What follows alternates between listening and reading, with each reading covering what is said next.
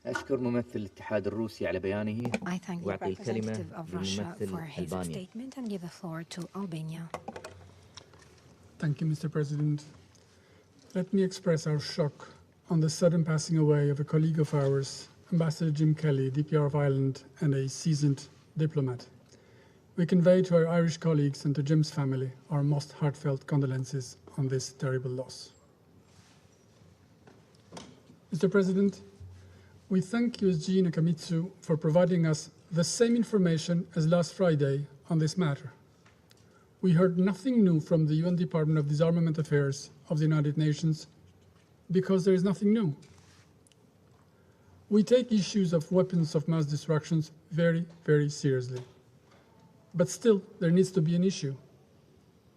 Mr. President, we heard last Friday, and it was repeated here, the United Nations is not aware of any alleged program in Ukraine inconsistent with international treaty obligations, including on chemical or biological weapons.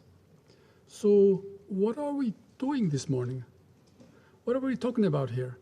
For non-existent chemical weapons programs in Ukraine, developed in non-existent laboratories and financed by non-existent programs? Russian claims, and we listen to the statement, remain unverified, unsubstantiated, uncorroborated, and not independently verified. In a word, not credible. It is hard not to think then and believe that today's meeting comes as a last-minute replacement out of an easy pickup drawer, is therefore a loss of time and abuse of the Council.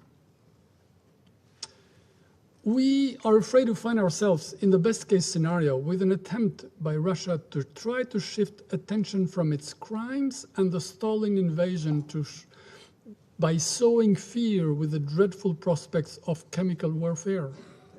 Or, at the worst, given Russia's track record of accusing others of the very crimes that they have been perpetrating, including in attempted assassinations and poisoning of its own citizens, Russia intends to use disinformation tactics as a pretext for further escalation and possible use of chemical or biological weapons in Ukraine. We have seen more than once that the more the invasion stalls, the deadlier the missile attacks and bombardments become. This is the real issue and the serious one. Let's remind ourselves, colleagues, that Russia has been saying one thing and doing its opposite, that Russia is blatantly breaking international law, and whenever they speak about Ukraine, they are just distorting reality. Claims need to be properly and fully investigated, and we know how this is and can be done. Russia should first agree to an immediate ceasefire throughout the territory of Ukraine. It should withdraw all military forces within a radius of 40 kilometers of suspected locations, ask that the UN security forces secure 40 kilometers of radius to allow diagnostic research teams to conduct proper investigations. Instead, we have the impression that Russia speaks to itself. Dear colleagues, with the sole exception of Russia, everyone around this table, everyone without exception, as well as 140 members of the UNGA, have been clear on the absolute necessity to respect the sovereignty and territorial integrity of Ukraine, to stop the war, to protect civilians, and to deal with issues and concerns not by bombarding indiscriminately, not by killing innocent people, not by destroying a country, not by wreaking economic havoc to the entire world, but through negotiations and through diplomatic channels and mechanisms. This is what needs to be done. This is what Russia should be doing, not abusing the councils with pop-up subjects of convenience, trying to create the illusion of truth out of repeated lies. In Beaumarchais' words, calomnier, calomnier, il en restera toujours quelque chose. Something will always stick. Dear colleagues, the world looks to the Security Council, and for good reason, for hope and solutions as the body responsible for peace and security. It should not be abused for propaganda and irrationality. And I thank you. I thank the representative of Albania for his statement and give the floor to the representative of the USA. Thank you, Mr. President. And thank you, High Representative Nakamitsu, for joining us today to repeat what you gave us, exactly what you gave us last week. And last week, we heard from the Russian representative a tirade of bizarre conspiracy theories. This week, we're hearing a whole lot more where that came from, things that sound like they were forwarded to him on a chain email from some dark corner of the internet. President Biden has a word for this kind of talk: malarkey. As I said 1 week ago, Ukraine does not have a biological weapons program. There are no Ukrainian biological weapons laboratories, not near Russia's border, not anywhere. There are only public health facilities, proudly, and I say proudly, supported and recognized by the US government, the World Health Organization, and other governments and international institutions. In fact, it is Russia that has long maintained a biological weapons program in violation of international law. It is Russia that has a well-documented history of using chemical weapons. It is Russia who is the aggressor here. It was Russian operatives who poisoned Alexei Navalny and Sergei and Yulia Skripal with nerve agents. It is Russia that continues to support the Assad regime in Syria and shield it from accountability when the UN and the OPCW have confirmed that Assad has recently used chemical weapons over the past several years. Let's not forget why we are really here today. We're here because Russia knew its cynical ploy to pass an exculpatory resolution had failed. This meeting is the result of their isolation on this council and on the world stage. We're not buying what they're selling, literally or figuratively.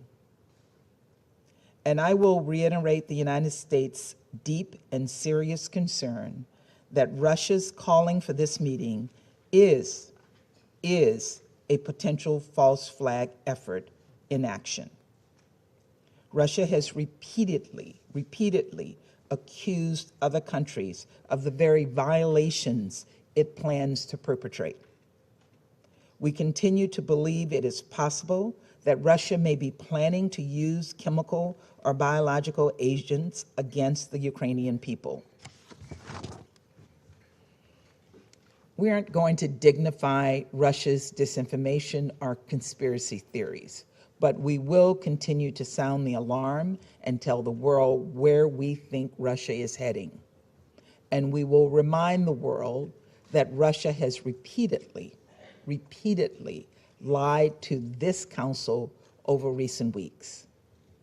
Despite all the evidence we could see with our own eyes, it told us that it was not going to invade Ukraine, that it was engaged in war games, that it was interested in diplomacy.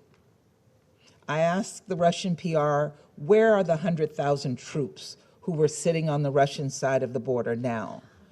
Sadly, I think many of them have given their lives in this senseless, unconscionable war against the Ukrainian people.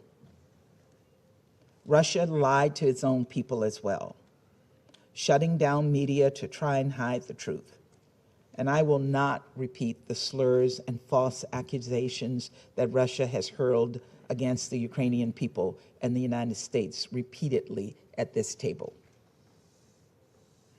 But we know that Russia's disinformation is a sign of its desperation. That's the truth, and we will continue to ensure the world sees it and hears it. Thank you, Mr. President. I thank the representative of the United States for her statement and give the floor to the representative of Ireland. Thank you, Mr. President. I wanted to say at the beginning, Mr. President, how much the Irish delegation appreciates the messages of condolences we've received on the sudden loss of an outstanding Irish diplomat, colleague and friend. Yesterday, Gorava Anam, may he rest in peace. Mr. President, I would like to thank High Representative Nakamitsu for her briefing. Ireland deeply regrets the decision of the Russian Federation to call for today's meeting. It has done so yet again for no other reason than to promote its spurious claims against Ukraine and others. It is deeply troubling to hear the Russian Federation spreading unsubstantiated, unfounded allegations. The only so-called proof provided is to point to transparent projects necessary for biosecurity, for human or animal health. Research of the kind carried out by many countries to advance global health, benefiting mankind. President, I urge the Russian Federation to cease its campaigns of disinformation and attempts to distract from what is really happening because of its war in Ukraine. This behavior is disturbingly consistent with the Russian Federation's own track record of using disinformation in multiple multilateral fora to dissemble and deny its activities. Russian military forces in Ukraine have already demonstrated reckless disregard for nuclear safety and security since the start of their invasion. This pattern of recklessness raises real fears of a significant radiological, chemical, or biological accident. It is unacceptable to make unfounded accusations against Ukraine, a state party in good standing to the Treaty on the Non-Proliferation of Nuclear Weapons, the Chemical Weapons Convention, and the Biological Weapons Convention. President, the use of chemical or biological weapons in Ukraine would inflict untold additional suffering on the Ukrainian people, who have already suffered so much from the actions of the Russian Federation. Use of these heinous weapons is immoral and illegal in any circumstance. There will be no impunity for those who use them. We urge the Russian Federation not to violate or undermine the essential multilateral disarmament and non-proliferation instruments upon which our collective security depends. Thank you, Mr. President. I thank the representative of Ireland for her statement and give the floor to the representative of France. Monsieur le Président, à mon tour, je souhaite adresser toutes mes condoléances à la mission d'Irlande et à la famille de Jim Kelly, qui était un collègue exceptionnel. La mission française est à vos côtés et vous exprime toute son amitié. Monsieur le Président, je remercie Madame Nakamitsu pour son intervention. Je vais être très bref, car tout a déjà été dit la semaine dernière. Je n'ai d'ailleurs entendu aucune information nouvelle ce matin, en tout cas aucune information crédible nouvelle. La Russie monte en effet une campagne de désinformation. Cette réunion ne repose sur aucun fait avéré. L'Ukraine ne dispose pas de programme d'armement biologique. Elle respecte ses obligations au titre de la Convention d'interdiction des armes biologiques. Les Nations Unies ont clairement indiqué la semaine dernière, et encore ce matin, ne pas avoir connaissance de l'existence de tels programmes. La Russie, en revanche, a eu recours de manière répétée aux armes chimiques ces dernières années. Elle a soutenu le régime syrien. Elle a eu recours elle-même à ces armes au Royaume-Uni et sur son propre territoire dans des tentatives d'assassinat ciblés. En inventant une réalité alternative, elle cherche à faire oublier sa responsabilité et à couvrir ses propres crimes. La France est très préoccupée par la possibilité que cette campagne de désinformation soit le prélude à l'utilisation d'une arme chimique ou biologique en Ukraine. Si de telles attaques avaient lieu, il n'y aurait qu'un seul responsable, ce serait la Russie. L'utilisation de ces armes, bannies par le droit international, constituerait une escalade intolérable de ce conflit. Le ministre de l'Europe et des Affaires étrangères, Jean-Yves Le Drian, l'a redit sans ambiguïté, de telles attaques entraîneraient en réponse des sanctions économiques encore plus massives. Je regrette enfin que le Conseil de sécurité soit utilisé par l'un de ses membres permanents comme une plateforme de propagande. أشكر ممثل فرنسا على بيانه وأعطي الكلمة لممثلة المملكة المتحدة. Thank you, Mr. President. And may I join others in expressing our deep condolences to the Irish mission and to the family of Jim Kelly. He was an exceptional and very well-loved colleague, and we will miss him. Thank you. I also thank Ms. Nakamitsu for her briefing today. Mr. President, only yesterday, this Council discussed Russia's invasion of Ukraine. We heard from UN briefers the devastating impacts on Ukraine, its people and its cities, on the region to which 3 million refugees have fled, and on the wider international community, facing higher economic prices and the consequences for countries in need of this Council's attention. Today, however, we've had a rehash of amateurish disinformation which we discussed and debunked last Friday. It was nonsense then, and it is nonsense now. As I said then, laboratories in Ukraine carrying out research on public health hazards are not a threat to international peace and security. By contrast, President Putin's illegal and inhumane invasion of Ukraine is the most significant threat to international peace and security we face today. So today's charade is really not worthy of a permanent member of the UN Security Council. The only thing this Council needs to hear from the Russian Federation, we didn't hear it yesterday, we haven't heard it today. The only thing this Council needs to hear is that Russia's troops are leaving Ukraine. Ukraine does not want war. Russians and Ukrainians, soldiers, civilians, mothers, children are dying. Russia is isolated diplomatically, isolated economically, and bogged down in Ukraine.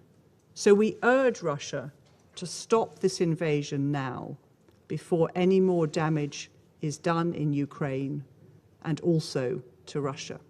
I thank you, Mr. President. I thank the representative of the UK for her statement and give the floor to the representative of Ghana. Thank you, Mr. President. My delegation would also like to convey our sincere condolences to the family and the Irish mission on the sad passing away of Ambassador Jim Kelly. Mr. President, my delegation is grateful to the High Representative for Disarmament Affairs, Ms. Izumi Nakamitsu, for her briefing to the Council. We have taken note of the information provided to the Council. Once again, we reaffirm our belief that a conclusive determination of Ukraine's biological program can only be made after due assessment by the relevant internationally accredited bodies. As we previously stated, the weaponization of chemical or biological agents in the war in Ukraine or anywhere else would be unconscionable and should not be contemplated by any party. The international community must forge consensus towards the establishment of a verification regime for the Biological Weapons Convention in view of the recent global developments, including the COVID-19 pandemic. We maintain that the possession or proliferation of weapons of mass destruction, including chemical and biological weapons, neither assures international peace nor national security. We must work collectively to ensure the elimination of all such weapons. What is pressing, Mr. President, is the need for the cessation of hostilities and the unconditional and immediate withdrawal of the Russian Federation of all its invading troops from the internationally recognized borders of Ukraine. Increasingly, this conflict is having ramifications beyond the borders of Ukraine. The consequent price hikes in food and gas are impacting in a negative way the already fragile global economy, which is yet to recover from the effects of the COVID-19 pandemic. By this unjustified war, the lives of many across the world have been put in peril. We therefore welcome the Secretary General's intention to mobilize global action to mitigate the impact of the war and support all efforts to enhance international solidarity. We bemoan the rapidly deteriorating humanitarian situation and call on the warring parties to respect and comply with their commitments and obligations under international law, international humanitarian law, and human rights laws. Civilians must be protected from harm. Civilian infrastructure must not be the target of military bombardments. Safe passage must be provided for the people who are fleeing to safety. We call for an immediate end to the attacks on medical and other critical facilities and also call for the protection of humanitarian and medical personnel. Mr. President, we encourage the sustenance of the ongoing talks between the negotiators of the two sides and hope that they will yield an early breakthrough for the peaceful settlement of this conflict. I thank you for your kind attention. أشكر ممثلة I thank غانا the على بيانها representative of Ghana وأعطي for her الكلمة statement and give لممثل the floor to the البرازيل. representative of Brazil. Thank you very much, Mr. President. Let me begin, as others, in conveying to our friends at the Mission of Ireland our very, very deep condolences for the premature loss of Ambassador Jim Kelly. I would kindly ask the delegation to convey to Ambassador Geraldine, to all the mission, and to the family of Jim Kelly our deep, deep condolences. Let me also take this opportunity to thank High Representative Nakamitsu for her briefing. And before beginning, Mr. President, let me kindly request other members of the Council to kindly refrain from attempting to interpret Brazil's position on any issue. Brazil is perfectly capable of presenting its own views in this and in other bodies of the United Nations. Mr. President, 50 years ago, we adopted the Biological Weapons Convention, determined for the sake of humanity to exclude completely the possibility of biological agents and toxins being used as weapons. We took that important step, and I quote the convention, convinced that such use would be repugnant to the conscience of humankind and that no effort should be spared to minimize this risk, end quote. Today, for the second time in a week, we gather here to once again discuss extremely serious allegations regarding the development, production, and stockpiling of such abhorrent weapons. As we stated last Friday, Brazil believes that accusations of such gravity must be thoroughly substantiated by solid evidence, which must be presented to and confirmed by an independent and impartial authority, as foreseen in Article 6 of the Biological Weapons Convention. Brazil has long favored the negotiation of a multilateral verification protocol as a complement to the Convention, with additional measures to guarantee protection and security against emerging biological threats. The situation before the Council today only reinforces the urgency and the necessity to establish such a mechanism. Mr. President, Brazil looks forward to the convening of the Biological Weapon Convention's 9th Review Conference.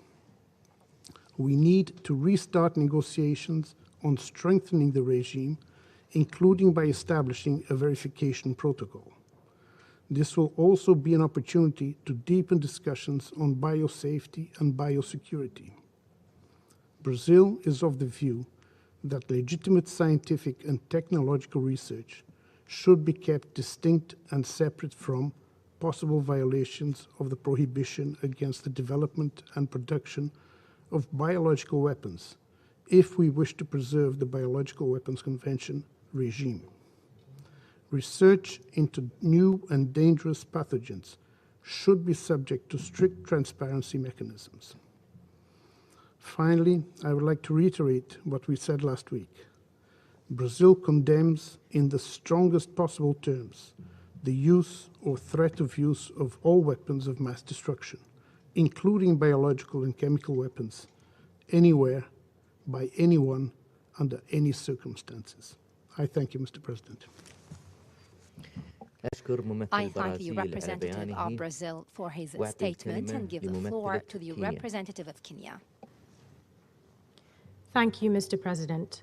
We join others in expressing our deepest condolences to the Mission of Ireland and the family of Ambassador Jim Kelly over his shocking demise. I thank Ms. Izumi Nakamitsu, Under-Secretary General and High Representative of Disarmament Affairs, for her briefing. Mr. President, it is regrettable that the armed conflict in Ukraine rages on at an intolerable cost to the people of Ukraine, and increasingly to the entire world, especially the global south, as prices of essential commodities rise sharply because of shortages and the impacts of sanctions. We are gravely concerned by the sustained targeting of civilians and objects indispensable to the survival of the civilian population, including residential homes, health facilities, shelters, as well as power and water infrastructure, in violation of international law and international humanitarian law. At this point, Mr. President, this Council should be focused on getting a cessation of the military campaign in Ukraine. We appeal to the concerned to do so immediately to allow humanitarian action and facilitate a much-needed dialogue towards a sustainable political solution. Any allegation of the development of biological weapons in contravention of the Convention on the Prohibition of the Development, Production, and Stockpiling of Biological Weapons must not be taken lightly. We call on all state parties to the Convention to make use of the established mechanisms so that any concern or suspicion of the presence of these extremely dangerous weapons can be verified. In situations of armed conflict, we must point out that such verifications demand a cessation of the conflict for it to be carried out. We urge state parties to the Convention on the Prohibition of the Development, Production, and Stockpiling of Biological Weapons to seize the opportunity of the 9th Review Conference later this year to strengthen the biological weapons regime. In closing, Mr. President, Kenya reaffirms its recognition of the sovereignty and territorial integrity of Ukraine. I thank you. I thank the representative of Kenya for her statement and give the floor to the representative of Norway. Thank you, President. Let me also express our deepest condolences to the Irish mission for the very sad passing of our dear colleague, Jim Kelly. At the outset, thanks to the High Representative Nakamitsu for your briefing. We were called here today at the request of the Russian delegation to again discuss claims of a biological weapons program in Ukraine. Yet, we heard from the High Representative last week, and it was repeated today, and I quote, "The United Nations is not aware of any biological weapon programs in Ukraine." Russia has failed to offer any credible evidence for its claims, providing us instead with unsubstantiated information, allegation, and interpretations.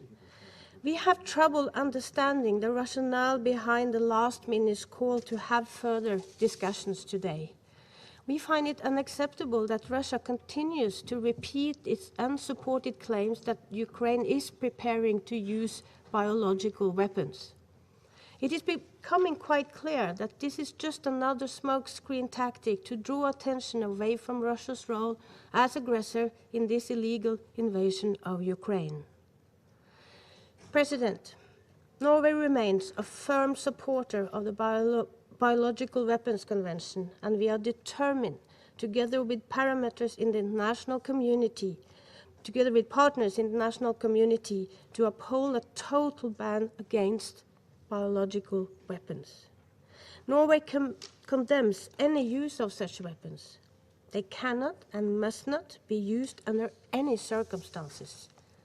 This would constitute a clear violation of international law. We deeply regret that Russia, by calling these meetings, seeks to undermine this Council and its vital role to peace diplomacy. Exactly 8 years ago, we were shocked by the Russian illegal annexation of Crimea. And now, Russia is waging an unlawful war against national law. We deeply regret that Russia, by calling these meetings, seeks to undermine this Council and its vital role to peace diplomacy. Exactly 8 years ago, we were shocked by the Russian illegal annexation of Crimea. And now, Russia is waging an unlawful war against another UN member state with devastating humanitarian consequences. The sole responsibility for the war falls on Russia. Russia must end it now. Thank you.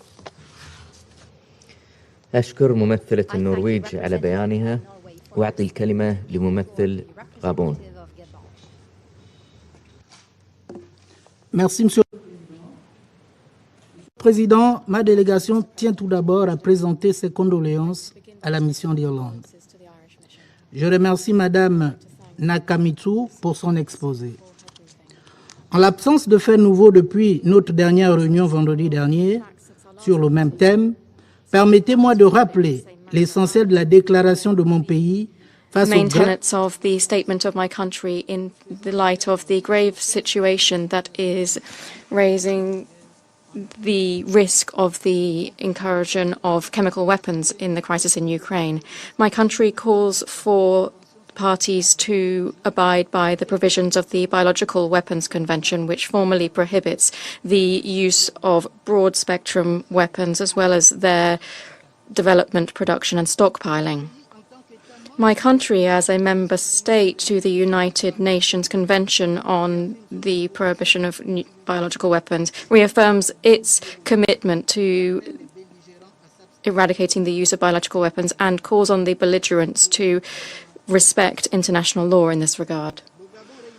Gabon reiterates its commitment to the peaceful settlements of disputes between United Nations member states, and we continue to call on parties to de-escalation and to invest in ongoing negotiations in good faith in order to bring an end to this war, of which the consequences are already visible beyond Ukrainian territory. Thank you.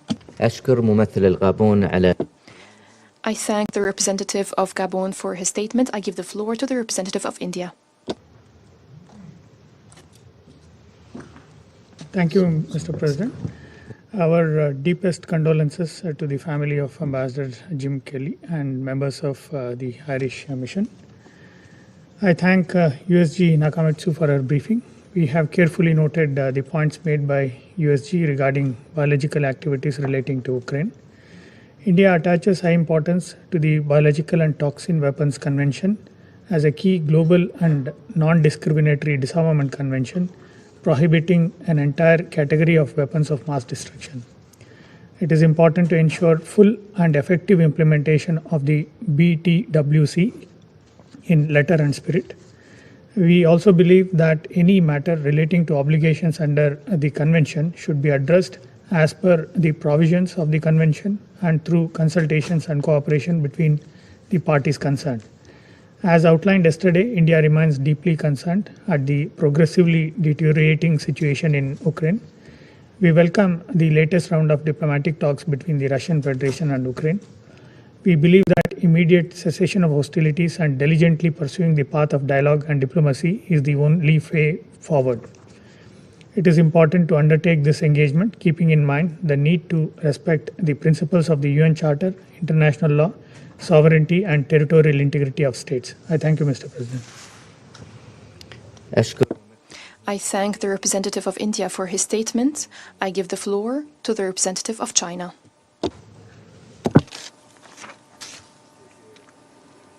Thank you, Mr. President. Mr. President, on behalf of all the colleagues of the Chinese mission, I wish to express our deep sadness at the passing of a DPR of Ireland, Ambassador Jim Kelly, and extend our sincere condolences to his family and the colleagues of the Irish mission. China has stated its position on the Ukraine issue many times. Under the current situation, it is the shared desire of the international community to achieve a ceasefire as soon as possible to avoid more civilian casualties and prevent a massive humanitarian crisis, which is also what China is hoping for. Direct negotiations between the parties concerned are the fundamental way to solve the problem. Russia and Ukraine have held 4 rounds of negotiations. And also they are staying in touch with each other. With negotiations continuing, there's hope for a ceasefire and a peaceful future. China will continue to facilitate dialogue for peace. We support the United Nations and all parties in ramping up mediation efforts and hope that all parties can do more things that are conducive to promoting peace talks rather than adding fuel to the fire.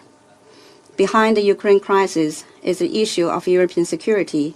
It is our hope that the United States and the European Union and NATO can sit down with Russia for an in-depth and comprehensive dialogue and explore ways to put in place a balanced, effective, and sustainable European security architecture based on the principle of indivisible security, so as to achieve lasting peace and stability in Europe. China's position on weapons of mass destruction and biological security is consistent and clear. China stands for the complete prohibition and thorough destruction of all weapons of mass destruction, including biological and chemical weapons. China resolutely opposes the development, possession, or use of biological and chemical weapons by any country under any circumstances, and urges countries that haven't done so to destroy their chemical weapons stockpiles as soon as possible. Complying with the Biological Weapons Convention is the obligation of all state parties. We call for early negotiations on the establishment of a BWC verification regime, which will help improve the global biosecurity. China was once a victim of chemical and biological weapons.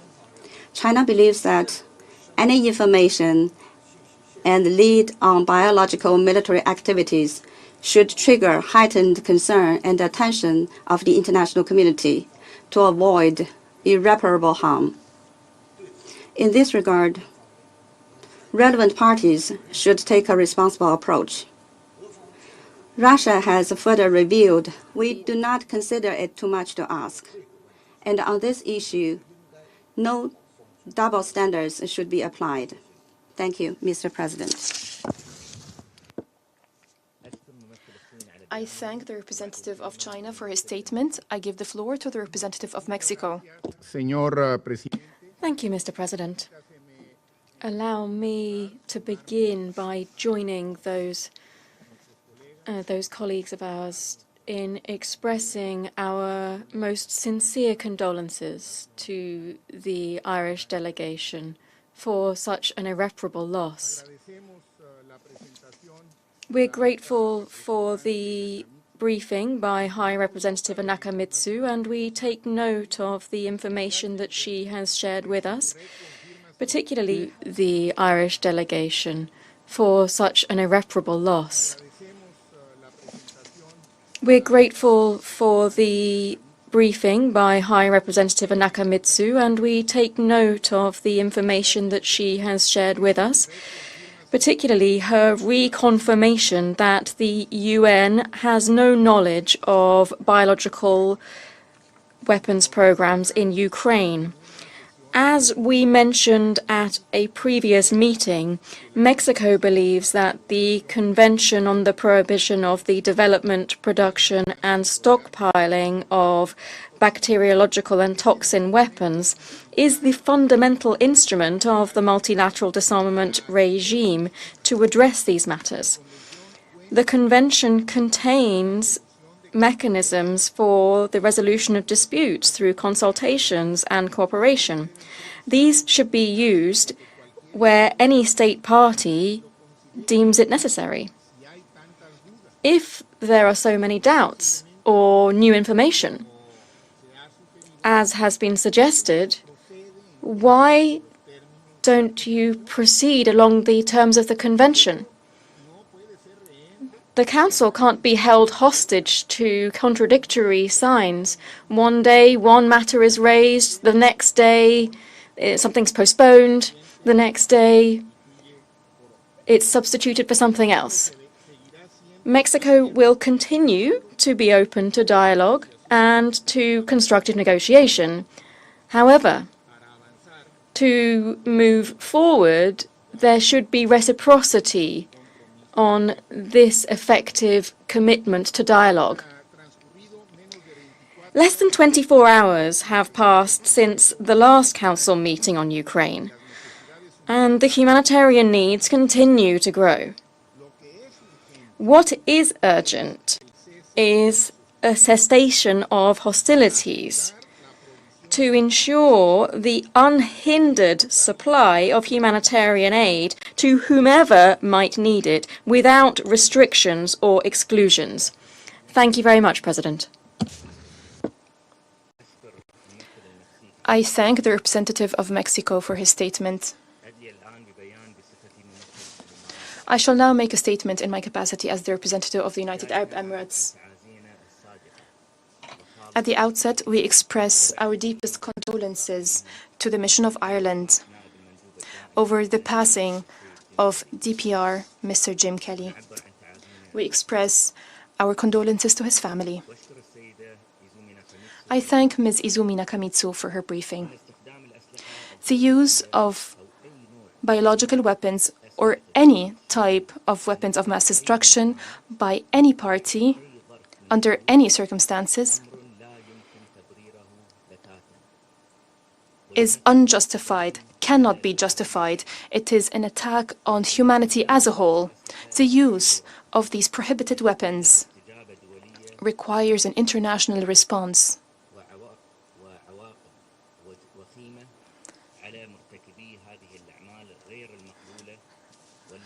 Those who are responsible for the use of these weapons must be held accountable as they constitute a violation of international law.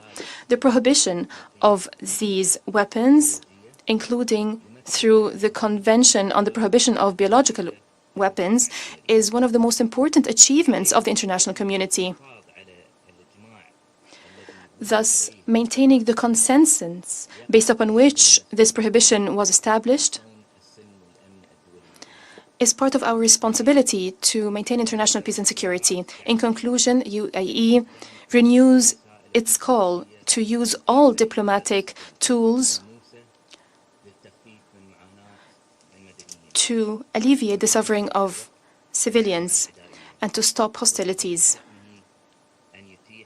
This would in turn allow for reaching a peaceful settlement of this conflict according to international law and international humanitarian law. I resume my function as President of the Council. The representative of the Russian Federation asks for the floor to make an additional statement. I give him the floor. Thank you very much, President. Propaganda, disinformation, amateurism is unbased imagination, false flag operations. That's what we've heard today. Some statements are practically, literally repeated their statements from the 11th of March. If you haven't heard anything new in our statement today, it's because you weren't listening to us. We provided not fiction. We've not something found in the dark web, but we provided new material and documents which we disseminated. These documents have signatures. These documents were prepared on the basis of cooperation between the Ukraine and the US in the biological field. And if you can verify what we provide, then I'd ask you to look. But I think that anyone who needs to be able to find this. If you want to do so, then do so. But don't make unfounded accusations of Russian propaganda, but reply to the questions that we asked. You're refusing to do so simply because you've got nothing to say.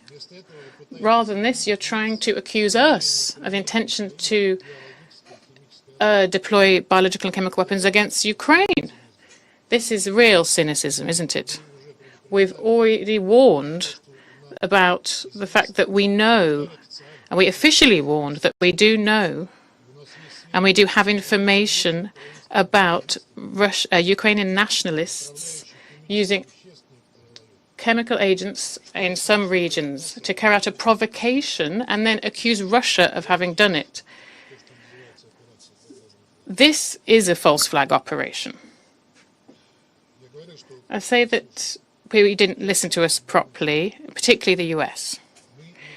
We didn't say, as the representative of the US claimed, that Ukraine itself has a military biological program. This program, we said, based on the documents that we have, is something that the US itself has, not Ukraine. And Ukraine, in this case, is being kept in the dark. And we already provided you with facts, talked you through them, about the spike in Ukraine of dangerous, lethal diseases, which there's no explanation for them with no usual factors. They can't explain that. It could be linked to this kind of activity, though. Today, again, we heard the argument that the biggest argument of proof that in Ukraine there are no biological activities being taken place is the view, and the main, this was the UN Secretariat view, but already said that the UN can't know about this. Secret military biological programs and those who carry them out are not shared with the UN or with anybody else. And as I already said, and I said before, we put this item on the agenda. New facts have appeared, and we will keep the Security Council abreast, as well as the international community, about these facts, which will be, I'm sure, revealed in the near future. Thank you very much. I thank the representative of the Russian Federation for his statement. There are no more names inscribed on the list of speakers. The meeting is adjourned. Wow. Well, you just never know what you're going to hear from that Russian representative talking all about fake conspiracy theories, talking about the reason why they invaded, for reasons for this war, not calling it a war, saying that it's still a special operation that is directly from Putin himself there as well. So, yeah. That was interesting to hear from always their perspective. Here's what we have coming up here on Live Now from Fox, everybody. It looks like we will have Kevin McCarthy here speaking in just a little bit. And we're going to take a quick 2-minute break, but when we come back, we're going to get you some coverage here of the Soyuz launch coming up here in about 25 minutes. So we'll bring it to you all right here on Live Now from Fox.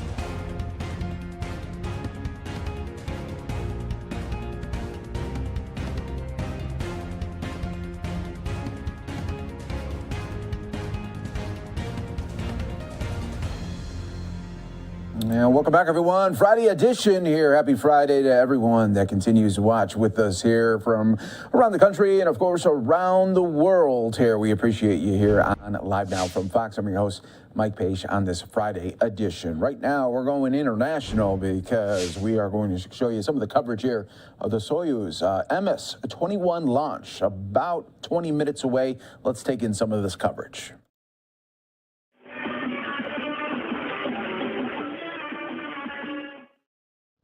All right, so it's about 35 minutes away. So we'll go back to this in just a little bit as we have some time here. But we have some more live events here that we want to get to you.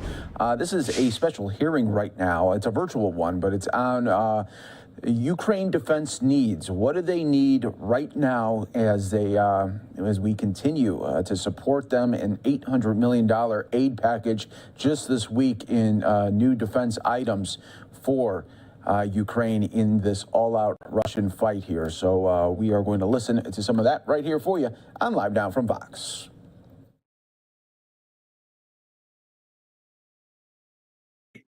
Within the United States. And so, and particularly, Dr. Koenig, you look too young to have been 20 years studying nuclear catastrophe. But sadly, your day has come. We are so close, and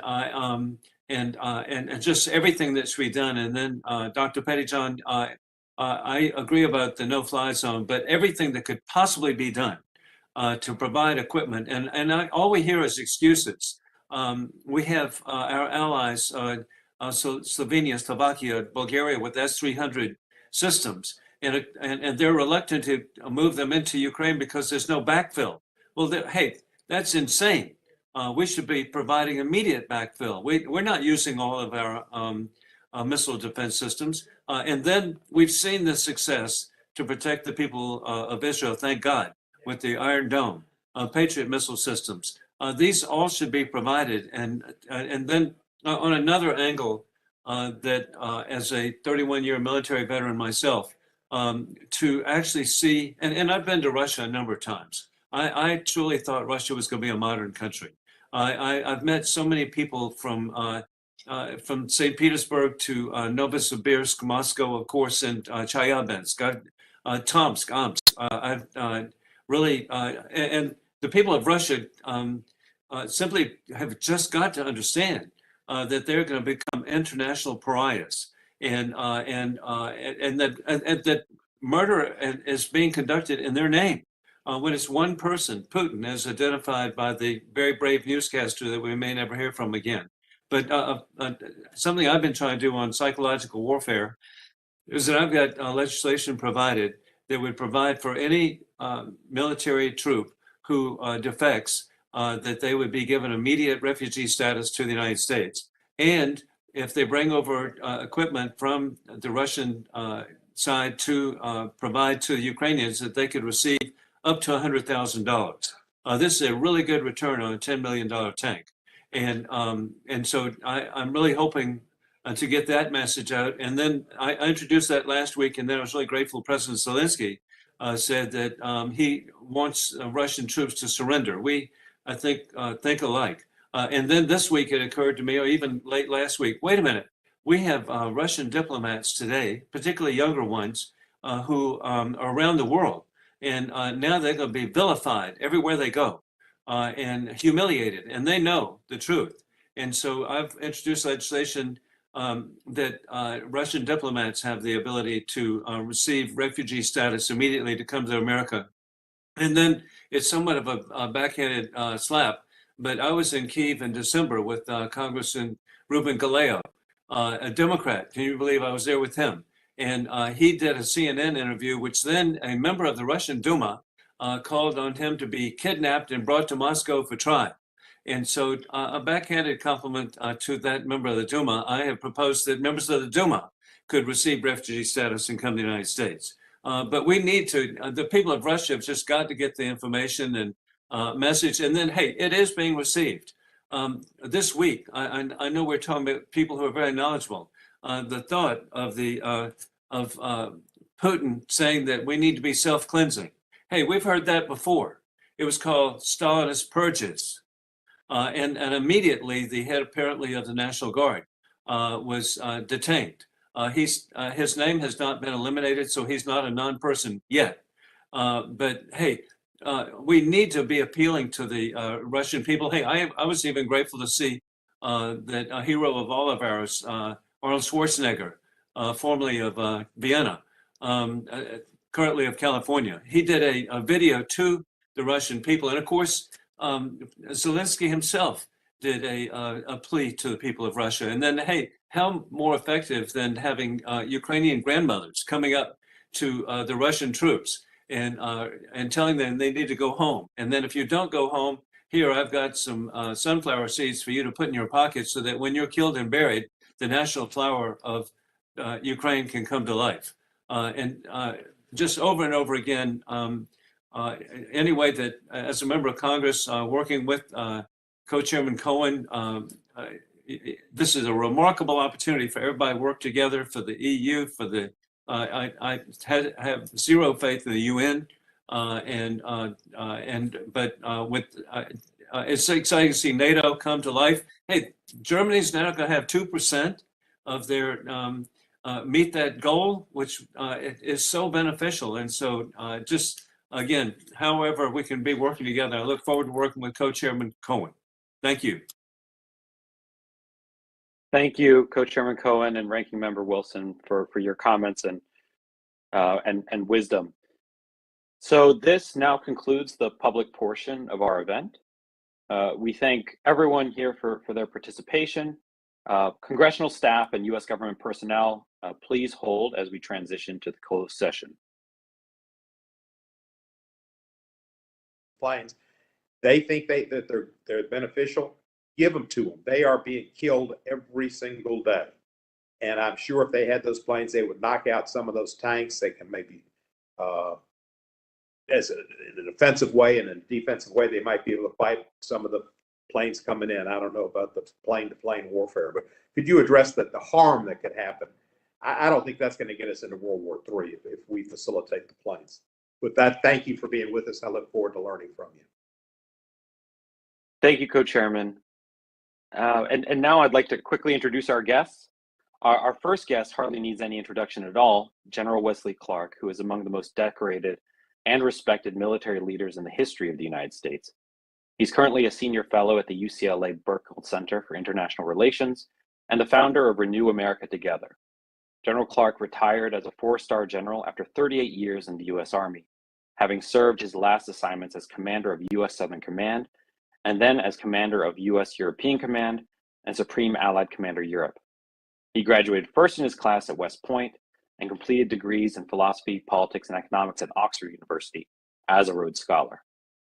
General Clark also played an influential role in the Dayton peace process in Bosnia, where he helped write and negotiate significant portions of the 1995 Dayton Peace Agreement.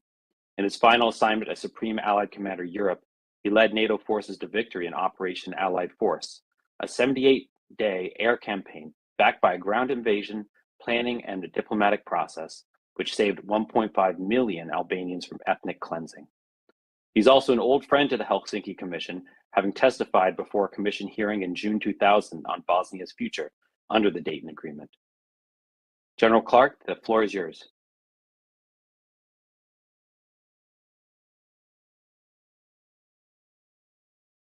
This morning.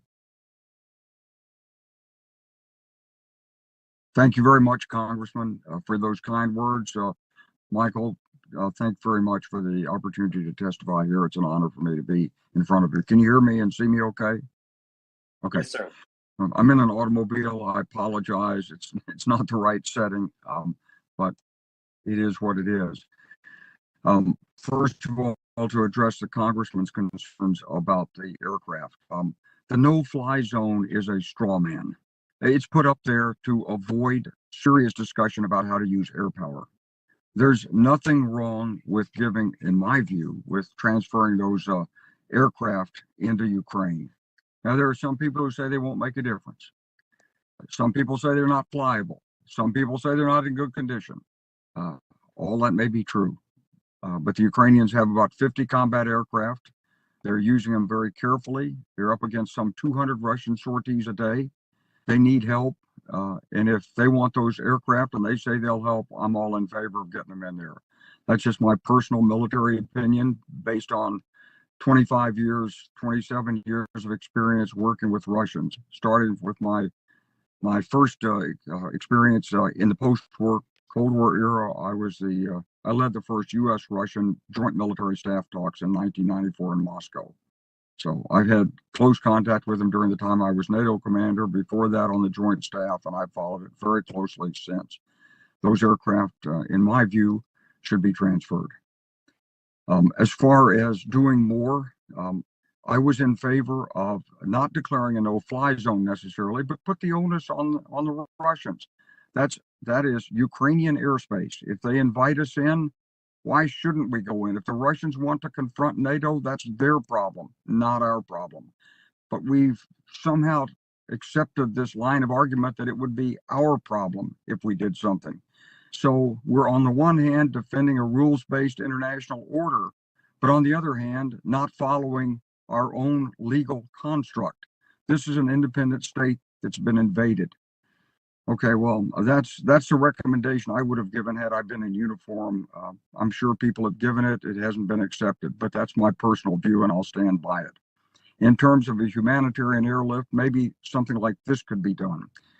During the Berlin crisis of 1948, we flew aircraft in to Berlin with humanitarian supplies. They were not shot down. We need to perhaps do the same thing now. We have to mark those aircraft, paint the wings white or something like this, use the deconfliction line with Moscow to tell them they're coming. I'd like to do it with UN approval. I don't know why the UN can't approve it. If we can't get a Security Council resolution, go on a General Assembly resolution, even the vote that's already been taken. It doesn't have to be only the United States. We could form a coalition of the willing. We might have to accompany this with ground convoys. Actually, the Russians are past masters at this. They did this in 2014, 2015 with these columns of 200, 300 white painted trucks that they insisted were humanitarian aid bringing into the Donbass region when we knew very well they weren't. But we would be bringing in humanitarian aid. I think you've got to do both, because you've got to have an airfield you can land, and you've got to be able to distribute the humanitarian aid. You can't do it without some protection. So you've got to go in with at least UN Chapter 6 self-defense authority, maybe Chapter 6 plus, as we used in Bosnia before we put the NATO force in, so that you'll have some people in there with weapons. They can protect themselves if attacked. They have the right to self-defense. They won't do aggressive operations. Could you get a lead nation? Yes. I think Ireland could do this. I also think Australia could do this. And if we were to assign some airlift to them, paint the wings white, yes, we could fly that in C-130s or something like this. Could you do something like this? Yes. Why would you do something like this? For humanitarian relief, but also because it breaks the tempo of escalation, which is underway. There's only two outcomes of this possible, and both are bad right now. One outcome is the Ukrainians are quickly defeated. 3-4 weeks from now, no food. We see Kyiv treated like Mariupol. A civilization is destroyed. There's 10 million refugees at this point, and the bombs are falling on Lviv as well. And the brave talk about an insurrection and treating Ukraine like Afghanistan, it won't hold. Or the other, that the Ukrainians are given the assistance they need. They push the Russians back, and Putin is frustrated and decides his best course is to escalate. He's already doing this. He's got a contract with Bashar Assad to bring 40,000 Syrians in. They're experts in the use of chemical weapons. His intelligence people are scouring Africa to bring African troops in. Now, to be truthful, some of these people really are only coming in to Belarus so they can try to escape and get sanctuary in Europe. But some of them will fight, and especially the Syrian troops. It's a very dangerous escalation. At some point, he's going to strike into NATO territory with his missiles, because we're going to continue to provide assistance. There's a fallacy here that somehow NATO inaction will translate into Putin's refusal to escalate. This is a logical fallacy. Putin will escalate as necessary to obtain his objectives. So I'm trying to find a third course of action between Ukrainian defeat and Russian escalation, which is to provide the firebreak of a humanitarian rescue mission assigned in to various locations that puts a firebreak into the fighting that could lead to a ceasefire, that could lead eventually to, coupled with the sanctions, a Russian pullback and withdrawal. One thing I learned from my experience in the Balkans, from Richard Holbrooke, he said, you got to stop the killing. If you stop the killing, let the diplomats argue. That's their job. They like it. But stop the killing. In this case, this is a humanitarian travesty. And I find myself in this odd position as a former NATO commander and a strong supporter of the rules-based international order, and then watching on every day on CNN and hearing from friends in Ukraine that we can't defend the rules-based order because Putin is threatening us with a nuclear weapon. If that's the case, what's to stop any other tyrant with a nuclear weapon from threatening us and doing what they wish? So we have to find our way through this. And I believe that using the United Nations as best possible, or a coalition of the willing, or even the Helsinki Commission, and bringing in lead nations who are non-NATO and establishing humanitarian corridors is an important fire break in this. I want to just conclude by saying one thing, and especially to Co-Chairman Cohen. I've watched Vladimir Putin at work for over 20 years. I do business, been often in Ukraine, went there right after Maidan. This is a long-term plan conceived by Vladimir Putin. I hear a lot of wishful thinking about negotiations and so forth. This is no mistake on Putin's part. And the latest speech, which some are saying, oh, shows Putin's in trouble, that doesn't show Putin's in trouble. What that shows is he's doubling down. He's doing now a purge the way Stalin did the purge in 1938 to prepare the home front for World War II. That's what this is about. And so we've got serious problems ahead with Vladimir Putin. There should be no wishful thinking that this is going to go away. We'll stabilize Ukraine, and then we can turn our focus back to China. This is not that kind of a problem. But I do think it's very important that we do everything we can to assist the people of Ukraine. And through humanitarian efforts, if we can put a fire break in, if we can slow down the pace of the battle, maybe there's a chance of heading off what looks to be an awful conflict looming in the near future. Thank you, Mr. Chairman. Thank you, Congressman. Thank you. If I can interject here just 1 second, General. We had a hearing yesterday with the three chairs of the foreign relations committees of Estonia, Latvia, and Lithuania.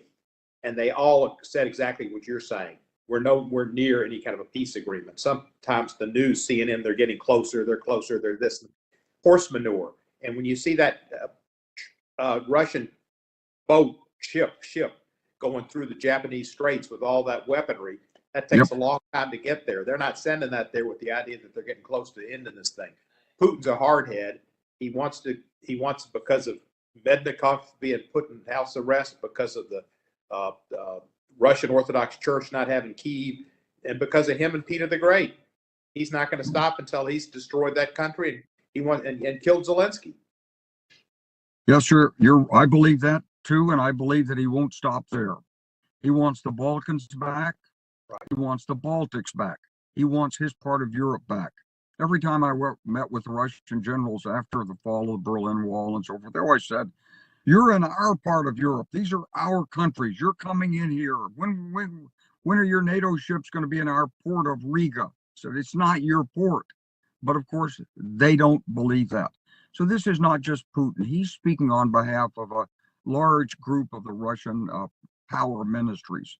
And this is a well-conceived, long-term plan. He thinks he's found a hole in the U.S. strategy of deterrence. That is to say that we believe deterrence could stop conflict. he believes he can use nuclear weapons to stop our intervention when he attacks. This is a hole, a logical policy hole, and somehow we have to think this thing through on the fly, because the same problem will affect us if we're talking about China and Taiwan, or even South Korea and North Korea, now that North Korea is building an ICBM to strike us, and certainly the same with Iran. So we have to recognize the full dimensions of the challenge that are facing us. This is not going to go away with Ukraine. Yes, he wants to crush it, but it's a far deeper problem than that. He wants to overturn the 75 years of post-World War II international structure, including, of course, the Helsinki Commission, and have it his way. His way is the 19th century way of autocrats cutting up the world into their spheres of influence and then launching wars to expand their spheres of influence. And that is the historic Russian way. That's what Vladimir Putin represents. And it's no fluke, and it's no rant from a deranged mind, and it's not something that's going to be easily dissuaded. This is what he's been building for most of his 20 years in office, I would say. So I think we've got a real deep challenge here. Let me ask one more question, and I'm going to go on mute for a long time. His hypersonic weapons, missiles, how do we have any ability to stop them, intercept them, or is that a threat that is significant to our security? It is significant to our security because right now we don't have a means of intercepting them. And, you know, we've worked our Patriot system to do a hit-to-kill intercept, and it calculates ballistic trajectories. And these weapons are coming in not as fast as an ICBM would come in. An ICBM comes in 2 to 3 times faster than a hypersonic. But the hypersonic is coming in its own trajectory, and it's maneuverable as it comes in. So it could well avoid a hit-to-kill Patriot PAC-3 enhanced warhead. This is a challenge, but it's a conventional challenge. A nuclear weapon is still a nuclear weapon. And if it goes to nuclear weapons, those hypersonics are no different than any other nuclear weapon.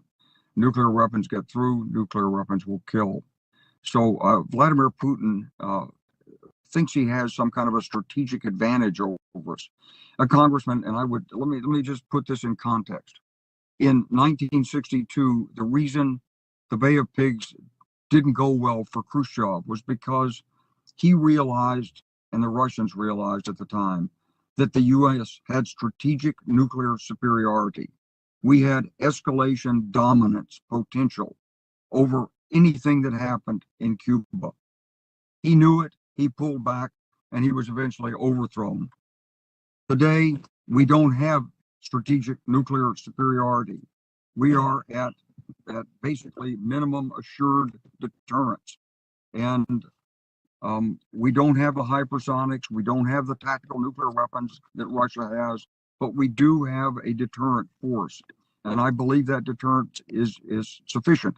But you cannot handle the challenge of Putin's interpretation of deterrence without paying special attention to the risks involved. And this is where we're wrestling with the problem. We know there are risks. The question is, how do we deal with those risks? And these risks are profound.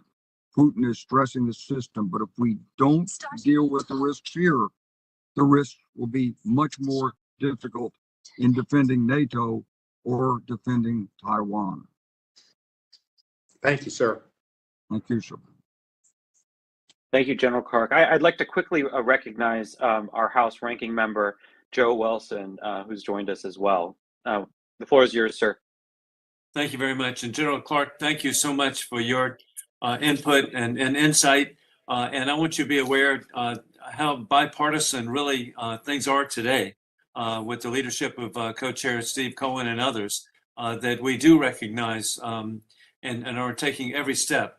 And what you said is really disturbing.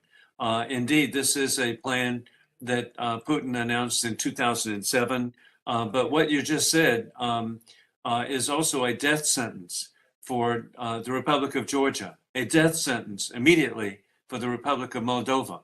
And so that makes it so much more important that Republicans and Democrats work together to help the people of Ukraine succeed. And we can. And then every effort, I want to back up Congressman Cohen, to destabilize Russia itself. Because the Russian people I've met are not authoritarians. And then I want to put in the context too.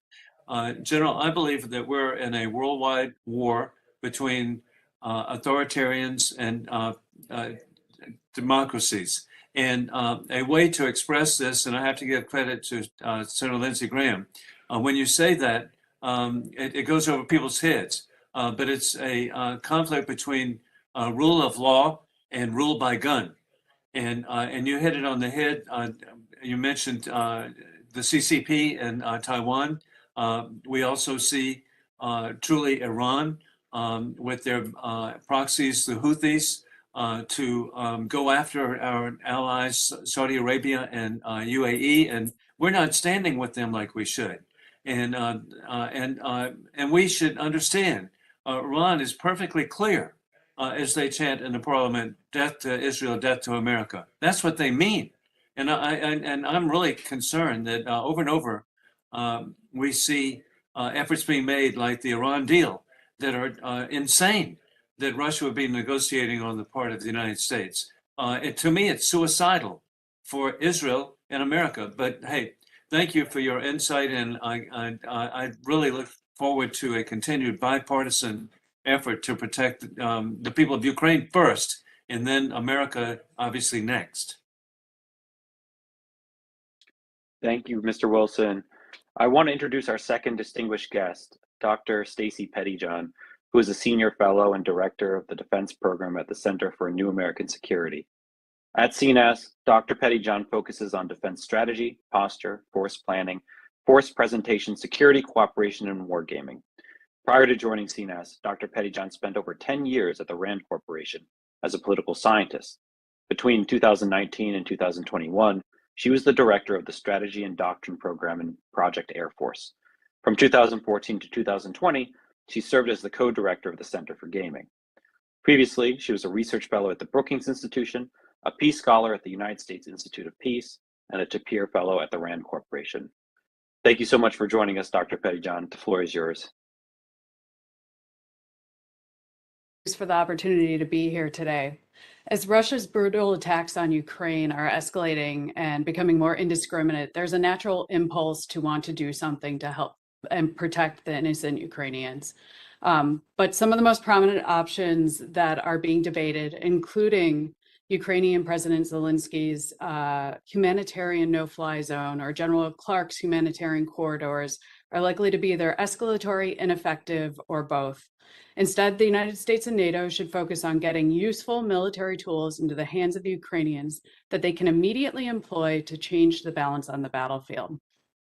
So there are three main arguments that I would make against a no-fly zone or a humanitarian corridor. And I'll treat the two similarly, though there are some differences.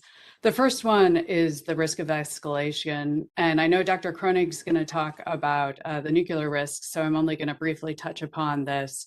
But President Putin explicitly warned that he would consider using nuclear weapons if a country intervened on the side of Ukraine in this war, or if they attacked Russia. A no-fly zone or humanitarian corridors is likely to lead us to cross both of those red lines. And while one might believe that this is simply bluster on the part of Russia, I think it's very reckless to call this bluff, given the terrible consequences of nuclear use. Moreover, a no-fly zone or humanitarian corridors would certainly result in direct American-Russian combat at the conventional level, which the United States and NATO should certainly seek to avoid. So when you look at the terms that are being used right now, no-fly zone, humanitarian corridor, they sound rather innocuous and defensive, but in reality, they require combat operations. And that entail shooting down any violators of the no-fly zone, Russian fighter jets, drones, helicopters that might encroach on the defended airspace. They also would require neutralizing, suppressing, or destroying Russia's ground-based air defenses. And Russia has an extensive network of air defenses that are accompanying its invasion force in Ukraine. It also has a number of long-range surface-to-air missiles located in Belarus and Russia. And if the United States does not obtain air superiority before beginning its operations, it's going to have to assume tremendous risk that these Russian forces don't turn on and actually shoot down any of the American aircraft that would be patrolling the skies. And so this is one part of the escalatory risk. We've seen in the past with no-fly zones over Bosnia that American aircraft have been shot down in F-16 by a Bosnian Serb surface-to-air missile, and one that's older than the ones that Russia has now.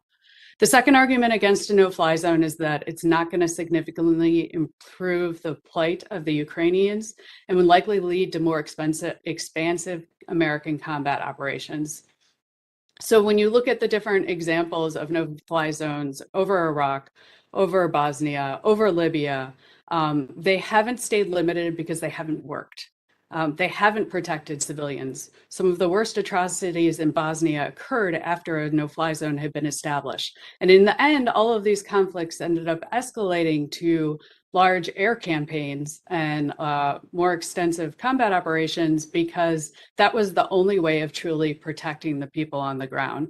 And I believe that is true today in Ukraine and something that we want to avoid. Russian aircraft have not posed the greatest threat to the Ukrainians. They've been used rather in a limited fashion and pretty ineffectively because of Ukraine's air defenses, which have been quite effective at keeping them at bay. So I think this is a situation where an imprecision in terms sometimes creates problems. We say bombardment, but that often means a lot of different things coming from different sources. That can be artillery on the ground, rockets on the ground. It can be surface-to-surface missiles, which are also ground-based, ballistic or cruise missiles. And then it can be actual aircraft dropping bombs. The last one has occurred the least frequently, and a no-fly zone wouldn't be able to address the ground-based threats unless it was expanded into just attacking Russian ground forces. Finally, the last reason that I think a no-fly zone should be avoided or humanitarian corridors is that it would be really challenging and it might not actually be successful. The United States and NATO have the best air forces in the world. I believe that. I've seen it. I know it to be true. But air defenses have proven to be very challenging to find, especially mobile ones that are layered and networked the way that Russia's are. In the air war against Kosovo that General Clark led, the Air Force never actually achieved air superiority, according to a RAND study. And the challenge that they would face today in Ukraine over Russia is much greater. You'd need to have aircraft in the air at all times with 24/7 combat air patrols to be able to respond quickly to any threats that are detected. That's going to require several rings of fighter jets and also intelligence, surveillance, and reconnaissance aircraft, command and control aircraft, and tankers to support them. So there are going to be a lot of assets that need to be devoted to it. And then simply, it's difficult to find ground-based air defenses. They're small, and if they don't emit, which is what happened in Kosovo, they could remain a threat and continue to shoot down American or NATO aircraft that were patrolling the skies. Given all these challenges with a no-fly zone, a better option is arming the courageous Ukrainians who are fighting back. But it's really important that we send the right capabilities that they can effectively employ immediately. We don't really have time to waste training them, and that these systems are survivable and sustainable. So we talked briefly about the older MiGs that Poland had offered. I don't see that as a bad option, but I don't see it as the best option either. I don't view it as hugely escalatory, though those systems are ones that are more vulnerable to Russian attacks because they're larger. And they're old aircraft, so sustaining them is going to be difficult and challenging. They require runways, and I think the Polish MiGs have been upgraded in a way that makes them dissimilar to the ones that the Ukrainian Air Force already operates. So instead of manned aircraft, I think a better option is a layered system of mobile, short, medium, and long-range air defenses. We've been sending a ton of short-range air defenses, the manned portable systems like Stingers, which is great. They've been very effective at shooting down Russian aircraft, but that's only because the threat of the longer range systems remain.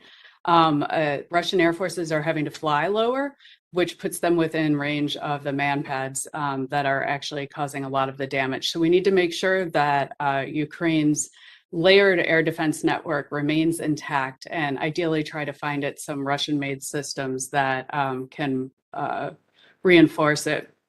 To complement that, the international community should continue to provide precision standoff weapons that can attract Russian forces from range, such as guided anti-tank weapons like the Javelin and precision strike capabilities like drones.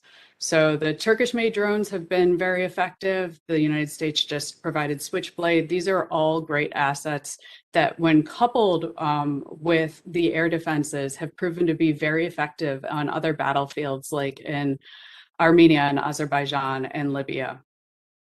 In addition, the US had previously provided the Ukrainians with counter-battery radars, which could be really helpful in targeting these drones, and they should make sure that they have spare parts and potentially consider providing additional ones to them. So my bottom line is the international community should help Ukraine, but not by following the post-Cold War playbook of implementing a no-fly zone. This course of action has only been tried against much less capable adversaries, and by itself has not proven to be an effective way of protecting vulnerable populations. Against Russia, a no-fly zone would be even more difficult to implement and may not succeed. It is, however, guaranteed to be escalatory and to lead to direct American or NATO combat with Russia. And it raises the potential for limited or even more extensive than that nuclear use, which is something that I never want to see in my lifetime. Instead of pursuing a no-fly zone, the international community should focus on providing Ukraine with weapons that they can immediately use and sustain, including short, medium, and long-range air defenses, counter-battery radars, drones, and precision-guided munitions. Thank you. I look forward to your questions. Thank you, Dr. Pettyjohn. Our third distinguished guest is Dr. Matthew Kronig, who is director of the Scowcroft Strategy Initiative at the Atlantic Council and a professor of government at Georgetown University. At the Atlantic Council, Dr. Kronig leads the Scowcroft Center's Global Strategy Unit and supports the director in managing a bipartisan team of over 40 resident staff and an extensive network of non-resident experts. His research focuses on U.S. national security policy, great power competition with China and Russia, and strategic deterrence and weapons non-proliferation. Dr. Kronig has served in several positions in the U.S. Department of Defense and the intelligence community in multiple administrations, including in the Office of the Secretary of Defense and the CIA's Strategic Assessment Group. Thank you for your participation, and the floor is yours. Great. Well, thank you very much for the introduction and for the invitation to be here today. Thank you to the co-chairman and the congressman for the opportunity. I was asked today to focus specifically on the risk of nuclear escalation. Nuclear strategy has been one of my main areas of focus over the past 2 decades. And I'm going to explain today that I think there is a real risk that Putin could use nuclear weapons in the war in Ukraine. But at the same time, explain that I think the Biden administration and NATO can dial up their support, their military support to Ukraine without increasing the risk of nuclear war. So that might sound contradictory, so let me explain. First, I think it's important to understand that Putin doesn't want a nuclear war either. Getting into a nuclear war, getting into a NATO-Russia war doesn't serve Putin's interest. He wants to avoid that. And we have seen him in past crises back down when it looked like things were escalating. So we have to remember that this is two-sided. It's not only the West that's afraid of escalation, it's also Putin. So that does mean that we can dial up military assistance without greatly increasing the risk of nuclear escalation. All right, so that was happening earlier today. They're learning a little bit more about just exactly what Ukraine needs in their defensive mission here of the Russian invasion. We're going to go to some breaking news here revolving all around weather right now. This is your weather alert here, and you can take a look that we're showing you this radar scan right now in Alabama. Strong storms continue to push through. Take a look there at that strong band of thunderstorms and possible even tornadoes as well are all in the mix in Birmingham and Auburn as well. Let's go out to our friends over at Fox Weather as they continue this breaking news. Right now on the Auburn University, look at all of the rain just coming down. The radar right now, some pretty consistent rain. Once you get into those yellows, it's pretty heavy. The reds and the oranges are going to be an even heavier system. 57 right now. Humidity is way up. Rainfall so far about 0.7 of an inch or so. And what we have on this side of the screen is the Fox Weather Alert System. So as these systems pop up, we'll track them for you. At the top is the most recent, and obviously the tornado storm warning is in place until 11:45 Central Time here. This does include portions of Alabama into Covington County as well. Crenshaw County, you're in this. Escambia County also in this. Below, we've got that tornado watch for portions of Georgia through this evening. So Georgia, stand by. You're pretty active afternoon through the early evening hours. Tornado watch is also included for portions of Florida there. So Florida has had a number of severe weather, days of severe weather going back to Sunday. And a lot of these areas have received a whole lot of rain. Could see some flash flooding as the ground is just saturated. Of course, the concern is going to be some gusty winds as well, which could knock some power lines down, as well as the chance for rotation and some tornadoes out there as well. Tornado watch through Alabama continues through 6 p.m. We've got tornado warnings as well that we'll continue to watch. That one until 11:15, again, for Escambia in Alabama. So what we've got going on right now is a whole lot of the rain coming through. We watch the radar as it's lit up. And Kiana, you're following some of these tornado warnings right now. That's right. We are still following those tornado warnings from earlier, still in effect throughout most of Alabama. To find out how the state is preparing for this second round of severe weather, let's bring in the deputy director of Mobile County Emergency. But before that, let's take a look at some of these tornado warnings that we're dealing with. So again, we still have this tornado warning for Escambia, Alabama in place until 11:15. You see it here, that red box, and we have that cone extending off to the east to show you exactly the likelihood of where that rotation is likely going to continue pushing out with those storms. Taking a look here, if this rotation will remain in place at least through the next couple of hours, Brooklyn, you're in that cone at around 11:15. So now is the time to start thinking about where you need to be and get into that safe zone. By Paul, 11:19, you'll likely see these damaging winds, maybe that rotation that's indicated, radar indicated, and out towards Beck at around 11:29. Then we have these severe thunderstorms warnings ahead of that tornado warning. So you see that here for Coffee, Alabama. That's in place until noon Central Time. We have it here, this yellow box that is showing the heaviest of that rain moving through at this moment. Although it's not a tornado warning, we likely have those damaging winds within that severe thunderstorm warning too, which is the reason why they issued that. And we also see some shear here indicating some of that rotation too. So we put on the velocity here to show you the winds kind of working against each other. The green indicating the highest of the winds, and then that red again working against that green. That's the likelihood right just south of Elba, south of I-84. If you're familiar with this area, you're dealing with those gustier winds within that thunderstorm warning. Not yet a tornado warning, but seriously seeing some of those damaging winds in that same area within that warning too. So certainly need to be watched and very mindful heading throughout the afternoon hours as this severe threat continues and these line of storms march off to the southeast. Just incredible. Yeah, areas all along the Gulf Coast right now are in the bullseye, and that does include the Mobile, Alabama area we were talking about. To find out how the state is preparing for the second round of severe weather, we're going to bring in Deputy Director of Mobile County Emergency Management Agency, Mike Evans. Mike, thank you for being with us. I know it's a very busy day. What kind of conditions are you seeing out there this afternoon? Yeah, right now we're kind of in between. You know, the first round has passed over us, and and it appears the second round is about to move over us again. Right now, though, in Mobile County, the conditions don't appear to be as bad as some of our counties to the north and east of us. So I know y'all were just explaining what's going on in several of our counties, but we've been under tornado watch, we've been under thunderstorm warnings, marine warnings, and we've had a lot of rain dumped on us in a very short period of time. So, you know, the conditions are not that great out there, and people just need to stay at work, at home, at school, and not get out in it right now.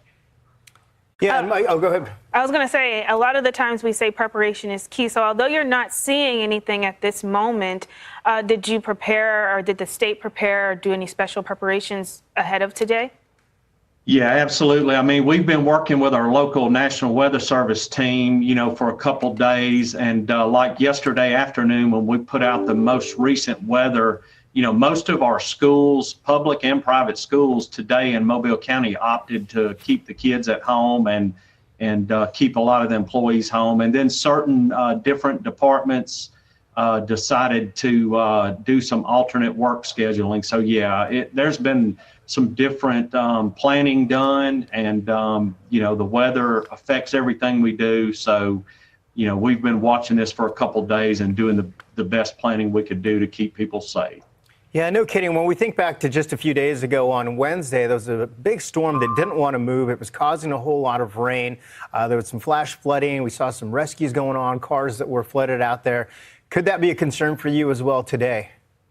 Yes, absolutely. You know, we get a lot of rain here, and flash flooding is always a problem. Our concerns, you know, we have that old slogan, don't drown, turn around. If you're driving over a road and you see water, you don't want to assume that it's only a couple of inches. You know, what you can't see could be much more than that. So, you know, we've been putting that information out ahead of this storm and hoping that people would, number one, stay off the roads, but if they're out there and they encounter that water and are not sure, don't put yourself and your family in harm's way. Just turn around and go an opposite route until that water clears the road. Yeah, and as we're watching the forecast, it does look like you'll have some more severe weather expected to hit the area and the entire state on Tuesday. What's the biggest concern as people are going back to school? You know, spring breaks are over. You mentioned you were asking people to stay home, but are there precautions being taken now as we look ahead to even into the early part of next week? Yeah, absolutely. I mean, everybody, because the last couple of days and today, kind of have a heightened awareness of the weather and what's going on. So, you know, the second round's coming, you know, a couple of days after the weekend. So we will kind of continue just to put the messaging out and tell everyone, you know, get prepared now, do the things you have to do. You know, if you have problems around your home, get that stuff prepared. You know, any loose furniture, debris, any of those type things that might be a result of the storms this weekend or today, you know, get that taken care of and just have your plan where you're going to be and stay out of that weather.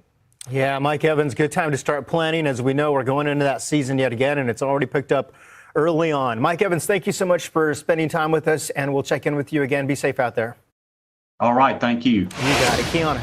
All right, well, let's get another current look at the radar here, or taking a look at some of the watches that remain in place throughout today. A very busy day. Already we have seen tornado watches and warnings in place. This watch extending now from the Gulfport of Mississippi, that town, all the way through the Panhandle of Florida and now into Georgia until 6 o'clock this evening. So we definitely are going to still be dealing with the opportunity for severe weather heading into this evening. As we take a look at some of the other conditions that we're going to be dealing with, here's a look at the future track through the evening hours. The likelihood of, again, that tornado threat being enhanced is going to be coming from the tail end of this system. So we have these individual cells down there that have the likelihood of having those damaging winds, maybe seeing some rotation during that time frame. And then heading through the overnight hours, we do see the storm system exit. Maybe a few lingering storms out towards Tallahassee and the Panhandle of Florida as we head into tomorrow morning. And we'll continue to watch that. But all of the ingredients are are there. We have the wind shear at the upper levels of the atmosphere going off to the north and east, and then we have the surface winds coming in off the Gulf in a different direction. So that's where we get that opportunity for any type of rotation in these areas. And it's very likely that right around that area that was enhanced with that maroon shading from the Storm Prediction Center, that we have the highest amount of chances for storm energy to move in. So a lot of this is coming in off of the Gulf. On top of that, we do have those winds that are picking up. All of that put together are the perfect ingredients for severe storms as we head into the rest of today and into tomorrow as well. Taking a look here, this is the zone that I was talking about, this maroon shading, and including Mobile, Alabama, out towards Tallahassee and as far north as Montgomery. Very likely for strong to severe storms. That's the zone where that energy is really coming in off the Gulf. And we do have those winds, again, picking up, that wind shear picking up at that same area. But this threat does extend all the way up towards Louisville and into Indiana as well. So we have to watch that closely. Heading throughout the duration of today, Atlanta is going to be one of the areas that sees the likelihood of some storms, some of them turning severe heading into today, tonight, and into tomorrow morning before calming down there around 4 a.m. Again, you saw a lot of that rain on the heavier side, those batches of yellows and reds in Atlanta heading throughout the overnight hours, and then finally calming down for tomorrow morning. So the start of the weekend will be on the drier side, but until then, we do still have that threat for severe weather across most of the South. Craig? All right, Kiana, thanks so much. Another storm that we continue to watch here as we head out to St. Louis. Line of severe storms developing in the Midwest as well. And yeah, we're getting ready for some snow in some spots as we've got the cold air wrapping around in some areas as well. So here's what we have with the winter weather alerts. We have winter weather advisories that do include Nebraska City, Mound City as well, Greenfield. So we're starting to see the cold air move on in. We're going to get more in the way of snow. At times, you maybe have a little bit of gusty winds. So it could drop visibility in some cases. As we look at the radar, there's Kansas City. Half of the city, or most of the city really, getting some rain. Some of it is heavy, but you can see where the cold air is starting to wrap around the back side of this. Temperatures here have dropped below the freezing point, and we are starting to see some snow behind that. So some of you have been dealing with rain, heavy rain at times, maybe even some muddy areas, and then we're going to see that turn over to snow. Future track, as we go through tonight and into the overnight hours, the storm lifts, moves up into the Great Lakes area. You've got a fine area, a very thin line of some cold air comes through from Green Bay late tonight, bringing you some snow. Early tomorrow, I think Chicago, you might get some snowflakes mixed in there, but it's still pretty warm, 42 as we go through 2 o'clock tomorrow afternoon. That threat for severe weather is also in place for portions of the Delmarva, goes all the way up into upstate New York, Pennsylvania as well. There's the Delmarva. You can see this is a severe storm threat for the day tomorrow as the system moves over to the east. So we're not done just yet. What does that mean? Well, more damaging winds. Some of those wind gusts could easily get up to 60 miles per hour, have some heavy rounds of rain, maybe even watch for some rotation. Future track right now, 6 o'clock tomorrow evening. Some of you are going to hear the thunder. You'll see the lightning out there as well from Watertown, Binghamton, all the way down into portions of eastern Pennsylvania. The system slides off the coast. Behind it, you've got some pretty decent winds behind it. This is 3 o'clock Sunday morning. The cold air sweeping around that area of low pressure gives you that north-northwest wind. You've got some areas of lake effect snow, places like Erie. So we've got some snow for you as well. What about the south and southeast? You're not left out of this. This is Saturday afternoon. Look at this line where we're likely to see some severe weather. Extends all the way up from Norfolk, Virginia, down along the Carolinas, into Georgia, including Savannah, into Jacksonville. And remember, these areas, especially just south of Jacksonville into Gainesville, have been hit pretty hard with some heavy rain, also some severe weather.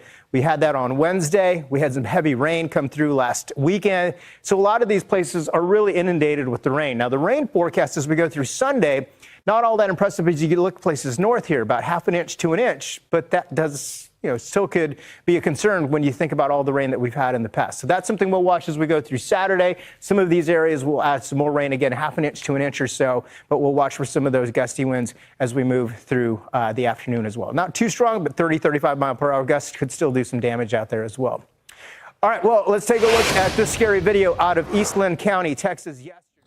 All right, so we were listening there to the coverage from Fox Weather, always doing a great job during breaking news elements, all in the mix there when it comes to weather. You could always track the very, very latest with them on the Fox Weather app and check it out and download it today. But let's show you one more time before we leave here, as we have those strong thunderstorms and tornado watches underway right now, pushing through Alabama and also into Georgia and Florida as well here. So we are going to continue to monitor it for you as that strong line of thunderstorms and severe weather continues to push through. We got you covered right here on Live Now from Fox. We're going to step away for a quick 2-minute break. When we come back, we'll take you out to a Pentagon briefing talking about cybersecurity threats as well. All right here on Live Now from Fox.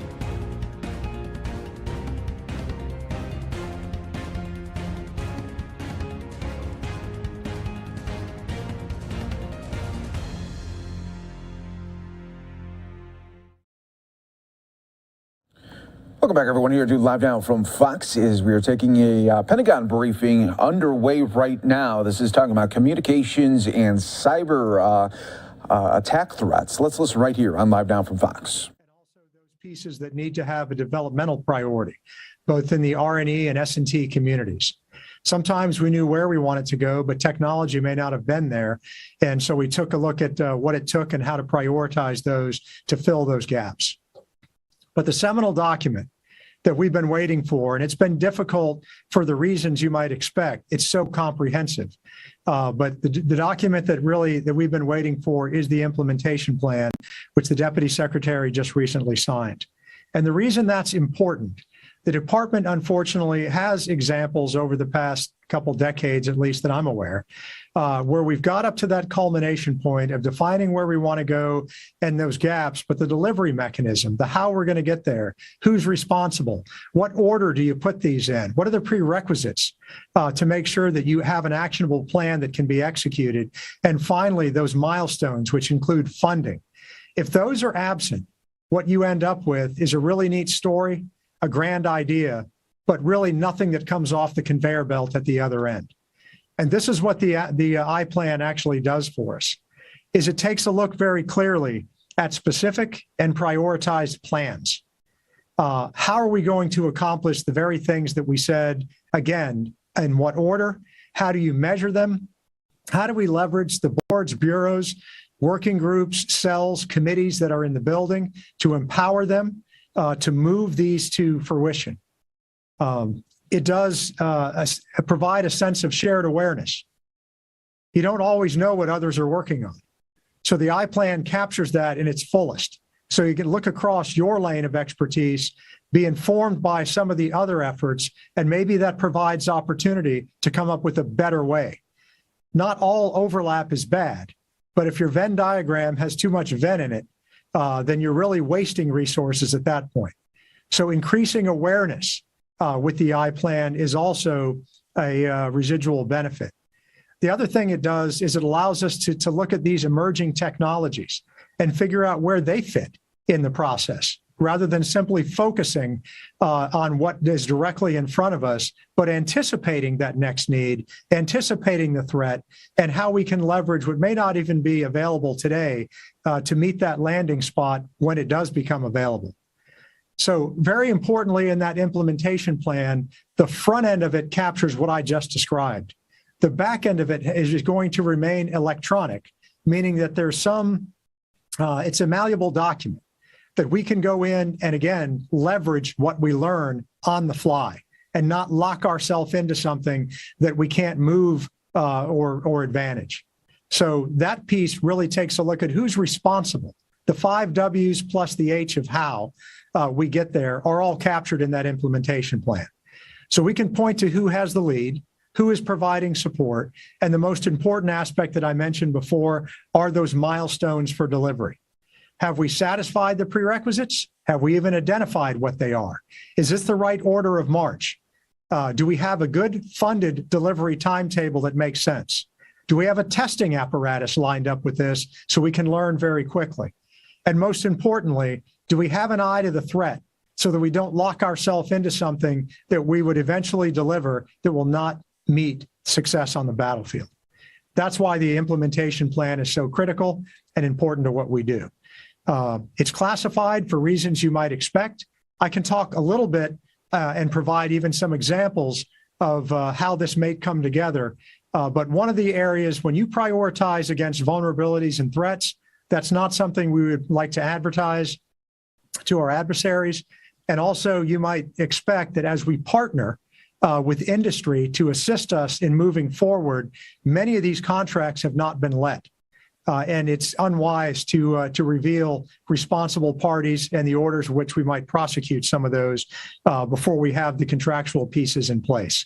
So for those reasons and a few others, the document's classified, but the idea and sentiment that I gave you and the level of detail therein is real. I don't believe I've exaggerated any of it. The most crucial aspect is now in front of us. We have all 4 parts. And we've talked some time ago, and I've said very specifically, this is the year of delivery. And that's exactly what we intend to do. I think we've talked, we've studied, we've interacted, we've mapped. It's now time to put these together and learn by doing. So with that, I welcome your questions. Thank you, General. Media, as a reminder. All right, everybody, we do want to go to some breaking news right here on Live Now from Fox that we want to show to you right here. A deadly accident happening in Washington as drivers commuting north Friday morning on Interstate 5 in Tacoma may run into these issues right now because all northbound lanes of the interstate were closed due to a fatal collision involving multiple vehicles here. Let's hear from officials that are on the ground right now. Officer for the Washington State Patrol in Pierce and Thurston counties. Can you walk us through what you know happened so far, at least? So what we know at this point is at approximately 7:45 this morning, we received reports of a multi-vehicle collision here on northbound I-5 at South 38th Street. When troopers arrived at the scene, they saw 7 vehicles involved in this collision, 2 semi-trucks and 5 cars. At this point, all we know is that sadly one of the occupants of one of the vehicles was pronounced deceased here at the scene, and 4 more passengers were transported to various hospitals in this area. How bad is this crash based on your experience? Based on my experience, this is definitely a very, very tragic and serious collision. The magnitude of this collision is definitely extremely high, and I can't remember seeing something like this very often. Do you have any idea at this point, Robert, if you're thinking potentially speed as a factor, or do we have any sense of what happened? So at this point, we have detectives down at the scene and collision technical specialists, all very highly trained individuals to figure out the dynamics of this collision. I just got off the phone with a sergeant at the scene, and at this point the investigation is still ongoing, and unfortunately we don't have any indication as to what has had led to this collision. I know we were talking about patients. Do we have any idea if it's adults, children? I don't know at this point whether the patients are adults or children. I hope that I will be able to find out very soon. And were the ones transported, Robert, all taken to like from a general or something local, do you know, or? All I know at this point is that the patients were transported to different hospitals in the area, so I don't know at this point exactly which hospitals. I know at this point you don't know what all the factors are that caused this crash. We know that there's been excessive driving and speeding lately on I-5. You're talking with multiple troopers. Do you have a message for the public given, what's happened here? I mean, today is a very sad and tragic example of how dangerous driving is.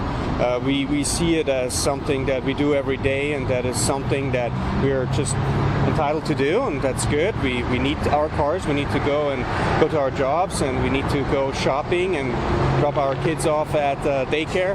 But all these activities of daily living, like driving, are very dangerous, and this is a reminder how quick it can go for a lot of people to get severely injured or hurt. So I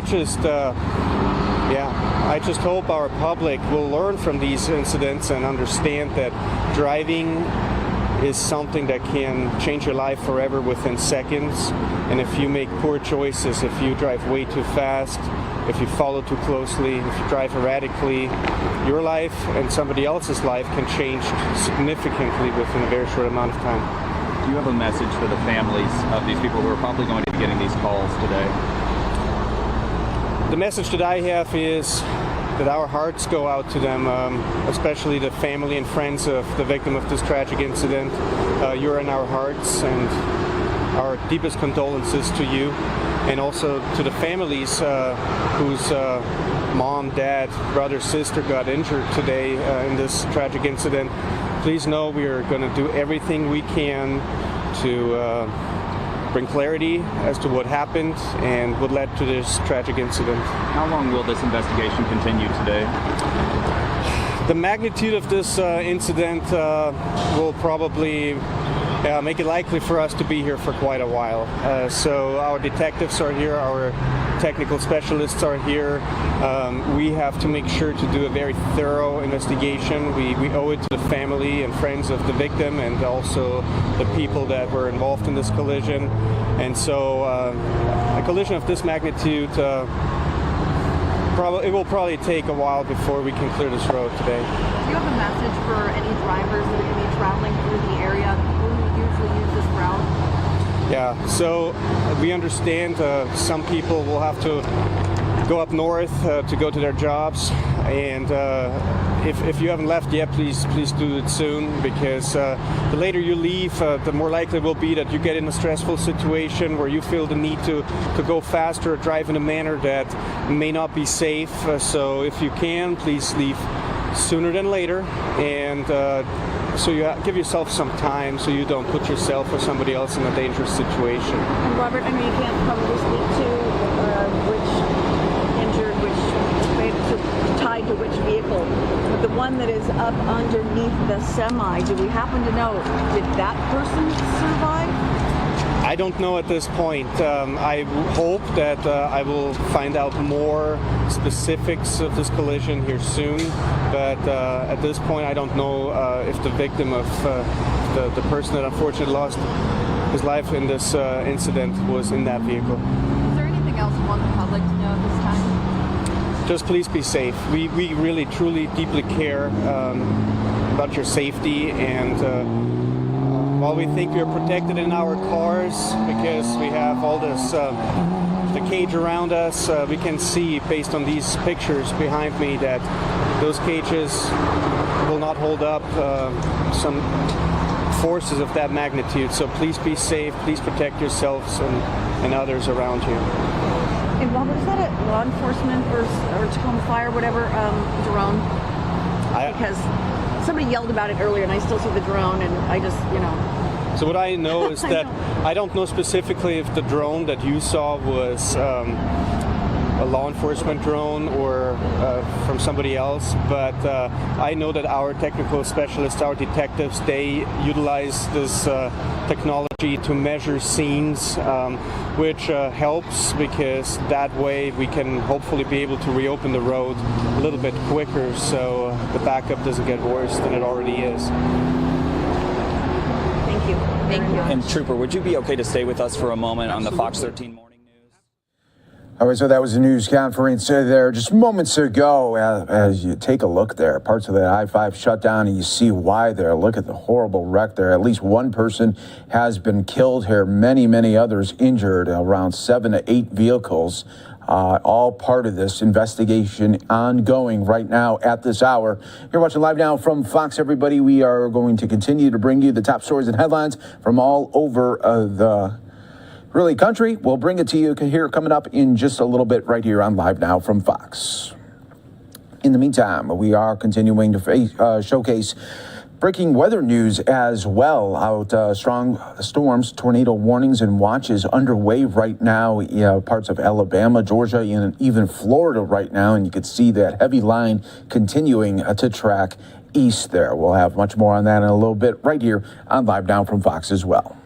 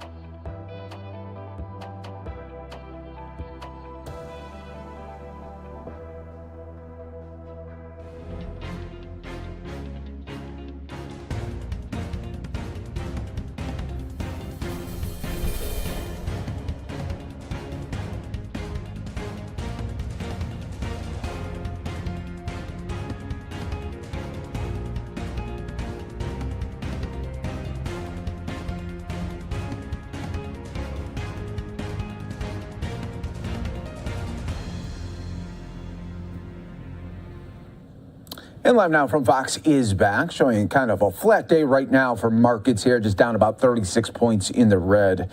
Not big there at all. So you are here watching the Live Now from Fox. We appreciate everyone continuing to join us here in real time, live, raw, and always unfiltered here for you. I'm your host, Mike Pace. We are tracking several things right now, especially when it comes to weather here. Let's go out to our tracker here, and you can see the strong storms that are pushing through Alabama right now. You got tornado warnings and watches underway and severe storm threats as well. Even Georgia, Florida also in the mix there with those warnings. Want to keep our coverage going. Let's take another peek into Fox weather coverage right here on Live Now from Fox. Siren, but you also see that there are power crews here working to try to restore power in this area because power poles were snapped. At least one was, possibly more. So there's definitely some situation. I just want to recap a little bit of what we've been able to learn from the sheriff here in Escambia County, Alabama. This all happening on Jack Springs Road area. 9 mobile homes are totaled. 2 people were transported by ambulance to the hospital. 1 walked into the hospital themselves. They got transported by private vehicle. So doing the math there, that's 3 people who were seriously enough injured that they had to go to the hospital to get treatment. Other people had bumps and bruises, so there's definitely multiple injuries involved in this. The good news here, no deaths reported, but again, multiple injuries. And it's definitely something we'll be continuing to monitor. We are told we will be able to get closer to the mobile home park once the power crews are able to restore power out here and be able to make sure that the road is clear, because we're right near Escambia County Road 1 and Jack Springs Road. We're stationed at a church, which is where they have us holding right now while crews continue to do their work. Again, 9 total mobile homes damaged after an apparent severe weather system moved through this area. At this point, it is not a confirmed tornado. The Escambia County EMA director telling us that it is unclear if it was a tornado or if it was straight line winds. But again, either way, it doesn't matter. This all already happened. These people who live here having to go through this. The sheriff telling us that 1 person was asleep at the time this all happened out here at about 9 a.m. this morning. And when he woke up, he was in the woods. That was coming from the sheriff, and he just feels extremely sorry for what happened. And this is just a very unfortunate situation, obviously. I mean, we were expecting severe weather. That is what Fox 10 News meteorologists have been reporting and saying over the last few days. They had the National Weather Service issuing an enhanced risk for this area for severe weather, a level 3 risk. And so there was definitely a concern for tornadoes in this area, and also for straight line winds and also flooding. So what we're seeing here, and while we can't show you. All right, and we've been listening to the local reporter there out of Escambia, Alabama, Escambia County, Alabama. He's reporting multiple injuries. 3 people had some injuries and were taken to the hospital. 9 mobile homes, he's reporting, were damaged, completely just damaged. Power outages as well. They're not certain right now as they're doing the cleanup work right now. You can see all of the trees down. They're not certain if this was a tornado or straight line winds. We've been talking about that this morning and this afternoon, about some of these storms could be producing these straight line winds, especially as you see the bow happening on that radar. Some of those wind gusts could easily get 40, 50, 60 miles per hour. So crews are out there trying to clean things up. This apparently at about 9 a.m. Again, multiple injuries have been reported as we were listening to that reporter out of Escambia County, Alabama. They are still without power, as you would imagine. We're probably going to see more in the way of these power outages out there as well. The big concern is, of course, 3 of those people had injuries serious enough to be taken to the hospital. We'll continue to track this, as well as the crews still have a lot of work to do out there. But look off in the distance as the camera pans up, you can see just how dark the clouds are off in the distance. Still could see some more in the way of rain. A lot of these storms have produced rain not only today, but since early in the week. We've had a number of storms come through. If you remember, if you were with us on Wednesday, we had some reports of flooding in and around portions of Alabama. So a lot of these places have some saturated ground. Wind gusts don't have to be necessarily strong to knock over these trees. As you can see, a lot of them, different type of pine trees, still have some green to them. So that would act as a bit of a sail, could easily topple some of the trees with some of these wind gusts, with the ground being so saturated. Power outages likely today through the evening and into the early part of next week as we continue tracking more of these storms, severe weather. Again, they're not sure if this was a tornado or straight line winds. What will happen in the days to come is the National Weather Service will send out a team to survey all of the damage, Kiana, and try to figure out what this was exactly. Usually when you have the straight line winds, the trees are all in one direction, laying down flat. If they're all in different directions, an indication that it might have been a tornado. Exactly. And I think we definitely send our thoughts out to everyone who was involved. I think it's certainly interesting that the one gentleman who woke up in the woods, indicates that, wow, there was really some really damaging winds, whether they were straight line winds or tornado. Again, we won't know until the National Weather Service does their survey, but certainly a lot of severe weather moving throughout the southeast. And this is only the beginning. We still have another system that we're watching next week, too. Look at the damage to the roof there. And just moments before they zoomed in on the roof there, Kiana, the ground, if you noticed, there's still, it's saturated. Puddling. Yep. Puddles There's still of water. puddles on the ground, on the pavement. I mean, obviously, some of the grass is probably very saturated. You mentioned earlier how the greenery there. Look, yeah, you can see even some puddling in the grass. So a very saturated situation. And as we take a look at the radar on the right-hand side of your screen, it's still very active when it comes to how wet it is. So we still are going to be seeing some rain move through. That was over the last 2 hours. Again, a lot of that heavier rain pushed through that area. Yeah, that right same as area. the storm came over there, right? Look how intense that is. And not only are they intense when those shades of the deep red are passing through, but look how not only long the line is, but how wide it is. That is impressive as well when you think about just how much rain was coming down. So this wasn't a short-lived event. I think they, have gone through this for, quite a bit. Yeah. Yeah. Tornado warnings issued at 11:45 there, local time. So that shows you just how these storms were not moving through rather quickly at all. They're taking their time. They're dumping a lot of water. They're dumping a lot of rain. There's the saturated ground that you can see on there. Debris thrown everywhere. Also, might be an indication that maybe it was a tornado. Again, those straight line winds, everything, all the trees would be laying down in one, like dominoes, in one direction, right? And we even mentioned earlier, we did a little bit of a locator on the rainfall rates. And earlier we saw rain falling like 4.5 inches per hour. Yeah. So again, we're only about, an hour in, and we already saw that much rain. Incredible. All right, let's take you to another portion of this storm, right over to Atlanta. Take a look at all of the rain that's just on the lens, down on the ground. Atlanta, throughout the metro area, getting hit hard with the rain.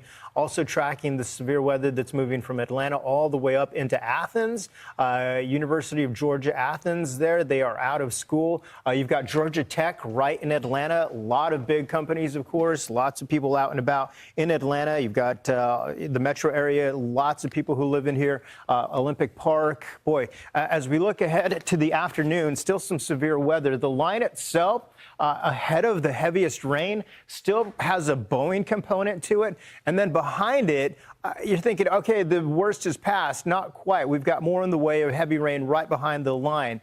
What we're looking at is the Fox Weather Alert System. The top is the most recent and the one that we're watching, the most warning that's come in most recent. So thunderstorm warning right now through 11:45 Central Time. The locations there including Covington County through Alabama, Escambia County. We were just seeing the video come out of there, and Okaloosa County as well. Below that, we have the thunderstorm warning in place till 12 o'clock local time. So we've got a number of events lining up that keep coming in. This is all the severe weather. Now, here is the line that's moving through over to Macon. Macon getting hit hard right now. You are basically right where all of the heavy rain is, coming down Interstate 75, heavily traveled Interstate 75. As you go down to the south, all the way to Pensacola, look at this, right north of I-10. That is impressive. All of that heavy rain coming through, maybe some hail, also some strong winds. You're also going to see the severe thunderstorm warning there for Okaloosa, Florida, for the county there till 12:45.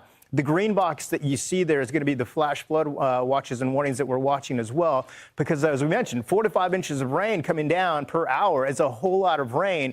Again, the ground is saturated. They've been hit hard for a couple of days here. Covington, Alabama, under the severe thunderstorm warning. That's in place until 12:45 as the line's coming through. And then behind it, even after this passes, you might get a break, but you've got a couple little renegade pockets that are popping up behind it as well. Sometimes those are the most dangerous because you're not expecting those. Those could always pop up, give you a little bit of rotation. Also, another severe thunderstorm could easily pop up. So you are seeing those pop up right behind the line. Sometimes they're ahead of the line. Look at Dothan. You've got some just ahead of the heaviest line.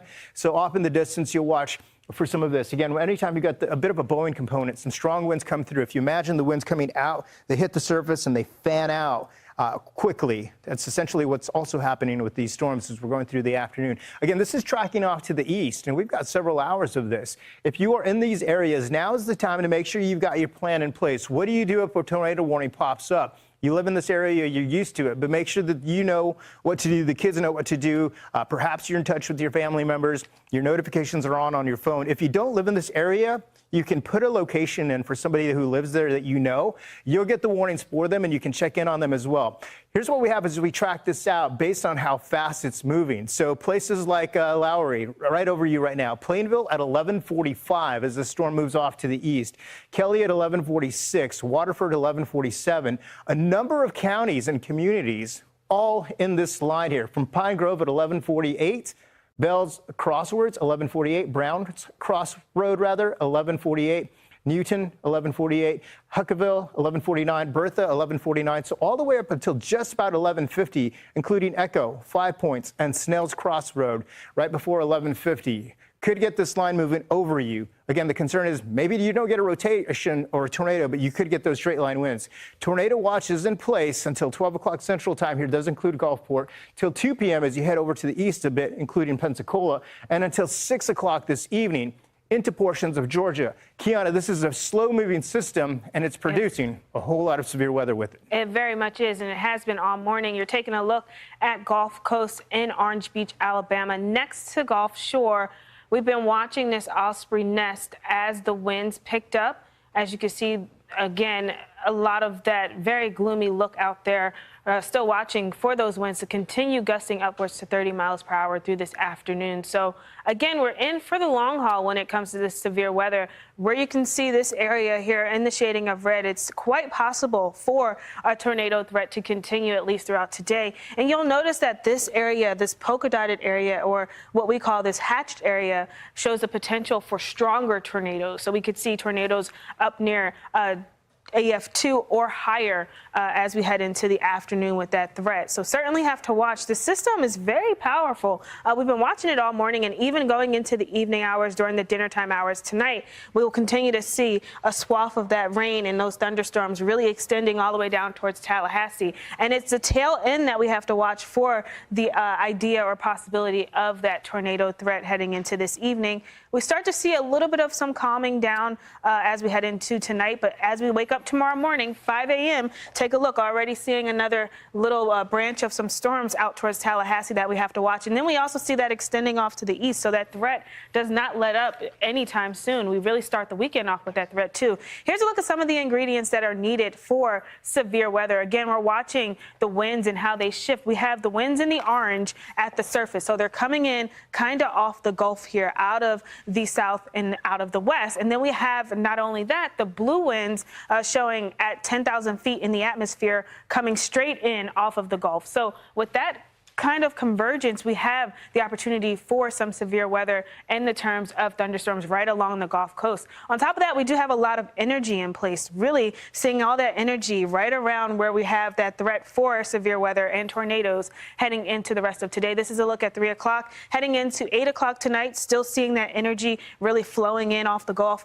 up towards Montgomery, Alabama. And that's where we have all of our threats for severe weather really hanging on there. We have the threat for high winds or damaging winds, hail, as well as lightning. We saw a lot of lightning with this system. And again, that tornadic threat right in this area from Mobile out towards Albany throughout tonight. And then stretching over into the east as we head into tomorrow. Really quickly, we'll take a look at Atlanta. Again, a lot of the heavy rain happening now and into the afternoon hours. We'll start to see a little bit of that rain slowing down, heading throughout the overnight. By 3 a.m. tomorrow, we should see all of the rain off to the east of the city of Atlanta. Craig? All right, thanks so much, Kiana. Let's take a look at some of the fire concerns out in portions of Texas. And that was coverage there from Fox Weather. You could always download the app there. They're always a great resource when it comes to breaking weather news. And you take one more look here. Strong storms now pushing out of Alabama and now going into other portions here of Georgia as well as Florida. You're watching live now from Fox, everybody. We are going to take a quick 2-minute break. Stay right here with us. More coverage from across the country.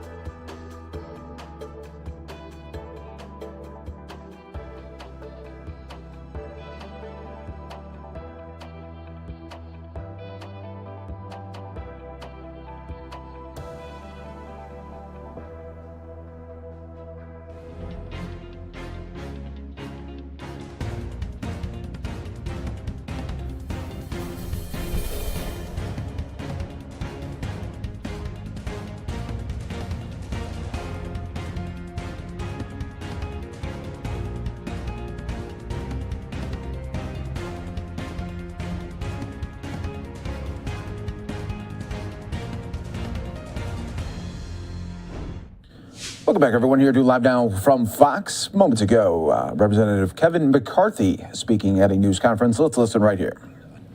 We've got a lot to brag about. I just think they're so out of touch, even from that statement itself. A recent poll showed that the American consumer sentiment has shrunk for the 5th time in the past 6 months. That's nearly an 11-year low of all the great things they have done. And it's for good reason. Whether you're at the pump, the supermarket, or virtually everywhere else Americans are spending money, they are paying the highest prices in living memory. And inflation, which is a tax on every single American, shows no signs of stopping. Now, just this week, the Federal Reserve Chair, Mr. Powell, said he expects inflation to stay high for months. You know, by the end of 2 years of President Biden's presidency, families will be losing more than $6,000 in buying power because of inflation. It's over 2 years. This was not only predictable, it was predicted. Last year, House Republicans, we warned reckless government spending would lead to higher prices. It wasn't just Republicans who warned them. Former Democrats in the administration warned them as well. We warned anti-energy policies would lead to higher gas prices. Democrats have responded with excuses and finger-pointing and unserious solutions, as you can see from the chart. Remember when they first blamed COVID for it? Then they said the inflation was transitory. Remember that? And now it's Putin's fault. You know, I just filled out my bracket for the NCAA.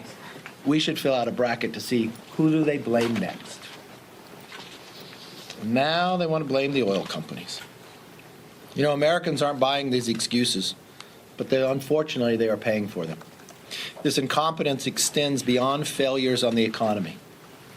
Look at the horrible situation on our southern border. And this is something you really need to focus on.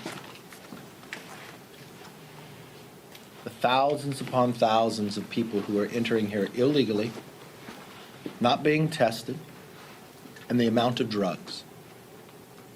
Just last week, you read the headlines of some kids ODing in Florida on spring break. They bought a drug that was laced with fentanyl. You read the number of the kids who have OD'd. 2 of them who didn't take the drug. They were giving CPR to those who went and took it. But the fentanyl was so great, they were ODing as well. The number 1 cause of death in America today between the ages of 18 and 45 is fentanyl. Where do we get it? It comes from China through the Mexican border. We're watching what's happening on the news at the border. You would think it was video from Ukraine. These cartels, the shootouts, the trucks on fire. And what's the response from the administration? Not to secure the border. You've gone 12 consecutive months with more than 150,000 encounters. They'll no longer tell you how many people they're catching who are on the terrorist watch list. Now the proposal is to end Title 42. This is going to cause a gigantic influx, even greater than we've already seen. There's no plan by this administration. The Democrats continue to block us at every opportunity to secure this border. But another thing we should look at that just came forward, the Democrats have politicized our Intelligence Committee. You've watched it year after year since Adam Schiff has become chair. No, he doesn't warn us about Ukraine or Afghanistan or what's happening around the world. He tells you about politics. But the worst part of it is you cannot trust what he tells you, that he lies to us. Just watch what has happened. 2 years ago, Schiff stated the emails found from Hunter Biden were whole smear on Joe Biden comes from the Kremlin. That's what the head of the Intel said. But if you recall, Jonathan Turley has an article written, I believe, in October 2020, after Schiff said this to the American public. And remember, the election's in November. But the director of national intelligence, John Radcliffe, said no, that's not the case.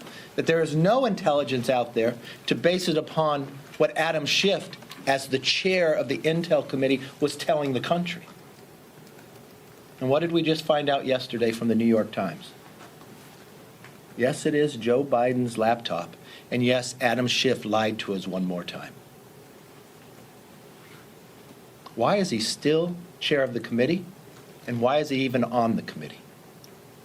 In a new Congress, if it's a new majority, he will not be.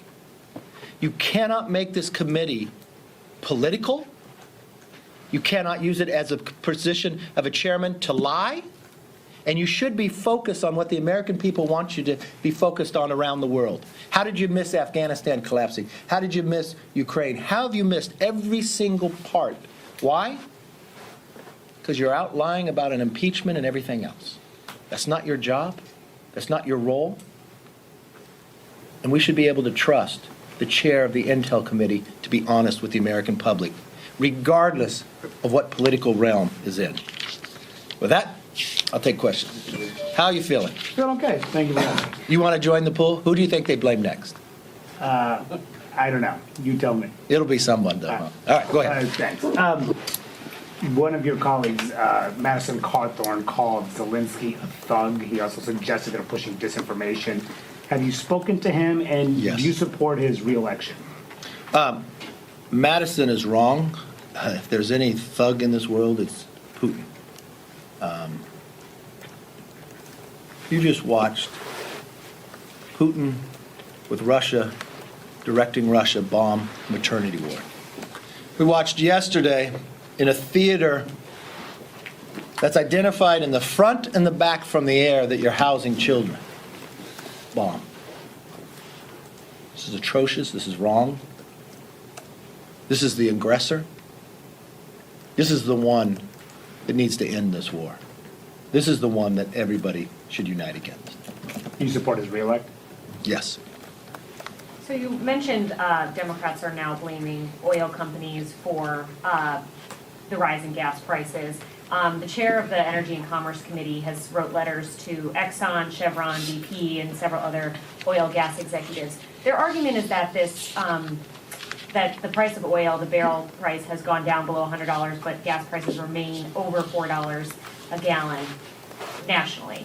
Do you believe there's any merit to that argument that oil companies are not giving the breaks to consumers? It just begins to go to show how they don't understand the industry. Things don't change overnight. You've got to produce the oil, you sell the oil, you have to refine the oil, and you pass it through.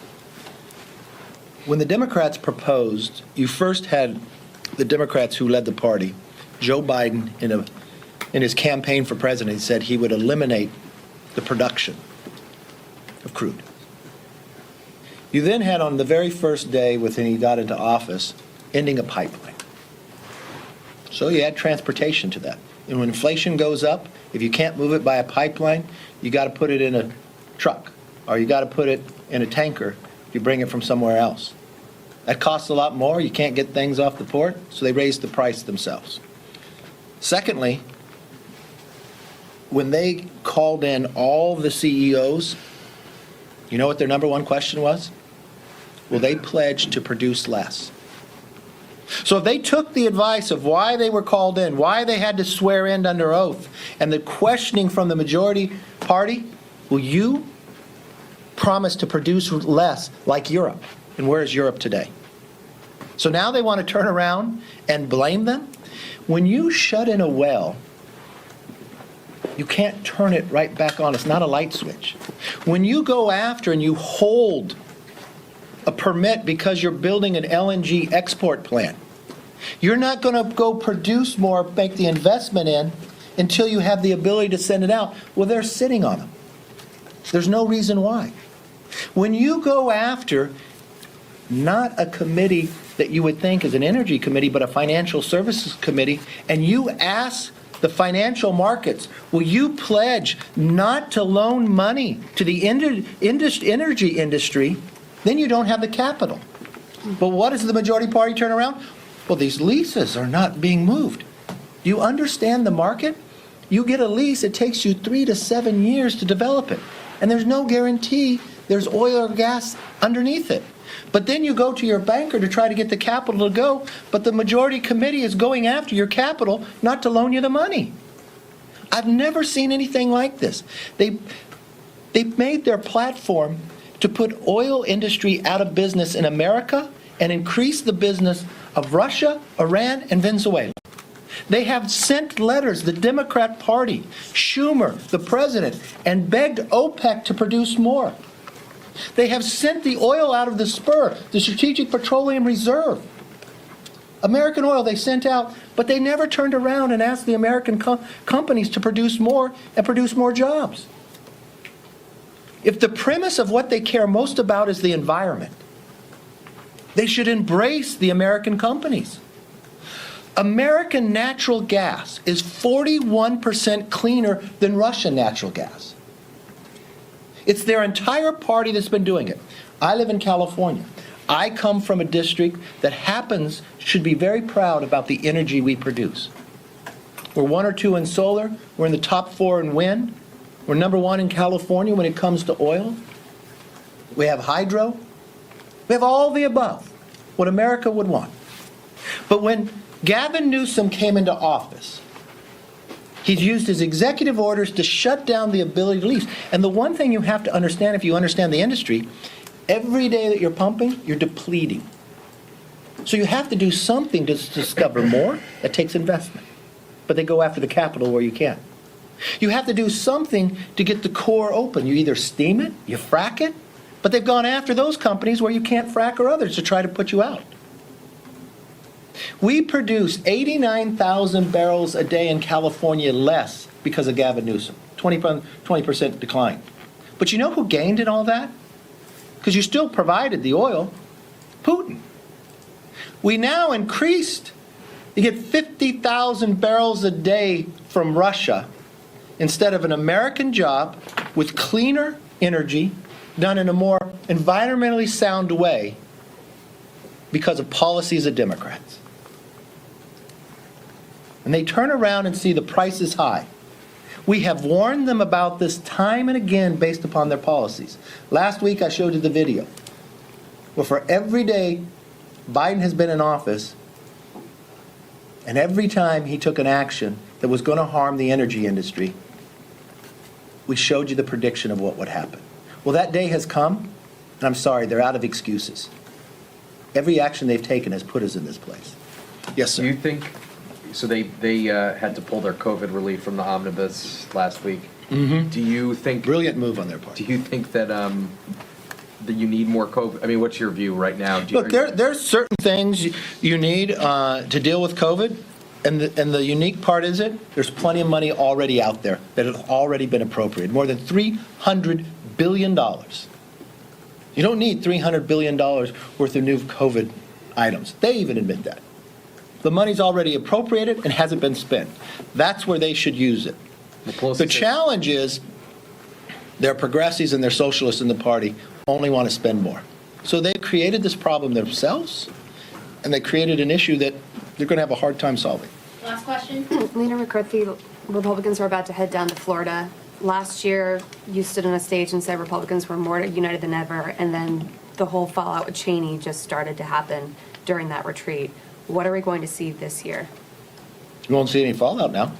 Yeah.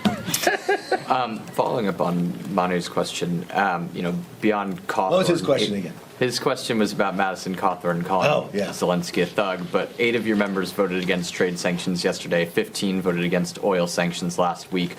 One of your members put out a Twitter thread on what she referred to as NATO Nazis. Are you worried that a small group of vocal right-wing members with very large platforms are going to cloud the GOP's otherwise overwhelming support for Ukraine? No. Next question. Yeah. I also had a question about the 8 Republicans, but more about the substance of what they were talking about. All of them said they were concerned about a provision in the Magnitsky sanctions portion of the bill. Yeah. That would allow the president. Did anybody report it that way?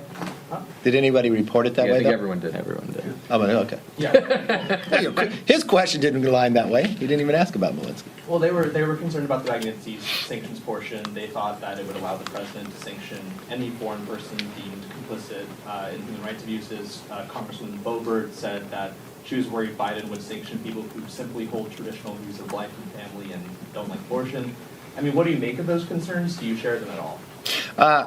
I felt better protected in how the bill went. They had a legitimate argument that they made, so it wasn't about Russia. It was about what would be gone on a whole nother issue. So I think the reporting in it should be a little clearer. Yes, sir. Have you spoken to Congressman Fortenberry since his trial started? I haven't. He's been in California. I've been here. Have you been following the developments of it? Or I saw an article earlier in the day. You going to brief me on it?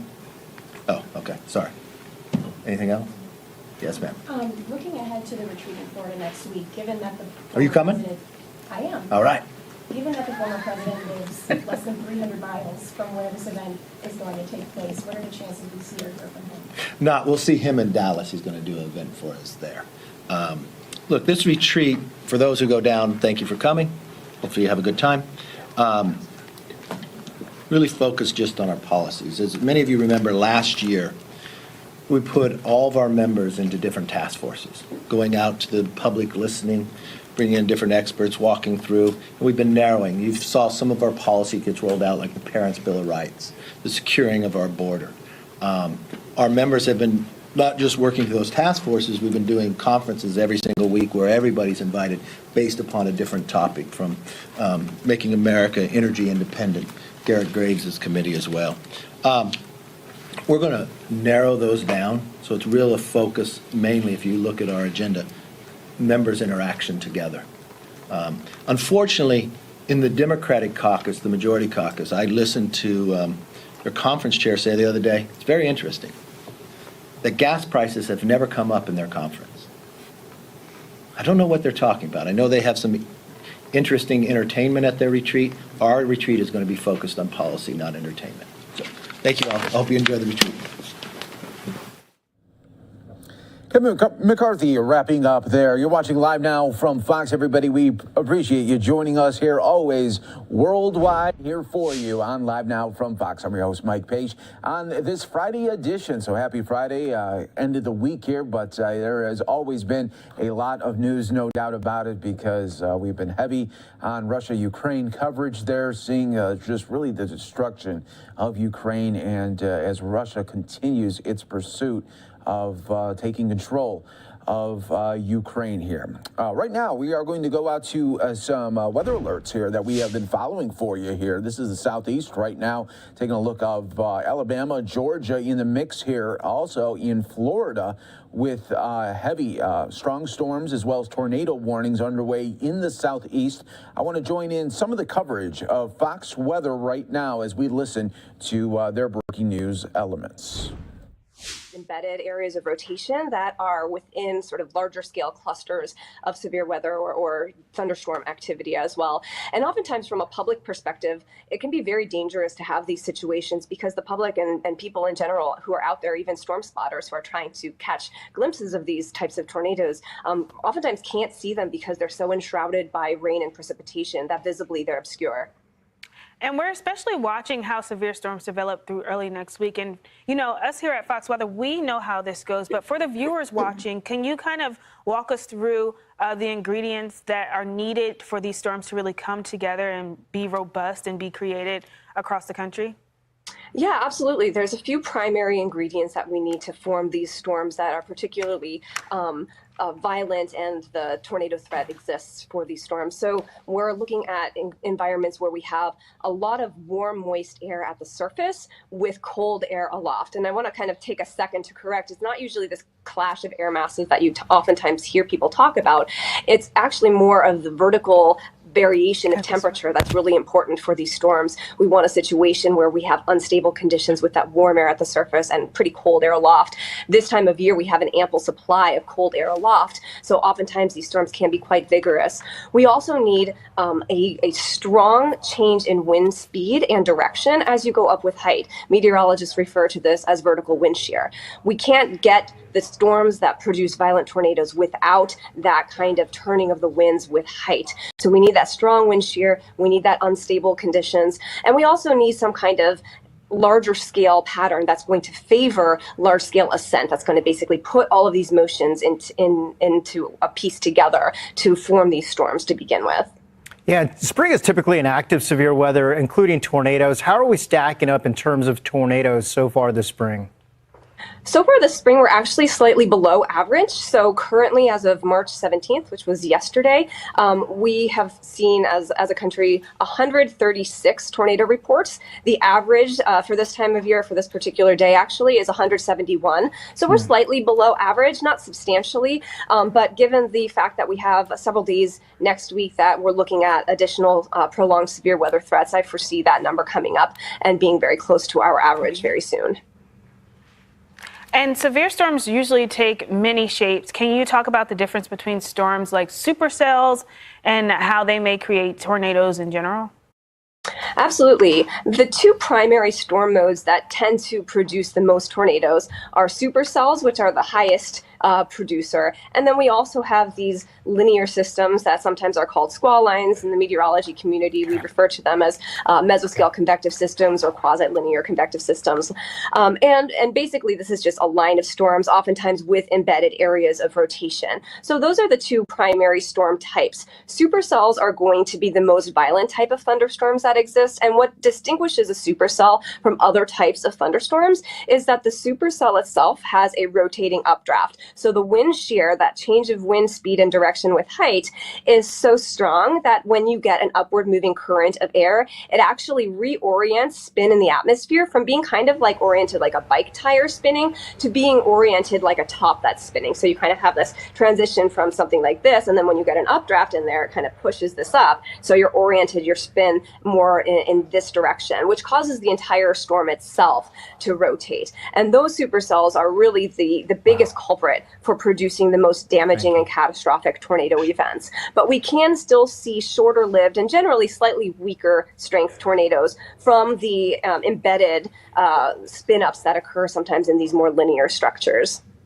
Incredible. Well, Ohio University Associate Professor Jana Hauser, thank you so much for all your time. We appreciate it. It's a very busy season, and we'll check in with you again from time to time. Thank you so much for having me. You got it. Absolutely. All right, well, let's take a really quick look at the tornado threat that's still stretching across the south. This is a look at that tornado warning that's in place. It's in place until 12:45. You see that red box blinking there on your screen. From Milton off to the east, we're going to track how this rotation or indication of rotation is likely going to track. So you're taking a look. Harold, you should see those winds or those really gusty winds, maybe that rotation that hasn't yet been confirmed. Around 12:18, Parksville around 12:20, Holt around 12:33, Galver around 12:37. And again, this is for Santa Rosa, Florida. You're seeing that circled right on your screen there. There's the likelihood of that radar indicated tornado that's been warned and will remain in place until 12:45. So we'll continue to watch that. Again, it looks on the organized side as of now, not the most defined, but certainly something that's being picked up by radar. So if you are anywhere from Milton on to the east, you need to get to your safe zone now.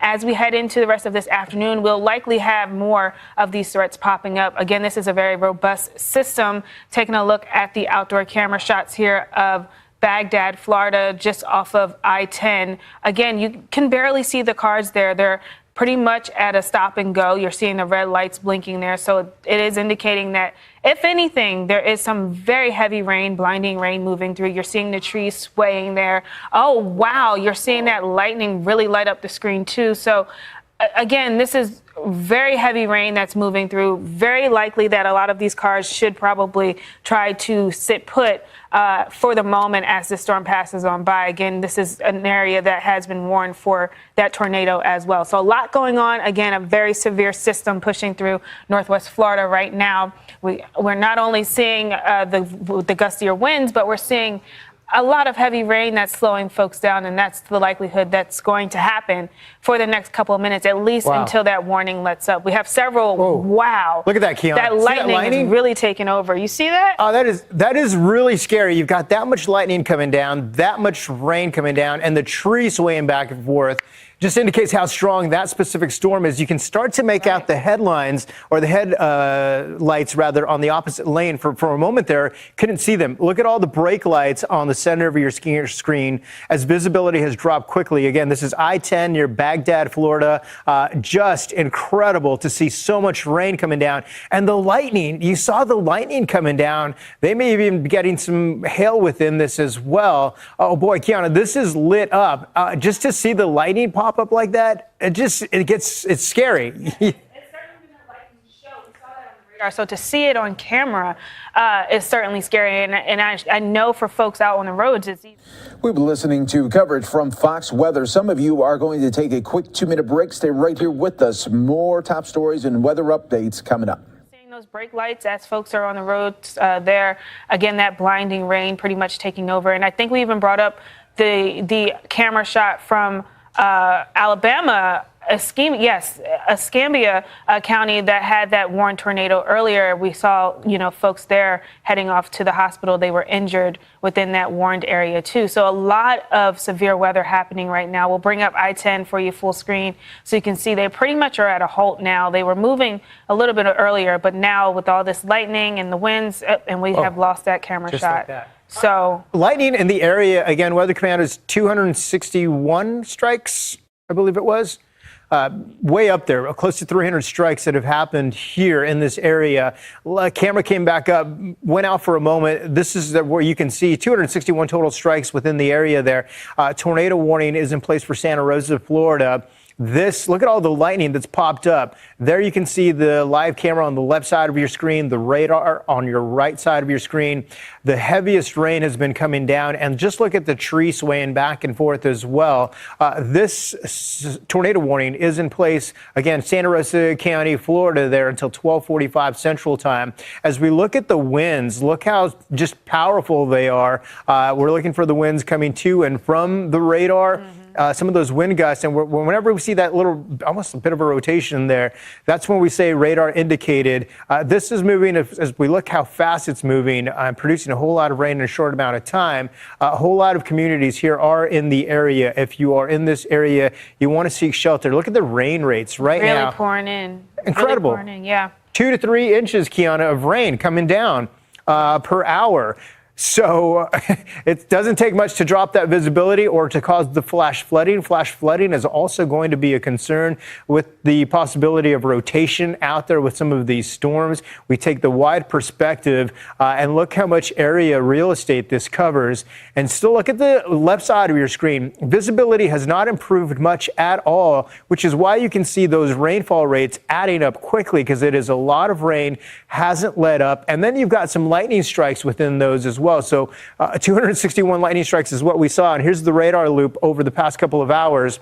On the right side, crews are still working in Escambia, where they've got the flash flood warning in Alabama. Crews are still working out there. This is the day that we're going to see, I imagine, lots of power outages. Make sure that your phones are charged, that you've got a plan to move if you need to. But with power outages, of course, you're going to want to get these alerts. So make sure you've got your phone ready, because you'll get them on your phone. Maybe your community texts those out, but you stay with us here on Fox Weather. We'll get those alerts to you as well. So look at all of the rain coming down. And Kiana, we were talking about on the ground, there's puddling based on all the rain that's come down. It's not going to take much for winds to topple some of these trees, even though here they don't have a whole lot of leaves just yet. It's still too early, but some of them do. Nonetheless, straight line winds would knock those down, 50, 60 mile per hour winds, which we could also see with these storms, Kiana, not just tornadoes, but straight line winds. Absolutely. And when we saw debris earlier too, remember from this same camera shot, this is the same shot where several folks had headed to the hospital earlier today. I think about 3 folks went to the hospital. 9 homes were impacted by the winds in that warned tornado earlier, that warned tornado area in this same county. So definitely saw their fair share of that severe weather. It's still pouring there. And we did see, puddling in the grass. So the ground is very saturated, prime for any type of gustier winds to move through and knock down those trees like you mentioned. Yeah, and by the way, the rain just continues to come down. We've got the severe threat that goes on through this evening. That tornado watch is in place for portions of the south until 6 o'clock. So even though we're seeing, some of you aren't in this warning, you are going to watch for the severe weather this evening as well. These storms are moving slowly. They're moving fast, but it's taking so much time to move because they're so wide and so long. And we could get some of those little renegade storms ahead or behind them as well. Those are sometimes the most dangerous ones as well, because you think the storm is past, but they can still pop up.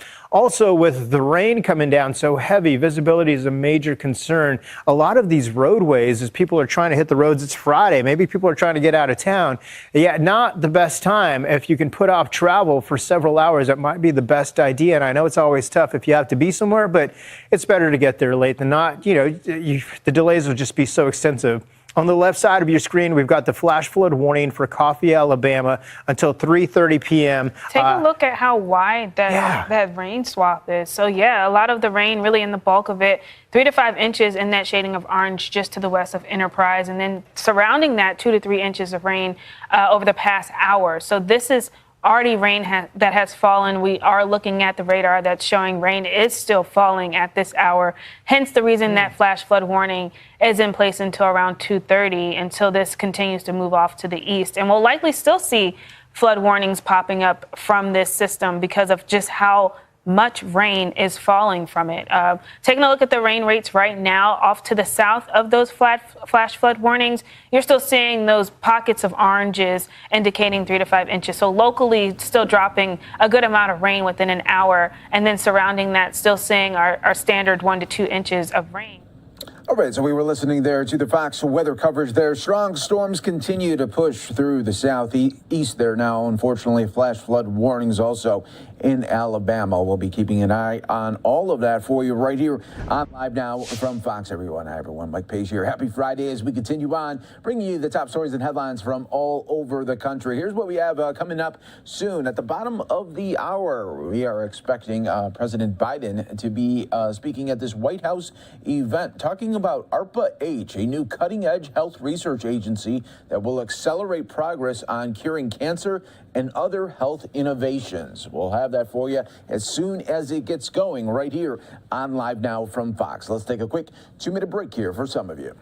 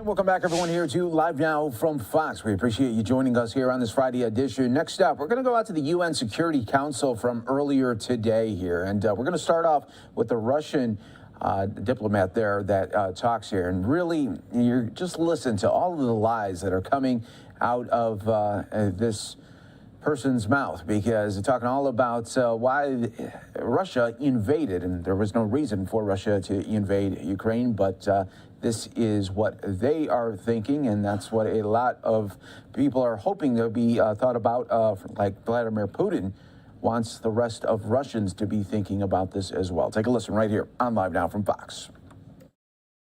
As part of their military and biological program. This activity was carried out on the territory of Ukraine, the center of Eastern Europe, and in the western borders of Russia, which created a real threat for the biosecurity of our country and the whole region.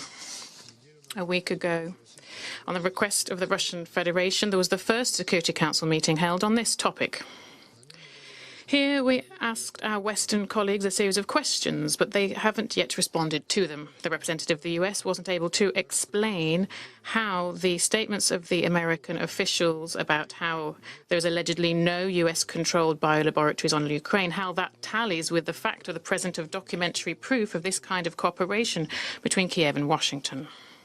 I'd recall here we're talking about an agreement signed in 2005 between the US Ministry of Defense and the Ministry of Health of Ukraine, which clearly sets forth support for the Pentagon to joint biological research applicable to dangerous pathogens located in facilities on Ukrainian territory.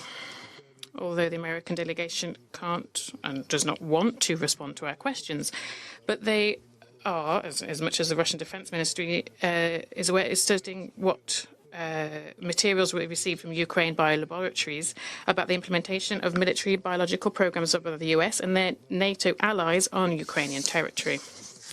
Over the last week, new details have come to light, which allow us to state that the components for biological weapons were being created on the territory of Ukraine. The implementation of the aforementioned American-Ukrainian agreement from 2005, and comments on which we're still waiting for from the US representation, has been going full steam ahead for all these years. However, from the document we can see that the American colleagues were not helping, as they claim, the Ukrainian Ministry of Health, but rather the Ukrainian Ministry of Defense. The Security Council document that we distributed this morning, and you see in that material, you can see the so-called technical assistance plan for certain recipients of the Ukrainian Ministry of Defense. I recommend you to look at this document very carefully. It confirms direct funding and supervision of the Pentagon and its Defense Threat Reduction Agency of military and biological projects in Ukraine. The overall quantity of the funding was $32 million, and the money went directly to the following laboratories from the Ministry of Defense of Ukraine. In Kiev, the 10th Regional Health Epidemiological Department of the Central Health Epidemiological Department of the Ukrainian Ministry of Defense. In Odessa, the 27th Regional Health Epidemiological Department of the Central Epidemiological Department of the Ukrainian Ministry of Defense. In Lvov, the 28th Regional Health Epidemiological Department of the Central Epidemiological Department of the Ukrainian Ministry of Defense. In Kharkov, the 108th Regional Department of the Ukrainian Ministry of Defense Epidemiological Department. I'd like to draw your attention to another vitally important point. The representative of the US State Departments continue to muddle the information and ascertain that US allegedly does not operate in any biological laboratories in the territory of Ukraine, but the facts show otherwise. According to the plan that I mentioned for technical assistance, the donor is the US Ministry of Defense. They established the tasks and the workload as part of the projects on Ukrainian territory, and they set forth a list of the necessary equipment and delegated significant authority to an affiliated contractor company, Black & Veatch, with cooperation with Ukrainian bodies of authority. The recipient of American assistance was the Ukrainian Defense Ministry, and they were allowed timely access for Pentagon and contractor staff to laboratories on Ukrainian territory in order to carry out work as part of these projects, and also to provide access to these facilities alongside Pentagon staff, foreign scientists too. The projects themselves included was implemented not by the Ukrainian scientists, but with their participation. Put simply, the Ukrainian authorities gave the Pentagon carte blanche on the territory of Ukraine to carry out dangerous biological experiments there. The American contractors at the same time got a tax break under Ukrainian legislation. So what did the Ukrainian scientists receive in return, i.e. the Ukrainian people? Free travel to international conferences based on expenses for food and accommodation as established for US civil servants. This kind of compensation is carried out, that's the compensation provided for working alongside dangerous biological science. This is not the noble assistance to Ukraine that the American representatives talk about. This is a cynical use of its territory and population for dangerous research, which Washington does not carry out on its own territory, so it doesn't run a risk of hurting its own people. Won't be surprised if similar facts about activities supervised by the US appear in laboratories in other regions of the world too. We call on countries who provide their territory for carrying out this kind of experiments to the Pentagon to carefully study the contracts for their cooperation with the US in the biological domain. We fully require the question from China to the US to share the data of the activity of the 360 laboratories under American control around the world. Going back to Ukraine, these biolaboratories in Kiev, Odessa, Lvov and Kharkov were selected by the US Risk Reduction Agency not by chance. They were those who implemented the UP8 project, focused on studying pathogens of Congo Crimea fever, leptospirosis and hantaviruses.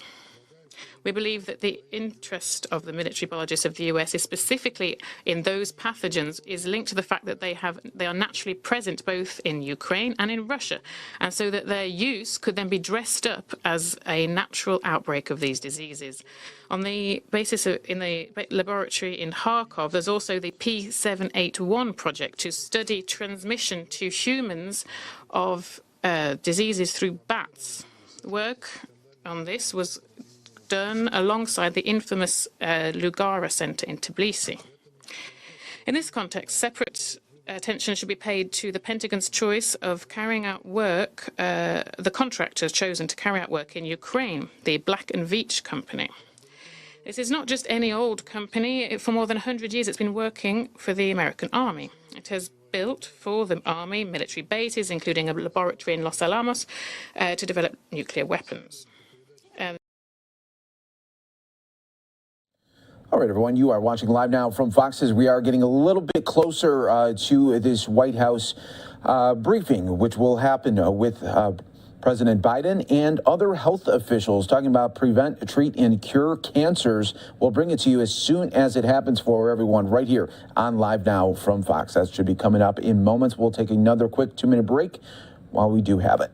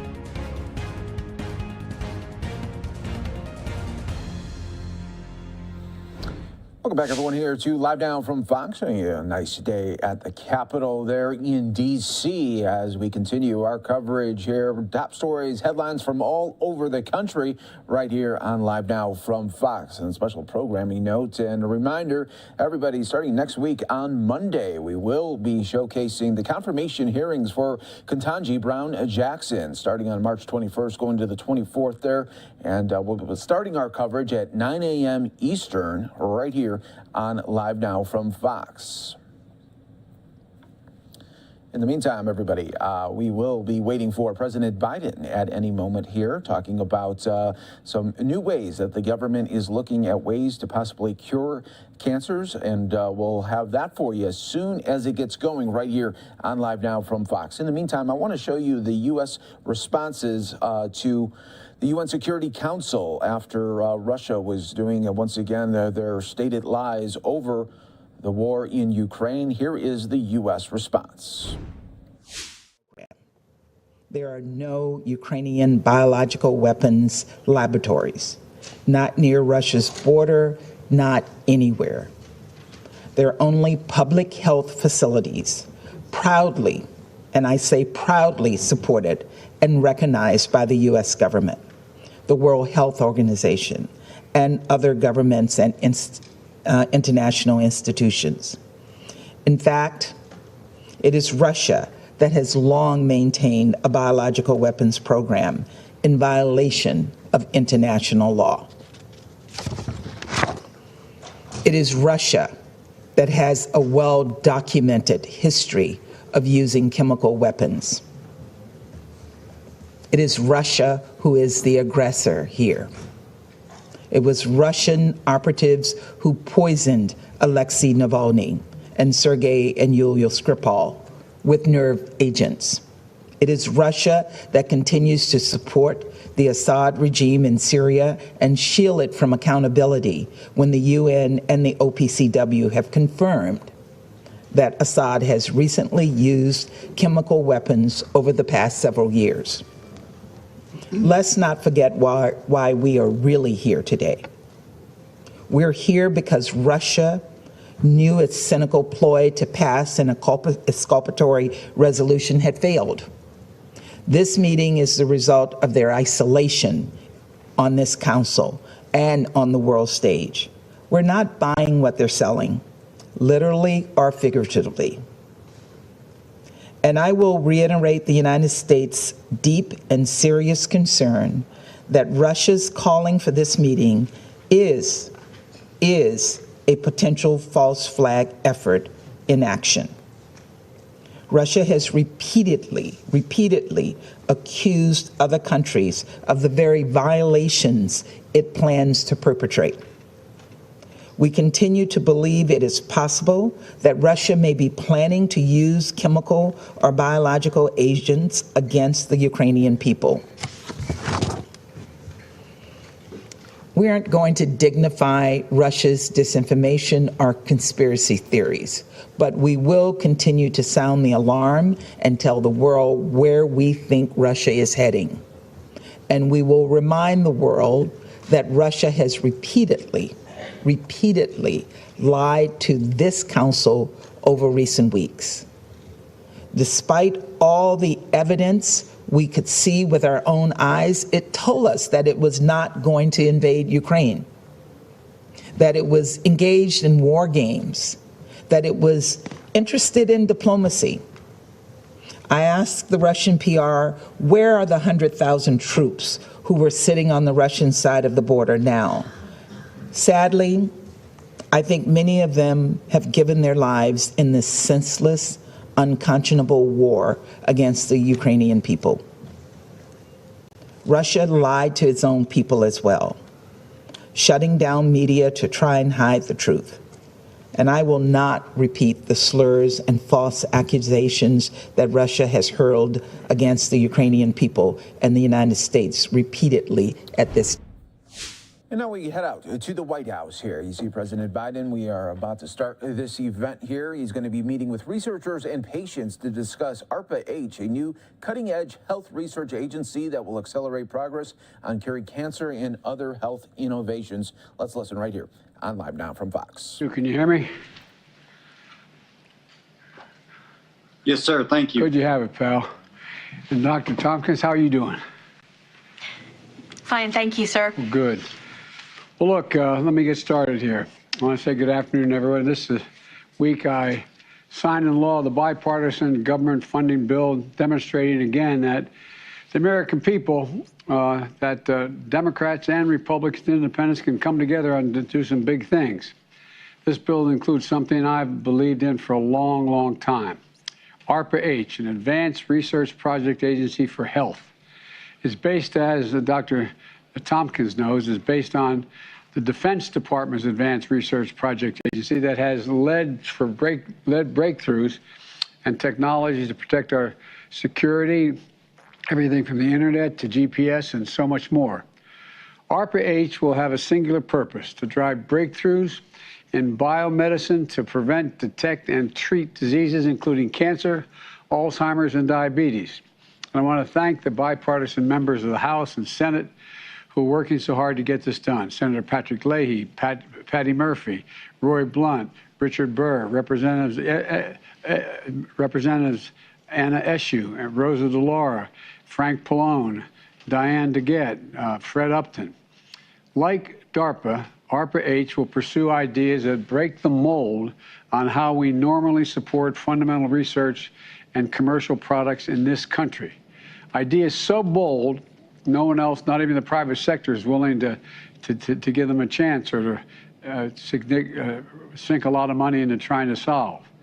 Ideas so audacious that people say they just might work only if we could try. Well, we're about to try in a big way. And that's what this meeting is about, because ARPA-H is modeled after DARPA.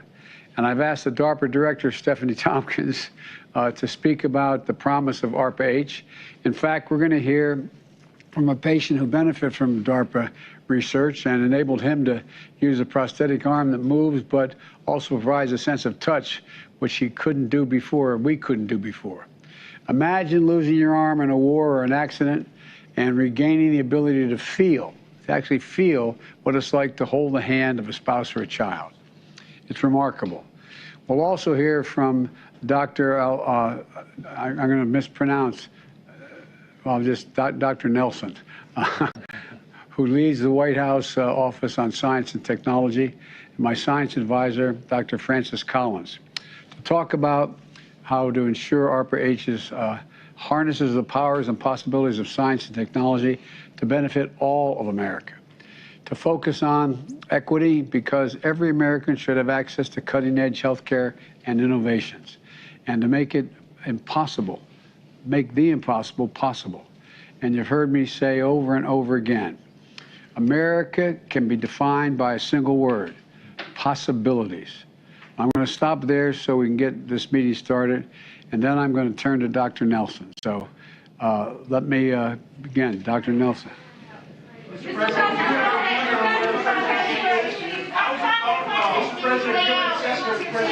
What was your message to President Xi? Did he agree not to assist Russia, Mr. President?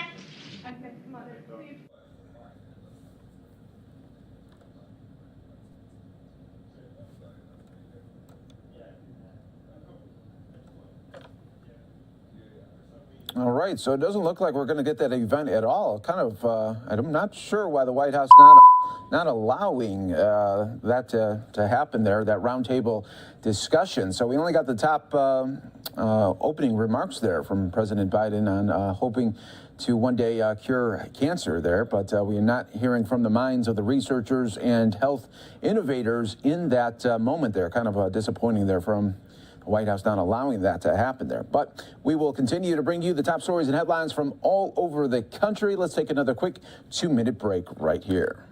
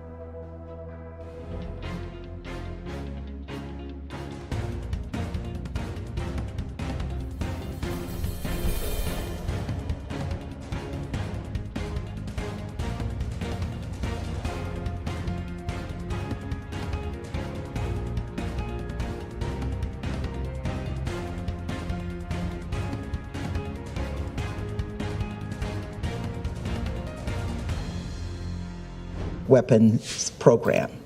All right, I want to get you back out to the U.S. responding to Russia's conspiracy theories over Ukraine. Let's listen right here on Live Now from Fox. They're only public health facilities, proudly, and I say proudly, supported and recognized by the U.S. government, the World Health Organization, and other governments and international institutions. In fact, it is Russia that has long maintained a biological weapons program in violation of international law. It is Russia that has a well-documented history of using chemical weapons. It is Russia who is the aggressor here. It was Russian operatives who poisoned Alexei Navalny and Sergei and Yulia Skripal with nerve agents. It is Russia that continues to support the Assad regime in Syria and shield it from accountability when the UN and the OPCW have confirmed that Assad has recently used chemical weapons over the past several years. Let's not forget why we are really here today. We're here because Russia knew its cynical ploy to pass an exculpatory resolution had failed.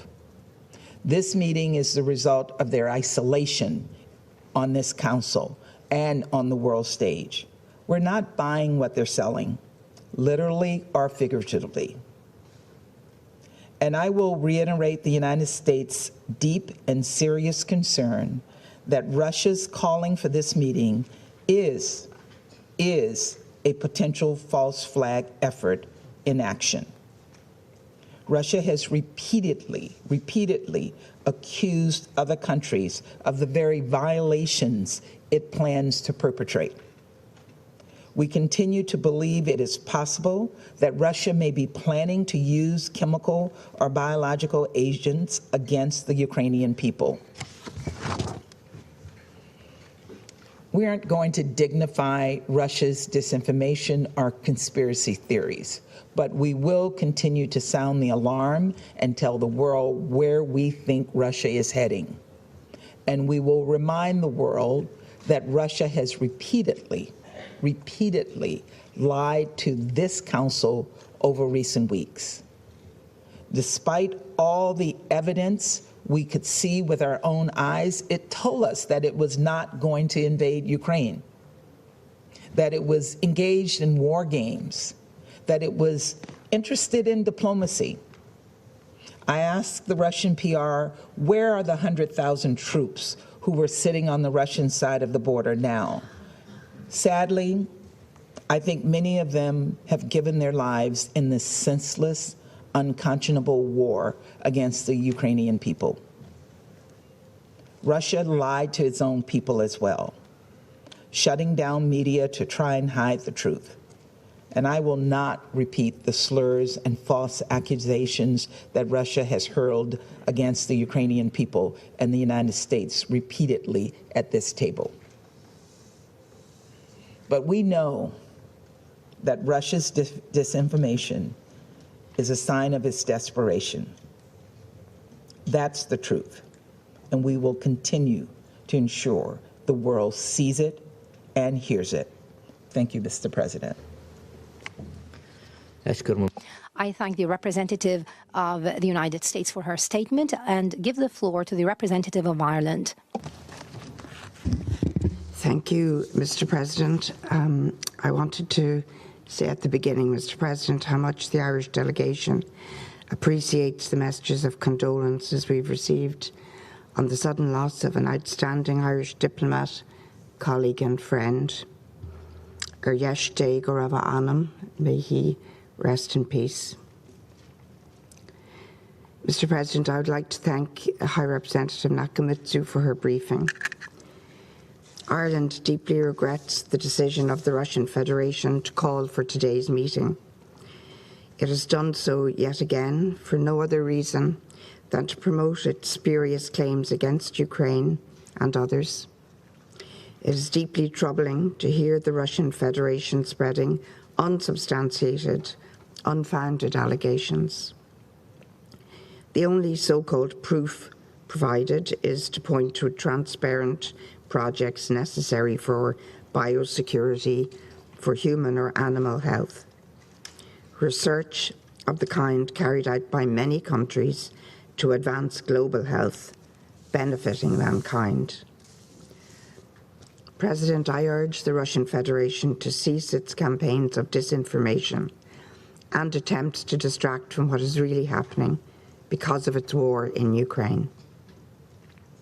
This behavior is disturbingly consistent with the Russian Federation's own track record of using disinformation in multiple multilateral fora to dissemble and deny its activities. Russian military forces in Ukraine have already demonstrated reckless disregard for nuclear safety and security since the start of their invasion. This pattern of recklessness raises real fears of a significant radiological, chemical, or biological accident. It is unacceptable to make unfounded accusations against Ukraine, a state party in good standing to the Treaty on the Non-Proliferation of Nuclear Weapons, the Chemical Weapons Convention, and the Biological Weapons Convention. President, the use of chemical or biological weapons in Ukraine would inflict untold additional suffering on the Ukrainian people, who have already suffered so much from the actions of the Russian Federation. Use of these heinous weapons is immoral and illegal in any circumstance. There will be no impunity for those who use them. We urge the Russian Federation not to violate or undermine the essential multilateral disarmament and non-proliferation instruments upon which our collective security depends. Thank you, Mr. President. I thank the representative of Ireland for her statement and give the floor to the representative of France. Monsieur le Président. Mr. President, I in turn would like to express my condolences to the Irish mission and to the family of Jim Kelly, who was an exceptional colleague. So the French mission is alongside you, and we express to you our full friendship. Mr. President, I'd like to thank Ms. Nakamitsu for her briefing. I'll be very brief because everything was already said last week. Moreover, I haven't heard any new information this morning. In any case, no new credible information. Russia is indeed mounting a disinformation campaign. This meeting is based on no established fact. Ukraine has no biological weapons programs. It respects its obligations under the Biological Weapons Convention. The United Nations clearly indicated last week and again this morning that it has no knowledge of the existence of such programs. On the contrary, Russia has repeatedly resorted to chemical weapons over the last few years. It has supported the Syrian regime. It has used these weapons in the United Kingdom and on its own territory in targeted assassination attempts. By inventing an alternative reality, it is seeking to obscure its responsibility and conceal its own crimes. France is extremely concerned by the possibility that this disinformation campaign might be the prelude to the use of a chemical or biological weapon in Ukraine. If such attacks were to occur, there would only be one perpetrator, that would be Russia. The use of these weapons, banned under international law, would constitute an intolerable escalation of this conflict. The Minister for Europe and Foreign Affairs, Jean-Yves Le Drian, has unambiguously stated such attacks would lead to even more massive economic sanctions in response. Finally, I regret the fact that the Security Council is being used by one of its permanent members as a propaganda platform.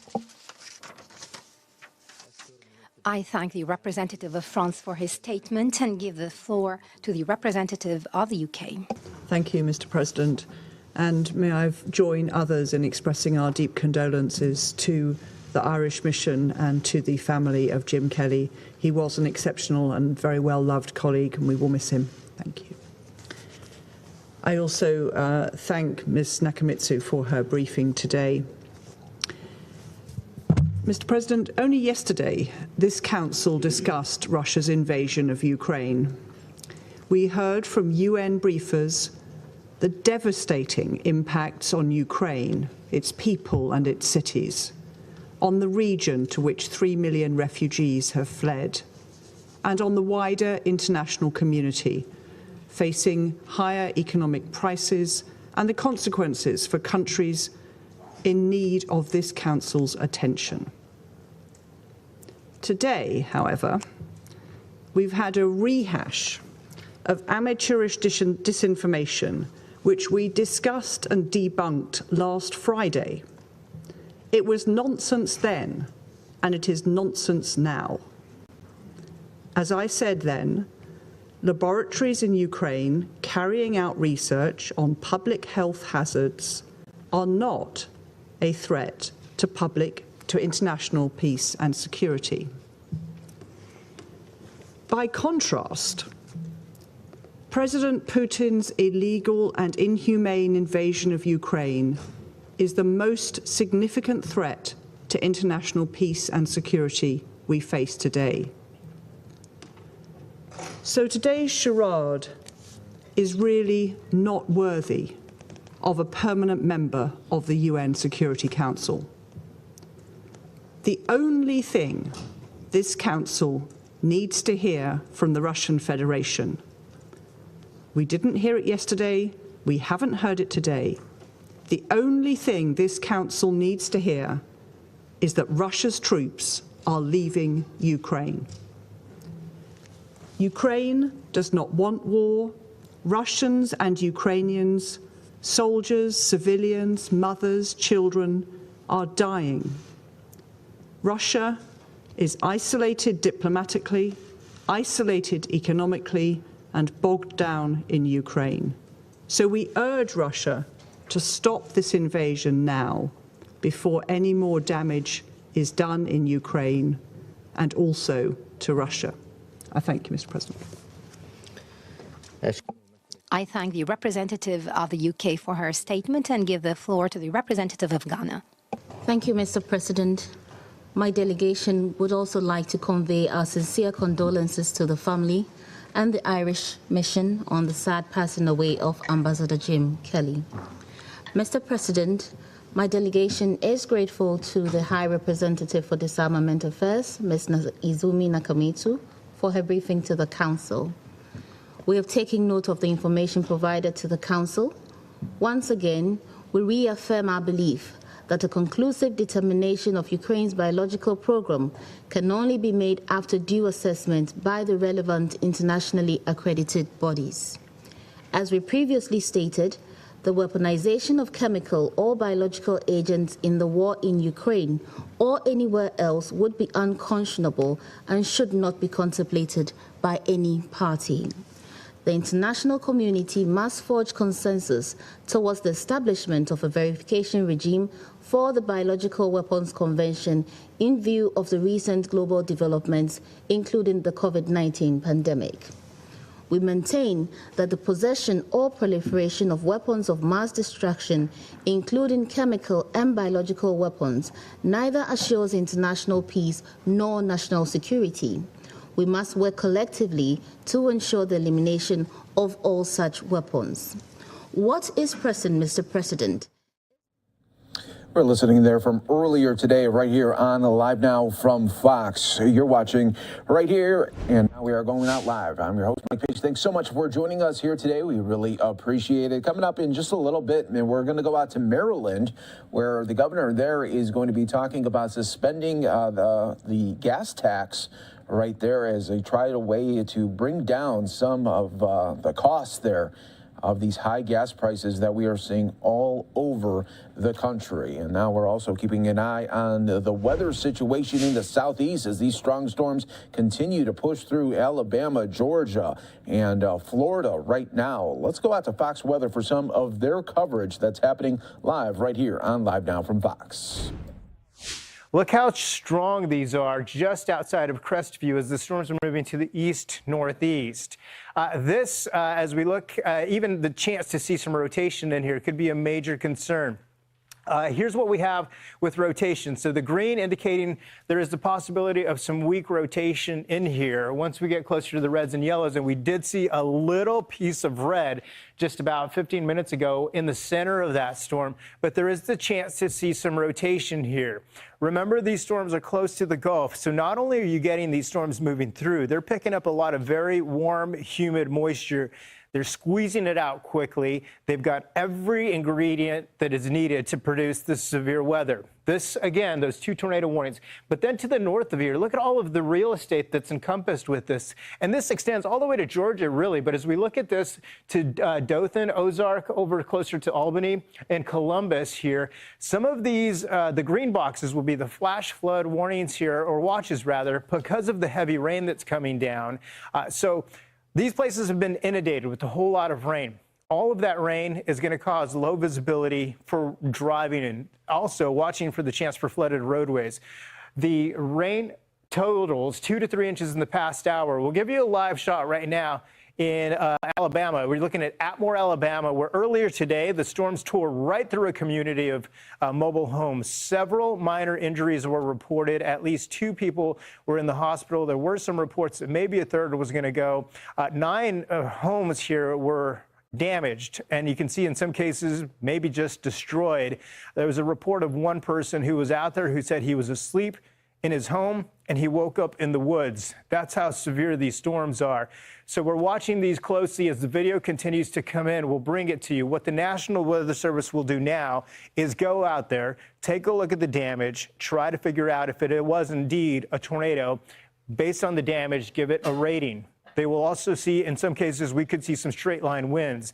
That indication would be, and when you see the trees basically all in one direction, the winds coming out of these storms, they hit the ground, they push everything out in one direction like dominoes.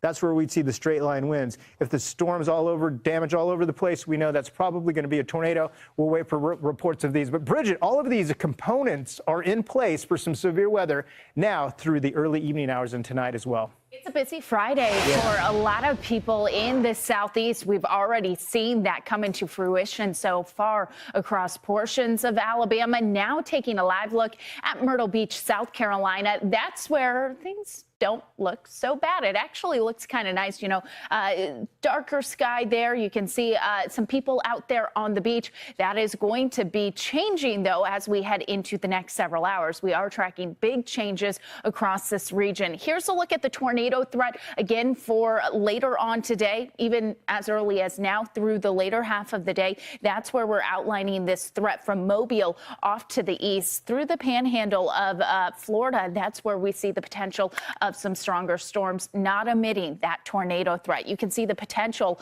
for EF2 plus tornadoes just north of Pensacola and moving up to the northeast just south of Troy, and then moving east into portions of Georgia as well. A small portion of Georgia has that threat for stronger tornadoes, but you can see even extending farther out to the east in any of this area shaded in red, that is where we could see a few of these tornadoes. Why is this? Well, the atmosphere is dynamic right now. We have winds aloft around 10,000 feet in the atmosphere moving to the southeast. You can see this direction moving really to the northeast from the southwest.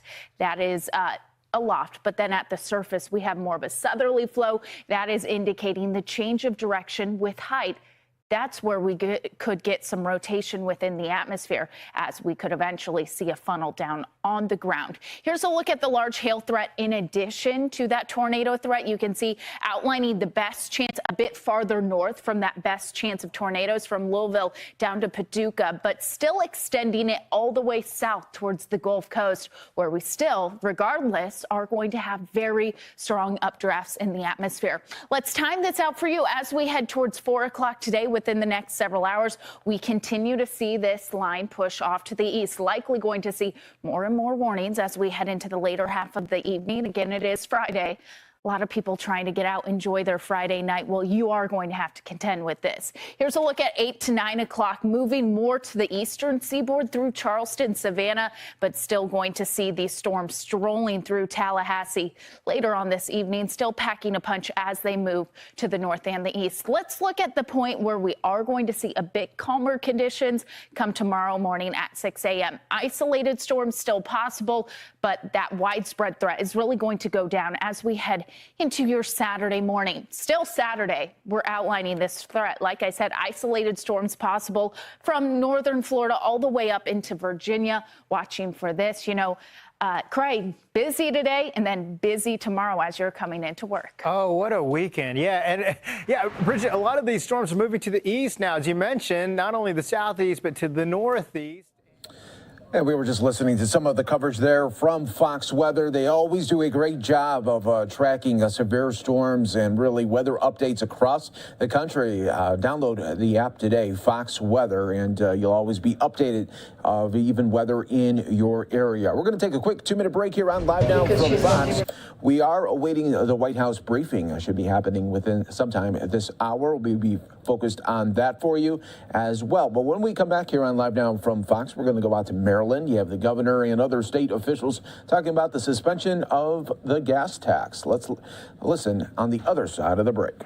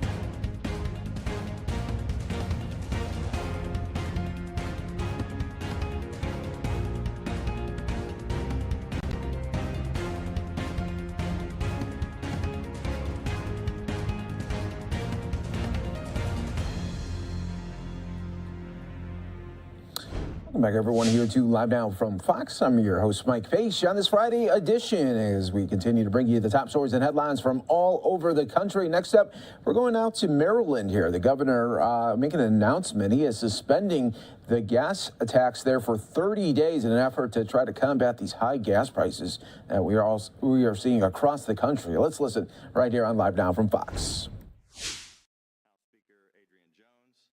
Senate Minority Leader Brian Simonaire and House Minority Leader Jason Buckle, along with all of the sponsors of this emergency legislation that we're going to be signing into law, which makes Maryland the first state in the nation to immediately suspend collection of the gas tax. As we continue to stand in solidarity against Russian aggression in Ukraine, and as Marylanders face the impact of surging inflation with the average price of gas rapidly rising, this bipartisan action will provide some relief from the pain at the pump. And it's possible because of the prudent fiscal steps that we've all taken together, which have resulted in a record budget surplus. This, of course, is not going to be a cure-all and market instability will continue to lead to fluctuations in prices, but we will continue to use every tool at our disposal to provide immediate relief for Marylanders.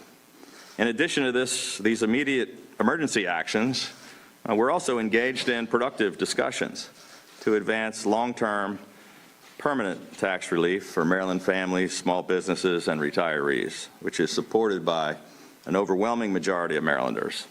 And with our state in stronger fiscal position than it has ever been before, we simply can't afford not to let more Marylanders keep more of their own hard-earned dollars in their own pockets, particularly our seniors on fixed income. So I want to sincerely thank the legislative leaders on both sides of the aisle and in both the House and the Senate for coming together to swiftly and unanimously pass this emergency legislation.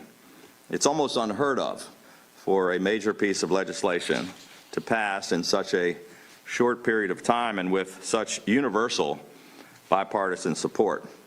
But together, we have all risen to the occasion, just as we did last year when we came together to enact the Relief Act, which provided $1.45 billion in tax relief and economic stimulus for struggling Maryland families and small businesses.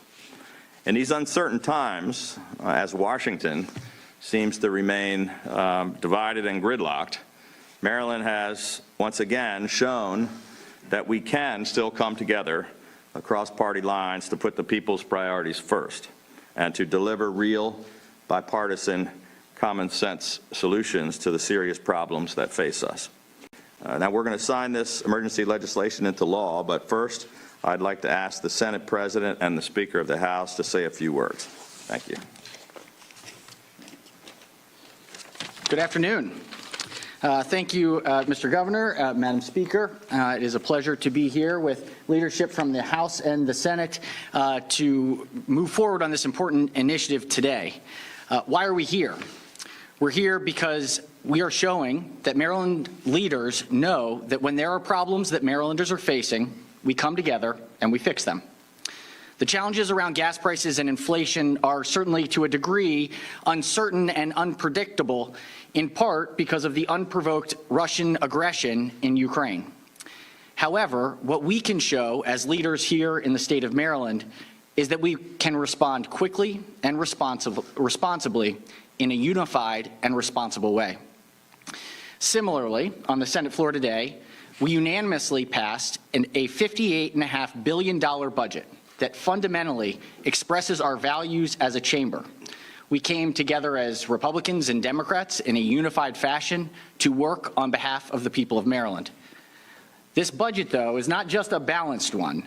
It is structurally balanced by $500 million in the years ahead.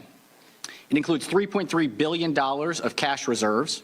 It sets aside $350 million for tax relief so that we can assist our seniors and working families for their basic necessities.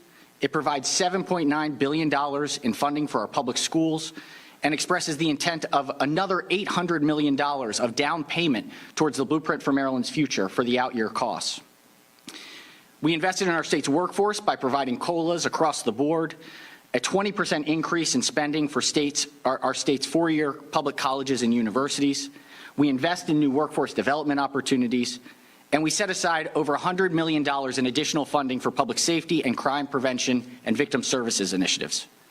Finally, and what's unbelievably important over this last year as we've recovering and are coming out of the COVID crisis is that we have incorporated an 8% increase in spending for our healthcare workers across the board, particularly for those who are serving the most vulnerable.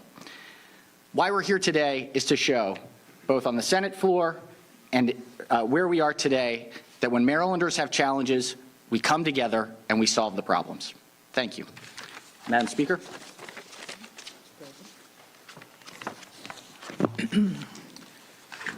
Good afternoon, everyone. Governor, President, colleagues. Okay, I feel a little better than that. Okay.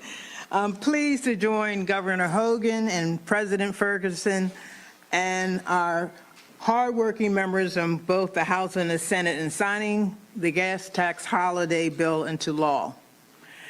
This 30-day gas tax suspension is a targeted response to extraordinary circumstances. Russia's invasion of Ukraine has had an impact all over the world. It's had an impact right here in Maryland. When we were in session, it's easy to get tunnel vision and get caught up in the minutia of Maryland politics. But the dramatic spikes at the gas pump, at the grocery store, and elsewhere are hard to ignore. They quickly remind us that we live in a global economy. We're all connected, and when our allies call on us to stand against an authoritarian, a dictator, a tyrant, we have to respond. Maryland is joining President Biden and our country's allies in cutting off Russia's financial system. Suspending the gas tax for 30 days is part of a larger, unified global response to help deter Russia's growing aggression. This legislation won't just provide a little relief at the pump and help stabilize our economy, it also counters Vladimir Putin's escalation and holds him accountable for his reprehensible attack on Ukraine. Now let's get that bill signed.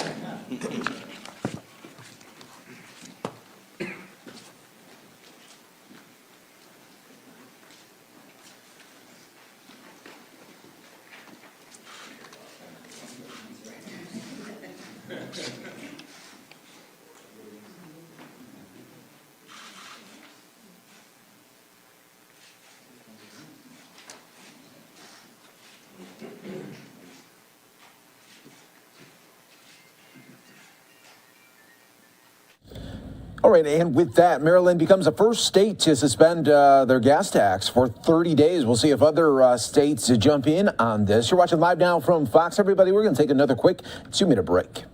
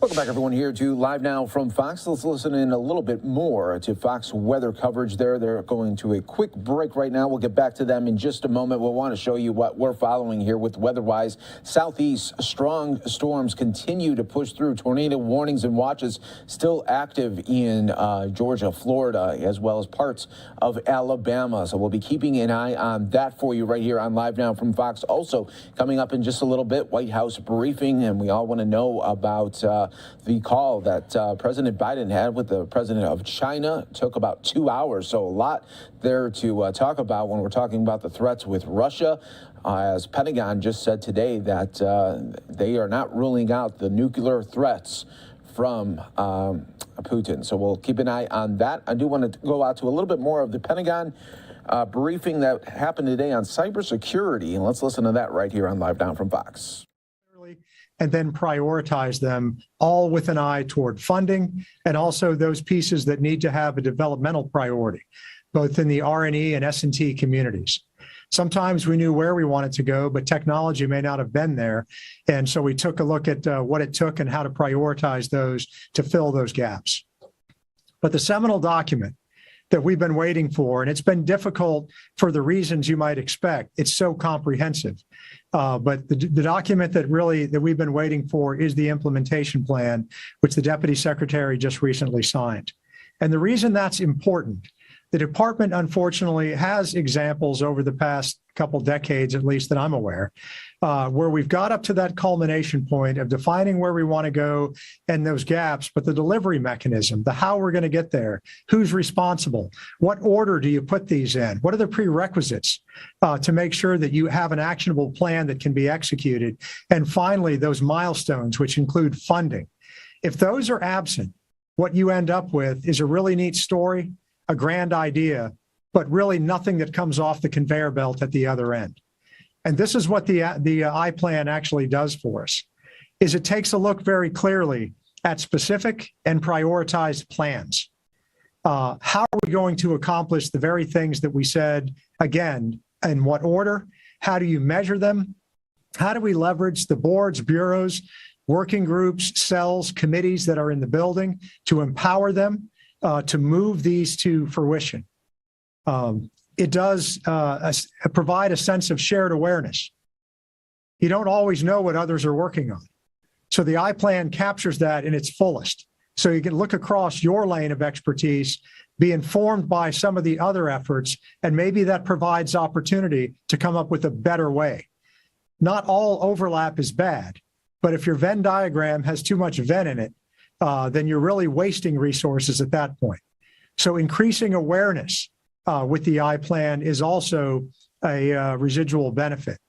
The other thing it does is it allows us to look at these emerging technologies and figure out where they fit in the process, rather than simply focusing on what is directly in front of us, but anticipating that next need, anticipating the threat, and how we can leverage what may not even be available today to meet that landing spot when it does become available. So very importantly in that implementation plan, the front end of it captures what I just described. The back end of it is going to remain electronic, meaning that there's it's a malleable document that we can go in and, again, leverage what we learn on the fly and not lock ourselves into something that we can't move or advantage. So that piece really takes a look at who's responsible. The 5 W's plus the H of how we get there are all captured in that implementation plan. So we can point to who has the lead, who is providing support, and the most important aspect that I mentioned before are those milestones for delivery. Have we satisfied the prerequisites? Have we even identified what they are? Is this the right order of march? Do we have a good funded delivery timetable that makes sense? Do we have a testing apparatus lined up with this so we can learn very quickly? And most importantly, do we have an eye to the threat so that we don't lock ourselves into something that we would eventually deliver that will not meet success on the battlefield? That's why the implementation plan is so critical and important to what we do. It's classified for reasons you might expect. I can talk a little bit and provide even some examples of how this may come together. But one of the areas when you prioritize against vulnerabilities and threats, that's not something we would like to advertise to our adversaries. And also you might expect that as we partner with industry to assist us in moving forward, many of these contracts have not been let.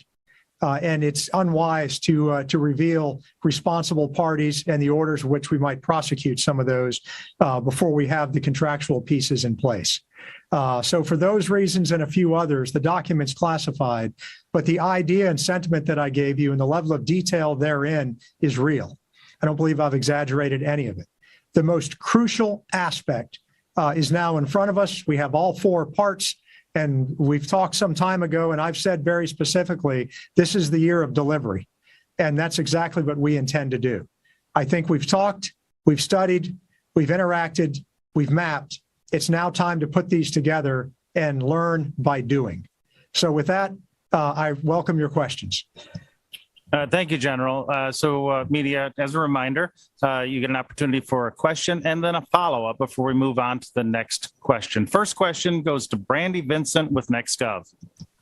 Thanks, Russ, and thank you so much, Lieutenant General Krall, for doing this. You sort of alluded to this, but there was a variety of different inspirations for JADC2. There was also a DoD-led study on Russian new generation warfare a few years ago that found that multi-domain battle is how Russia might be beaten in the next generation of war. And in some parts, I think JADC2 grew from that idea and that concept. Can you please elaborate a little bit on how important JADC2 capabilities might be amid this ongoing and evolving conflict surrounding Russia's invasion of Ukraine, and particularly if the U.S. military becomes more involved?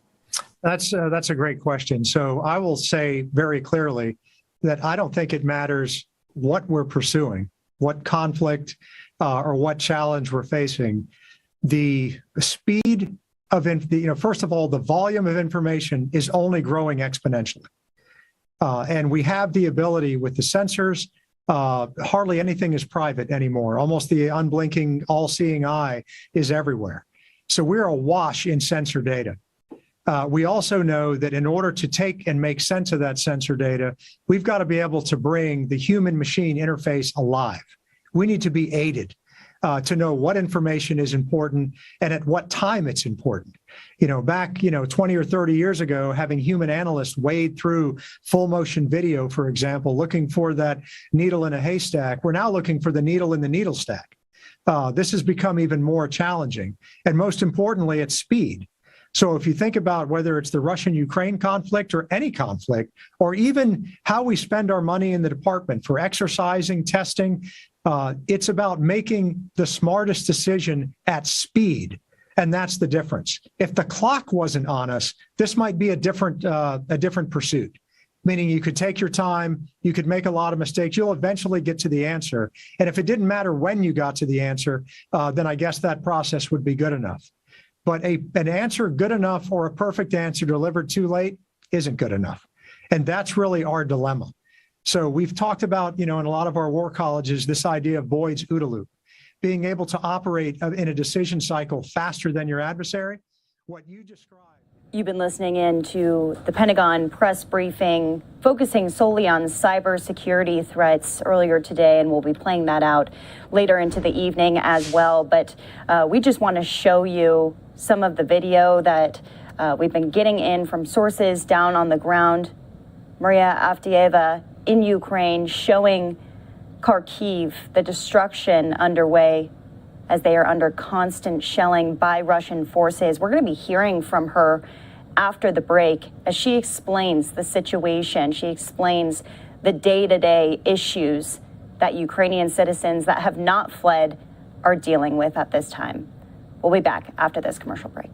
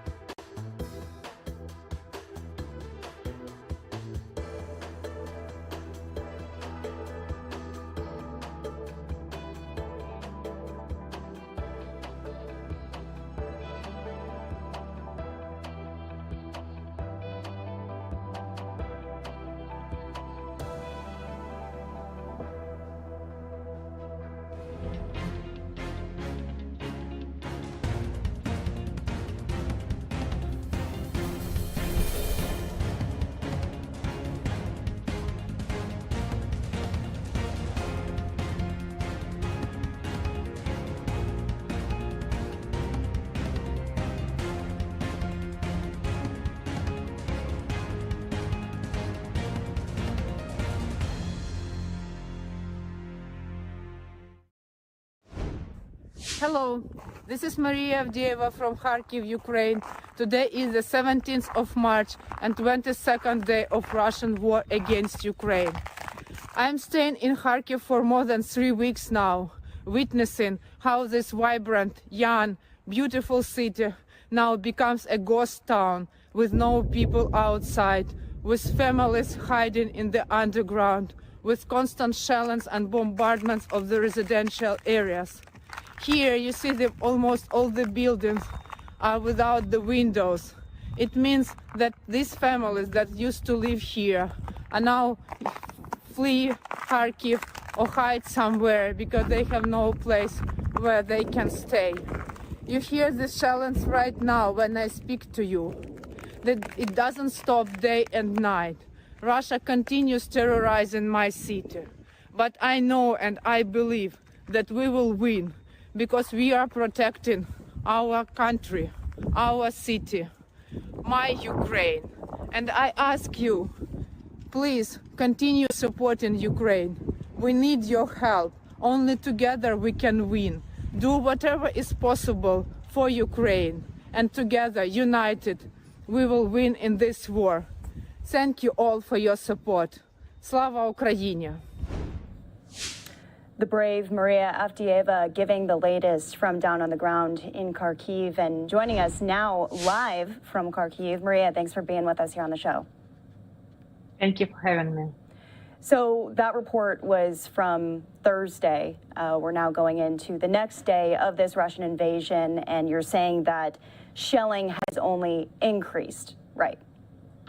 Yeah, exactly. So I wanted today to go out to the shop to get some food, and actually on my way the very heavy shelling started, and I had to go and hide in the nearby building, which actually already was destroyed. That's why I was able to get into it, and then I went back home because I got immediately the message on my phone that there is an air sirens now. We have a special app that informs you when you should go home, and so I went back, and it's still here that the shelling continues throughout the city, and actually Russia is intensifying the shellings of the residential areas. Today in the morning, the university building was destroyed and the 2 nearby houses, and we again have casualties among civilians.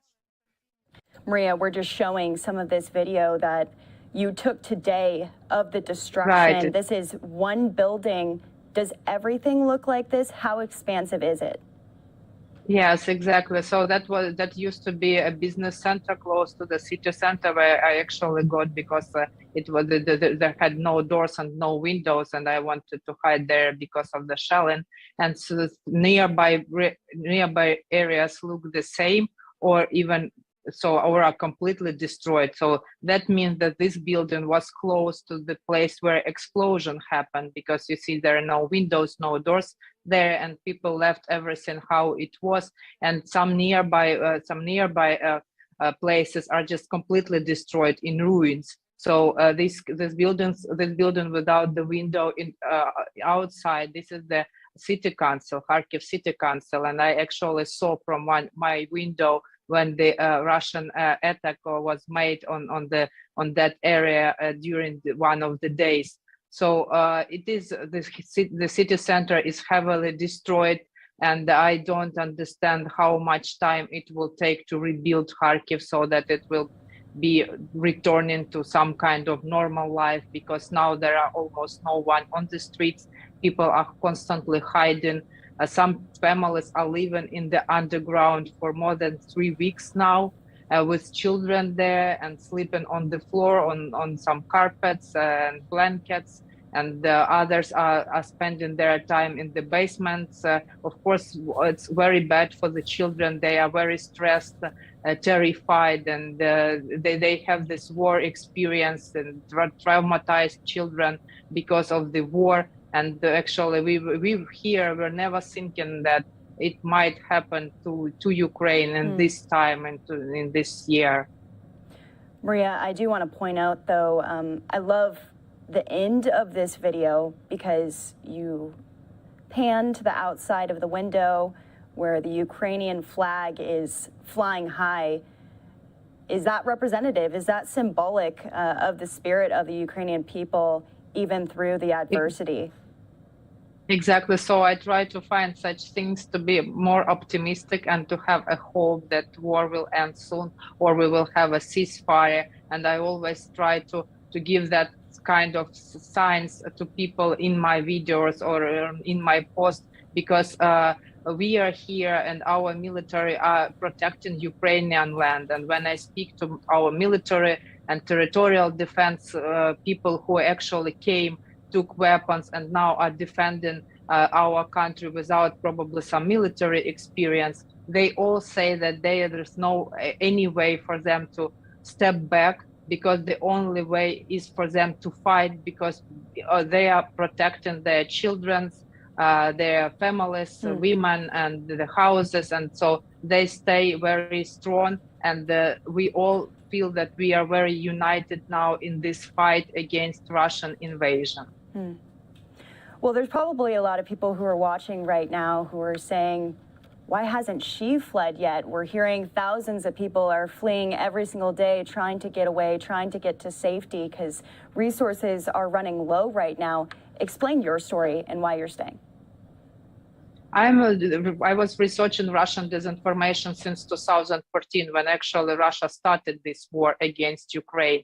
And since that, it was only developing. And when this invasion happened on 24th of February, I saw immediately huge disinformation wave coming from Russian media. And I just couldn't stand these lies, because everything is turned upside down. For example, Russian media claim that this is Ukrainian military shelling our own residential areas. They claim that there are no losses among civilian population in Ukraine. They claim that Ukraine is blowing up our hospitals and schools on purpose. So I cannot stand that, and I want to share and to show what the truth is, to show to the people throughout the world, to international audience, what is actually happening in Ukraine, because I know that Russia is investing huge resources in promoting that kind of disinformation and lies. And I want to stop that, and I do what I can. I see myself in this information battlefield, and I fight with what I have with information. And what kind of response have you had, Maria? Because these views on these videos that you're posting to social media are very high. So there's a wide audience that is hearing your message, seeing your videos. I get great response throughout the world and very much support from all countries. I don't know, starting from Australia, New Zealand, Japan, all over through Europe, United States, Canada, Britain. So many people support me, and I then give this support to people around myself, because it is very important for Ukrainians to understand that all the world stands with us, that all countries are now united with us, and that we are all together fighting with this war. But then also I sometimes get offensive messages from Russian bots and trolls, and I try not to pay attention to that. But anyway, that is you should understand that Russian troops are very close, and of course they try to threaten and act aggressively to those people who stand up and protest and fight with Russia openly. Going into another week of war, what are your expectations for the people who are there, for the military operations, for escalation from Russia? Well, I think that what it looks like now, Russia is not going to de-escalate. They again are bombarding new and new Ukrainian cities. Today we had a report that city of Lviv, which is almost on the western border, close to Poland, was bombarded. And throughout Ukraine, cities are under constant attacks. And that is why what Ukrainians need and what we ask for is to military support, to support by weapons, so that Ukrainian military will be able to defend the sky, because that is what now Russia uses. They cannot do anything on the ground. They were not able to get control over any major city in the on-the-ground operation. because they have young conscripts here who do not know what they actually do in Ukraine and why they were sent here. And Russia and the pilots are often shut down in their planes, and then on cameras they give evidence that their commanders told them to bombard residential areas, and we collect also these evidences of war crimes. So Russian morale is low, and Ukrainians are protecting our country, but we of course need the most support that can be given to Ukraine, and I really hope for that, and I hope that some kind of negotiations will take place. We know that there have been already 4 rounds of talks between Russia and Ukraine, and I really hope for the ceasefire, because that will allow that no Ukrainian people will be dying, especially no children and no women, and of course no one. So I want that for the best way when we have the ceasefire coming, and I really look forward to it. Maria Avdieva, we appreciate you joining us here on the show. We appreciate you capturing these images from down on the ground, doing what you can to battle misinformation and so much more. Your bravery is extremely impressive. So we thank you for that. Thank you so much for having me. It's very important to have this possibility. Thank you. Absolutely. Stay safe out there, and we look forward to following up with you on what comes next for the Ukrainian people and what comes next here for the United States. We're going to learn more about that as White House Press Secretary Jen Psaki will be taking the podium very soon here. This is a live look from the briefing room, as obviously the war is escalating. Kharkiv, not the only place that's under constant shelling right now. Lviv has also seen an increase in battle just today, which is interesting considering the proximity to Poland on that. Some might say that's a message straight from President Putin. So we're going to take one last break for the hour, and then hopefully when we come back, we'll be hearing the latest from the White House, and we'll also be going into some of the other briefings of the day from the Pentagon.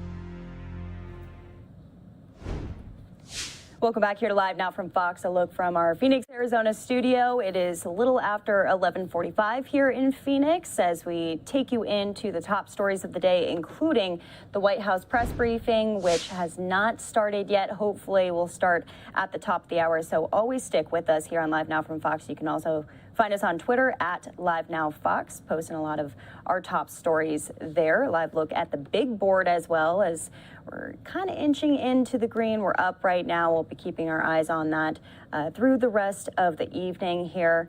But we want to go out to the rest of that Pentagon cybersecurity briefing from earlier as we await the White House briefing, because cybersecurity concerns, though we haven't talked about them quite as much, they're trying to stay proactive with this just in case anything does happen right here at home and with our allies as well. So here's the latest from the Pentagon. Those entities together so that we can look at this problem holistically. And the reason that line of effort is important is that we say frequently that we are pursuing data centricity. Years ago, the idea was really network. In fact, many of the writers in these technical forums have written a lot on network centricity. And at the time, that was really the buzzword. We were going to mesh ourselves to make sure information had a pathway. And then we realized that really was not an element on the periodic table of C2, but more of a compound. It had other parts you could break apart. And then we started getting focused on application centricity. It was all about the application. And that went on for a few years, and we realized there's something else to this. And finally, the latent discovery for us was data. Data is the element that we're pursuing. And data centricity has three parts to it. The first really is people. We hardly ever speak of this because we're so focused on the second tenet, which is technology. And then the third piece is process or policy. If you want to capture data centricity, you got to line all three of those up. I am confident that we will solve the technical pieces of JADC2. There is a way to do this. I also believe that process and policy under the right pressures will form around the needs of the department, and we will find ways to do things in an efficient and safe way. I am less optimistic on the people side if we don't take some pretty strong action. It's really the people that are our strongest asset. And really, as a department, as a government, even beyond DOD, while there is value with our people, we don't really have the best roadmap. We don't really know what it means to recruit the right market. We don't really know what it means to train and develop the kind of workforce we need, not only today, but in the future. And for those who don't stick around, this retention issue is one that we need to get a grasp of and figure out why. And we know that working in the government can be challenging. Things like onboarding delays, security clearances, some of the educational requirements that are in place, and the pay in some cases, where the pay may not be commensurate with industry. But I'll be honest, the people that we talk to love to work in this field because they can do something that they can't do anywhere else. And they're patriots at heart, and they want to give back to their country, still very much alive. So I really appreciate the question in the sense that we've got to take a look at people as strongly as we do technology. Otherwise, this enterprise, the JADC2 experiment that we're going through now in attempted delivery, will not be successful. I'm encouraged that it made the cut, and it's got a strong voice in every forum that we're in front of. So I believe we've got it right. I believe there's clearly the right amount of attention to this, but we haven't cashed that check yet. We now have to do what we've recognized are our shortfalls. To the second part of your question, how do we bring in all the people to do this? That's precisely what JADC2 is leveraging, not just for the U.S. entities and not just for our letter agencies that support our efforts, which we already have processes in place. We are revigorating some of the forums we have with our international partners. We know that Five Eyes sit at the table in many of these, but the table is spread pretty wide with our coalition partners as well, who have helped us develop the pieces that we can share. So inclusion is the solution to ensuring that we get a better outcome and that we're not leaving some really good ideas out of the room. Angus, did you have a follow-up? I sort of have like about 7 follow-ups, but I'll just stick to one little bit, which is, are you therefore saying that recruitment and retention will be in scope for JADC2 line of effort too? Yes, I'm saying that exactly. We have a vested interest. Those OPRs, the principals who will be responsible for that come from lots of different places. but it's a collective responsibility to make sure that we look at our workforce. I mean, I've even testified on this, that our workforce needs are different than they were 15 or 20 years ago. The people that we really need as part of our organization want a different work environment. They want a different structure.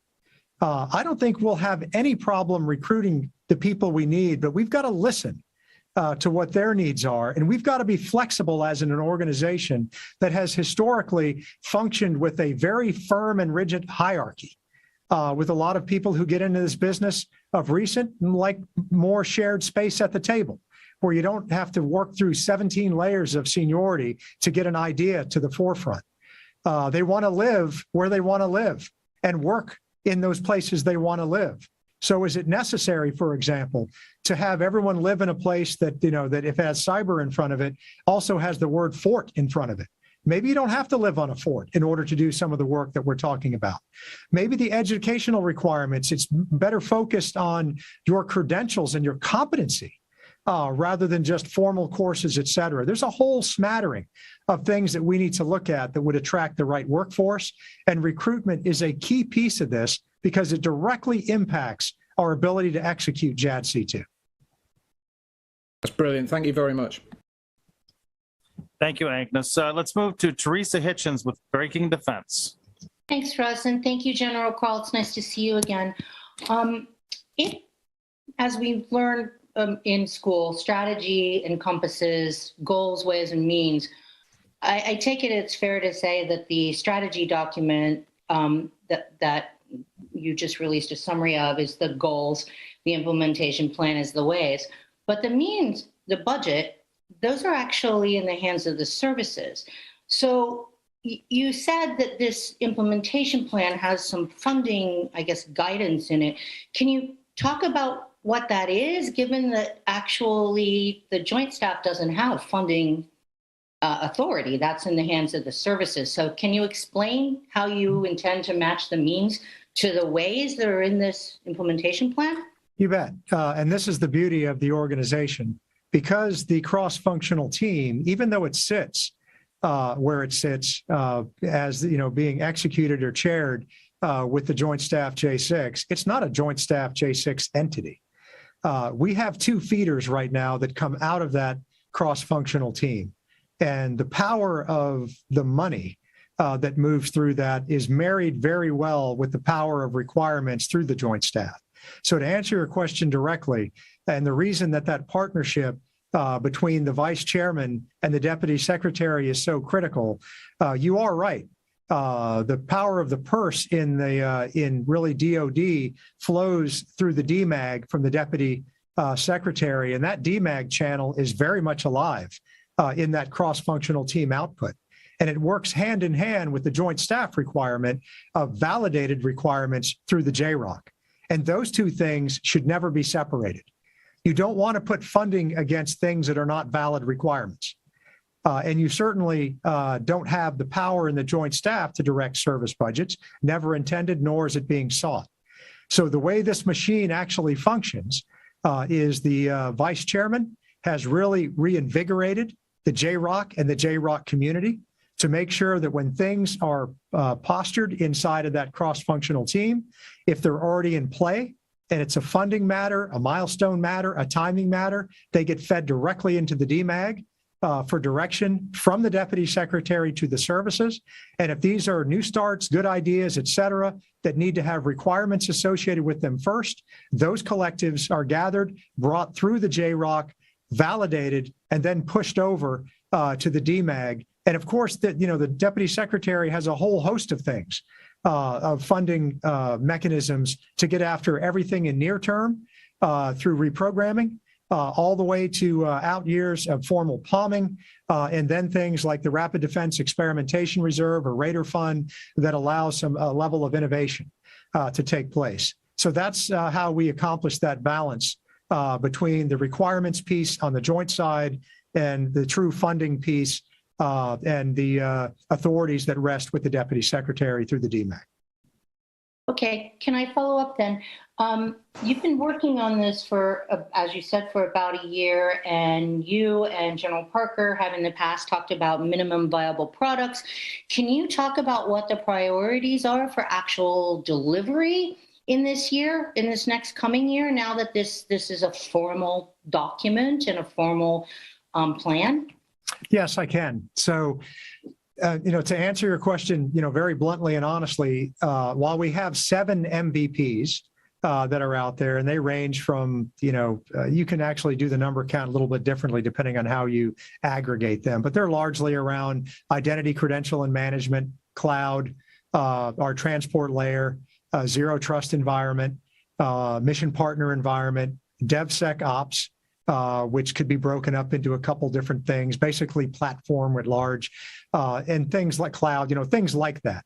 And there's all work involved in all of those. And in some cases, there are statutory authorities that, rest like with the CIO for some of that selection, with our data enterprise in the building, and services have some roles in that. So not stepping on those toes at all, but there are 2 areas that we've picked of those that we are looking to accelerate, and that it really are our focus this year, and I mean delivery soonest. And the first one is DevSecOps. And to give you the use case, because we could spend a lot of time going through, is there a benefit in selecting a platform? What would the platform look like? Don't we already have a couple of those platforms? Do you need to be so specific with big standards? Or are you going to have little standards? How do you prevent so much divergence that they start working at cross purposes and no longer become affordable? All good questions. But what we're really focused on this year is a use case where I cannot recall the department doing this. I could stand corrected if someone comes up with an example, but our teams that are working on this don't have one. And to some of you, it may sound modest or even small, but I want you to think about what hasn't existed before and what we're trying to accomplish. That is to take an application. Since applications rule our environments, and they crush us in budgets. They don't have APIs on the backside. I can't exchange data the way that I need to exchange data. They're locked up going in, they're locked up coming out, and they misbehave on the network. Almost impossible to manage on the network. Either chatty, unsecure, or I can't share them with others at a time that I need to share them, and forget about patching. The patching protocol is so problematic that we don't do this in the times that are necessary. That's the present environment. So what we're attempting to do in DevSecOps this year is to take a series of applications. We've let the services come forward, which the ones that they want to create first. And this environment on a common platform with a common developer's toolkit will create a secure application that comes directly out of the developmental environment with an authority to operate, placed directly on the network with a reciprocity agreement and shared by the other services literally in minutes. And so we went out to customers. And again, if you're an industry, you would look at this and probably yawn and say, do that every day, right? Every Fortune 500 company iterates like this, hundreds of API adjustments every day. We don't, for a host of reasons. So that from start to finish, from developing to publishing, to hosting, to using, and then real-time patching to ensure that's secure, and then giving this homework between the services to let them test drive their developmental environments developed by others or to grade each other's homework will start soon. Pieces of that are already underway. That's kind of element number 1. Element number 2 in DevSecOps is to take some of our most misbehaving applications in the environment, which I would prefer not to mention right now, and put them through the redevelopment gauntlet and have them reformatted into this viable application that I just described so that it can behave properly on the network and we can share data. This really came to light in some of the crisis actions. You've been listening in to the Pentagon press briefing, but we wanted to alert you to a couple of the shots that you have on your screen right now, including this breaking news out of Campbell, California, as a fire has erupted at a 3-story vacant commercial structure. Firefighters clearly responding right now, taking down those flames as quickly as possible. They said crews are resorting to defensive operations as they work to control the blaze. Heavy smoke visible in the area and around the whole valley. Fire officials asking people to be cautious and aware of those arriving trucks that will continue to come here in the coming hours. As you can see, those active flames just really coming in here. Thick plumes of smoke going up into the air. Definitely a defensive operation at this time. This isn't the only fire that is ongoing, though. This is definitely the most active that we have, but we were showing you a different shot, this one in Eastland, Texas, as it's now a driving shot. I think they're heading away from the scene, but there was gusty winds and low humidity that fueled multiple wildfires in West Texas, burning homes and other structures, prompting evacuations of small communities. Several wildfires merged to form what fire officials were calling a complex that was burning near Eastland, about 120 miles west of Dallas. As of this morning, the fires had burned about 62.5 square miles. It was only about 2% contained, and fires were still burning in thick brush and grass fields just within the hour here. So this is more of the farmland that you're seeing now. Back out to this other commercial fire in Campbell, California,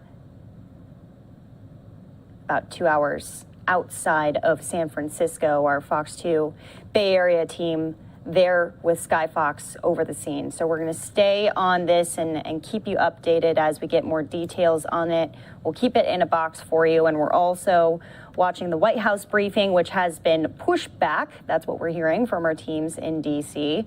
Not sure exactly when this is going to start, but it has definitely been delayed. But whenever it begins, we'll bring it to you live here on Live Now from Fox. Until then, though, we'll go back out to a portion of that press briefing from the Pentagon.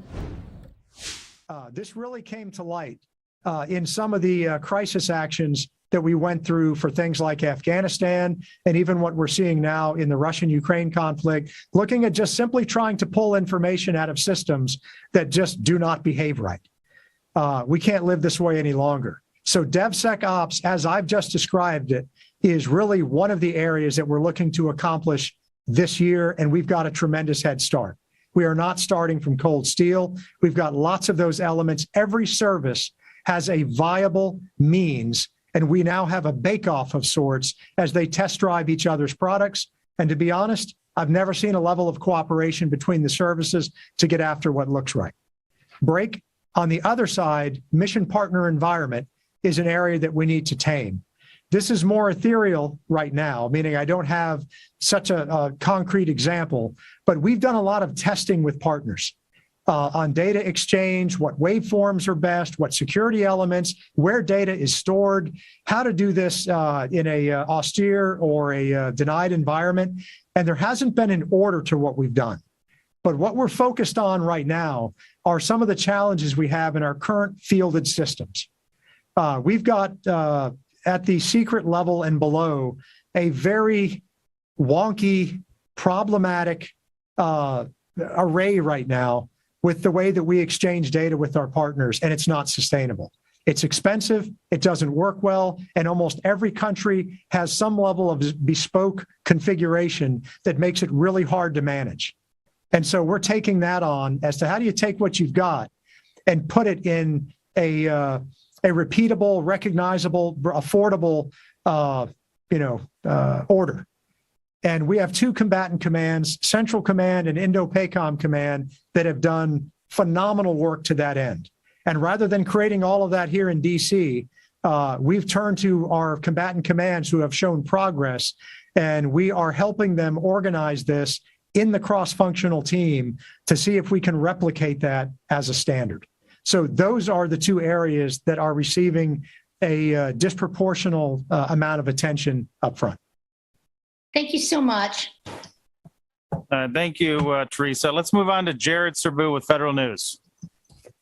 Hey, thanks, Russ, and thanks, General, for doing this. I apologize if you've addressed this. I had to step away for a second, but I was hoping you could elaborate a little bit more on what you said is going to need to be strong action on the people's side. How detailed and specific does the implementation plan get on the concrete actions you need to take to handle some of the people issues? Are you mostly still at the problem identification stage, or do you know what you need to do on the people side? Yeah, we're far more developed there. And unfortunately, it's not because of our wisdom and somehow we dedicated more time to it. The reason that we're so developed on that end is we've known about these problems for a long time and haven't fixed them. So this is really something that we should have done 5, 7, 10 years ago. What the implementation plan finally does is really put that accountability and measurable steps against each one of those discrete parts that we've discovered. I've kind of outlined a little bit of that on what we're trying to tackle, but the workforce is evolving. There's different needs. There's different skill sets. There are certain people we'd actually need on staff to do the work belonging to us, and there's others that could be contracted out to do that as a service. But we've got to ensure, for example, I'll just give you a few examples that we've known about. When it comes to recruitment, people just don't fall out of the sky and decide I'm going to come over and join the government. And it's tough to find where those jobs are. It's difficult to onboard. It's timely. There's security, security concerns. I mean, we make it difficult. And in many cases, maybe it's necessary because we want to be thorough, but in many cases, it's not. We've just got to get better at it. We've got to understand our market better. We've got to understand, if you're part of the team, what's your developmental pathway? One of the biggest disappointments I've had is that there are certain career paths in these technical fields that it's unclear how you advance, what schools you attend, how you progress, what the expectations are. These are reasonable things for people to want to know when they join an organization of our size. So what we have is well-intentioned people who've got a laser focus on this, but now we've come together in a more holistic way, and we've committed to fixing this. So I'm incredible for everything that I've just said that sounds pessimistic, is that we're slow in doing it. I'm incredibly optimistic that we finally got a beat on it, and we understand what needs to be done, and I think the order of prosecution makes sense. And, our leadership in the building, from the secretary on down, support from Congress, there's not a single entity that I interact with that isn't ahead of me right now, spurring me, empowering us as an effort to get after this as our highest priority. People really are our strength, and our leadership is really committed to fixing it. So, yes, we have a head start. It's not nascent, and I would expect some pretty recognizable changes to that in the few months ahead. And can you just say a little bit on which communities, for lack of a better word, are implicated by the implementation plan? I mean, I'm guessing it extends pretty far beyond just the traditional IT workforce. It does, but I think it's manifest more, right? We in the IT workforce and really in the technical side of it, not in the scientific and technology community. They've always been able to go out and really get the experts, the data scientists, the chief technicians, and the, those who know how to do test and analysis. They've always been really good at that. I'm talking about the other organizations, especially even within services, in order for us to take our visions and implement them on day-to-day operations and how we do business. That's really what's been lacking. So I think you'll see this at the service level. Certainly, I think you'll see this at the support level where this will be manifest. And the very first question, I think, or question or two that opened up is related to this as well. In addition to the right workforce to work some of this, the training and education responsibility for everybody needs to be raised, and that's addressed here as well. So this is about raising the competency of the user. Because, again, maybe 20 or 30 years ago, someone might say, that's someone else's problem to solve. But we're all dependent on technology. And there's got to be a level of understanding. We understand it's clear for our security, right? We do things. I know we use the term cyber hygiene, which is a terrible term. And I know that we've, talked before that, hygiene for some maybe is optional. So maybe cyber hygiene is a bad way to look at it. Cybersecurity is not optional. So we've got to train and educate everybody who will use this space properly. So it even affects the non-technical user of this. So yes, I think you'll see this primarily focused on the professional cadre we need in the non-S&T community. Thank you, sir. Thank you, Jared. Next question goes to Brianna Riley with Inside Defense. Thanks so much for doing this. Back to Teresa's question on the MVPs. Mission Partner Environment has been in the works for years. I'm wondering, is part of the reason you're prioritizing it now because of Russia's aggressions in Ukraine, or can you shed further light on why it ranks so highly among your priorities? And then beyond that, what's the timeline look like for delivering capabilities here? Thank you.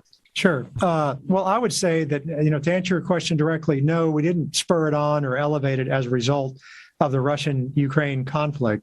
The MPE, as you've said, has been in the work quite some time ago, and we made this a priority formally, in the strategy, which was written over a year ago. It made the cut as a line of effort because of one real principle. We're never going to fight alone. We're always going to rely on partners. We need partners. There's not an operation or activity, especially at scale, that we can think of that we'll do this by ourselves.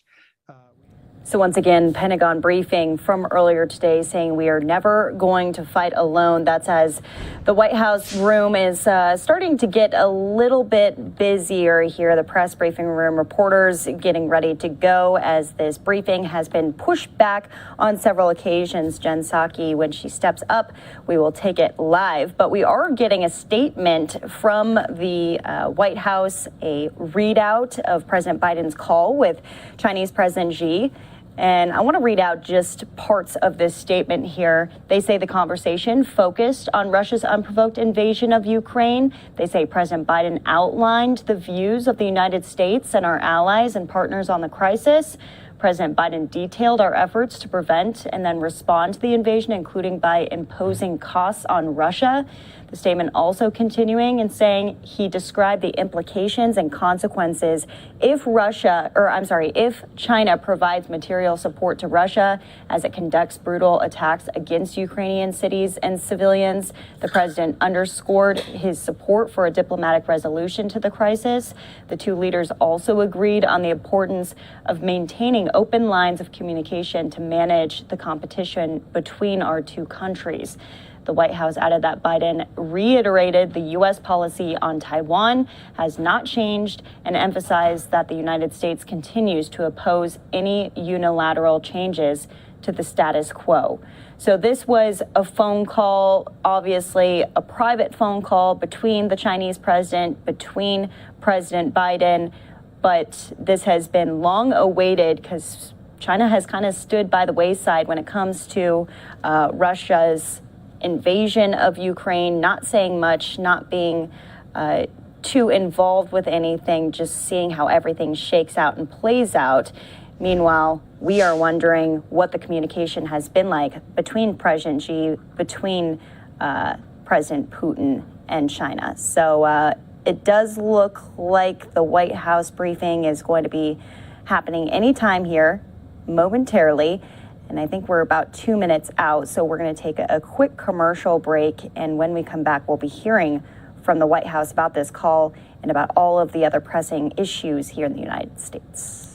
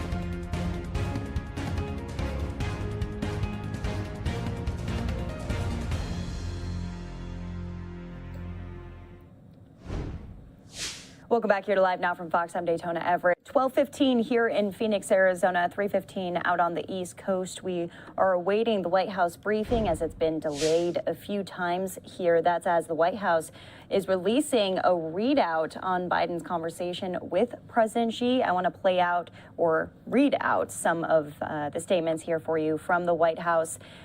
They say that President Biden outlined the views of the United States and our allies and partners on this crisis. President Biden detailed the efforts to prevent and then respond to the invasion, including by imposing costs on Russia. We all know about those sanctions, economic, that have been imposed on Russia and really have kind of plummeted the Russian economy. The statement also saying he described the implications and consequences if China provides material support to Russia as it conducts brutal attacks against Ukrainian cities and civilians. That's as airstrikes are really continuing today, both on the east and the west in Ukraine.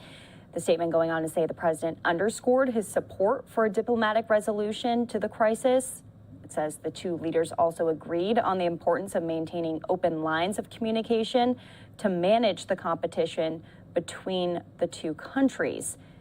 The White House added that Biden reiterated the U.S. policy on Taiwan has not changed and emphasized that the United States continues to oppose any unilateral changes to the status quo. We, of course, will only be receiving this readout from the White House, but likely that Press Secretary Jen Psaki will be answering quite a few questions about that phone conversation between the two presidents, as China and the U.S., from that readout you heard, are direct competitors, and China kind of staying by the wayside when it comes to the escalation between Ukraine and between Russia as war continues out there. As we await the press conference, let's go out to this live look that we had of a fire that erupted in the Bay Area in Campbell, California. This is a 3-story vacant commercial structure. Firefighters and crews on the scene trying to take down those flames. This is, as of right now, a defensive operation. The smoke seen throughout the entire county here, as it's likely that the conditions probably are not great, and a lot of forest nearby, greenery nearby, opportunity to be burning up that brush as they try to keep it and contain it in this area to the best of their ability. California firefighters always doing a great job, and our Fox 2 Bay Area team flying overhead with Skyfox here. So we'll be checking in with them, seeing if we get any more details from down on the ground. We'll, of course, bring them to you as we have them. Back out to the White House briefing as we are still waiting. There was some activity inside as reporters were rushing to get to their seats. So we're going to play out the final minutes of the Pentagon press briefing, focusing mostly on cybersecurity earlier today. Take a listen. We need partners. There's not an operation or activity, especially at scale, that we can think of that we'll do this by ourselves. We need our partners and our allies, and so we need to get better at it. You are correct. This has gone on for some time. There's been pockets of success in areas, but what was lacking, to be fair, is, if you asked me the question 5 years ago, what's your operational design? Forget the priorities. Where are you going? What do you want to accomplish? I don't think we could have said. Yet we were very busy. Lots of action, lots of testing, a lot of sharing. But to what point? This puts a fine point on delivery. And really, since we're talking about data exchange, our number one MPE priority is in the system and systems that provide that information exchange at the COCOM level, which is why I listed CENTCOM and INDOPACOM. They struggle in their environments, like all combatant commands do, to make sure that we have the right apparatus technically in place. We can always put filters on. We know what information can and cannot be shared. But if you don't have the transport apparatus, if you can't share data, if there's no common repository, how do our partners do JADC2? And how do they look at their own decision-making cycle if we can't connect at the data level? And that's really why MPE is so important. Timelines was the second part of your question. This gets a little trickier. Right now, not all the budget decisions have been made. So I'm guessing as I look at this, our ask, the deputy secretary has a very tough job ahead of her because we've asked for everything. I think we've prioritized fairly well, but if you add these up, I'm confident it's more money than we have to do all of it right now. So we have to make the case. What are the prerequisites that have to be in place to take that next step? Which things can be spread out? What things don't you want? Maybe there's, wisdom in not spending so much money in certain areas because you want to see how they play out and develop rather than over-investing in an area. So we do need to make some tough choices in the department on which pieces of this get fielded at what points.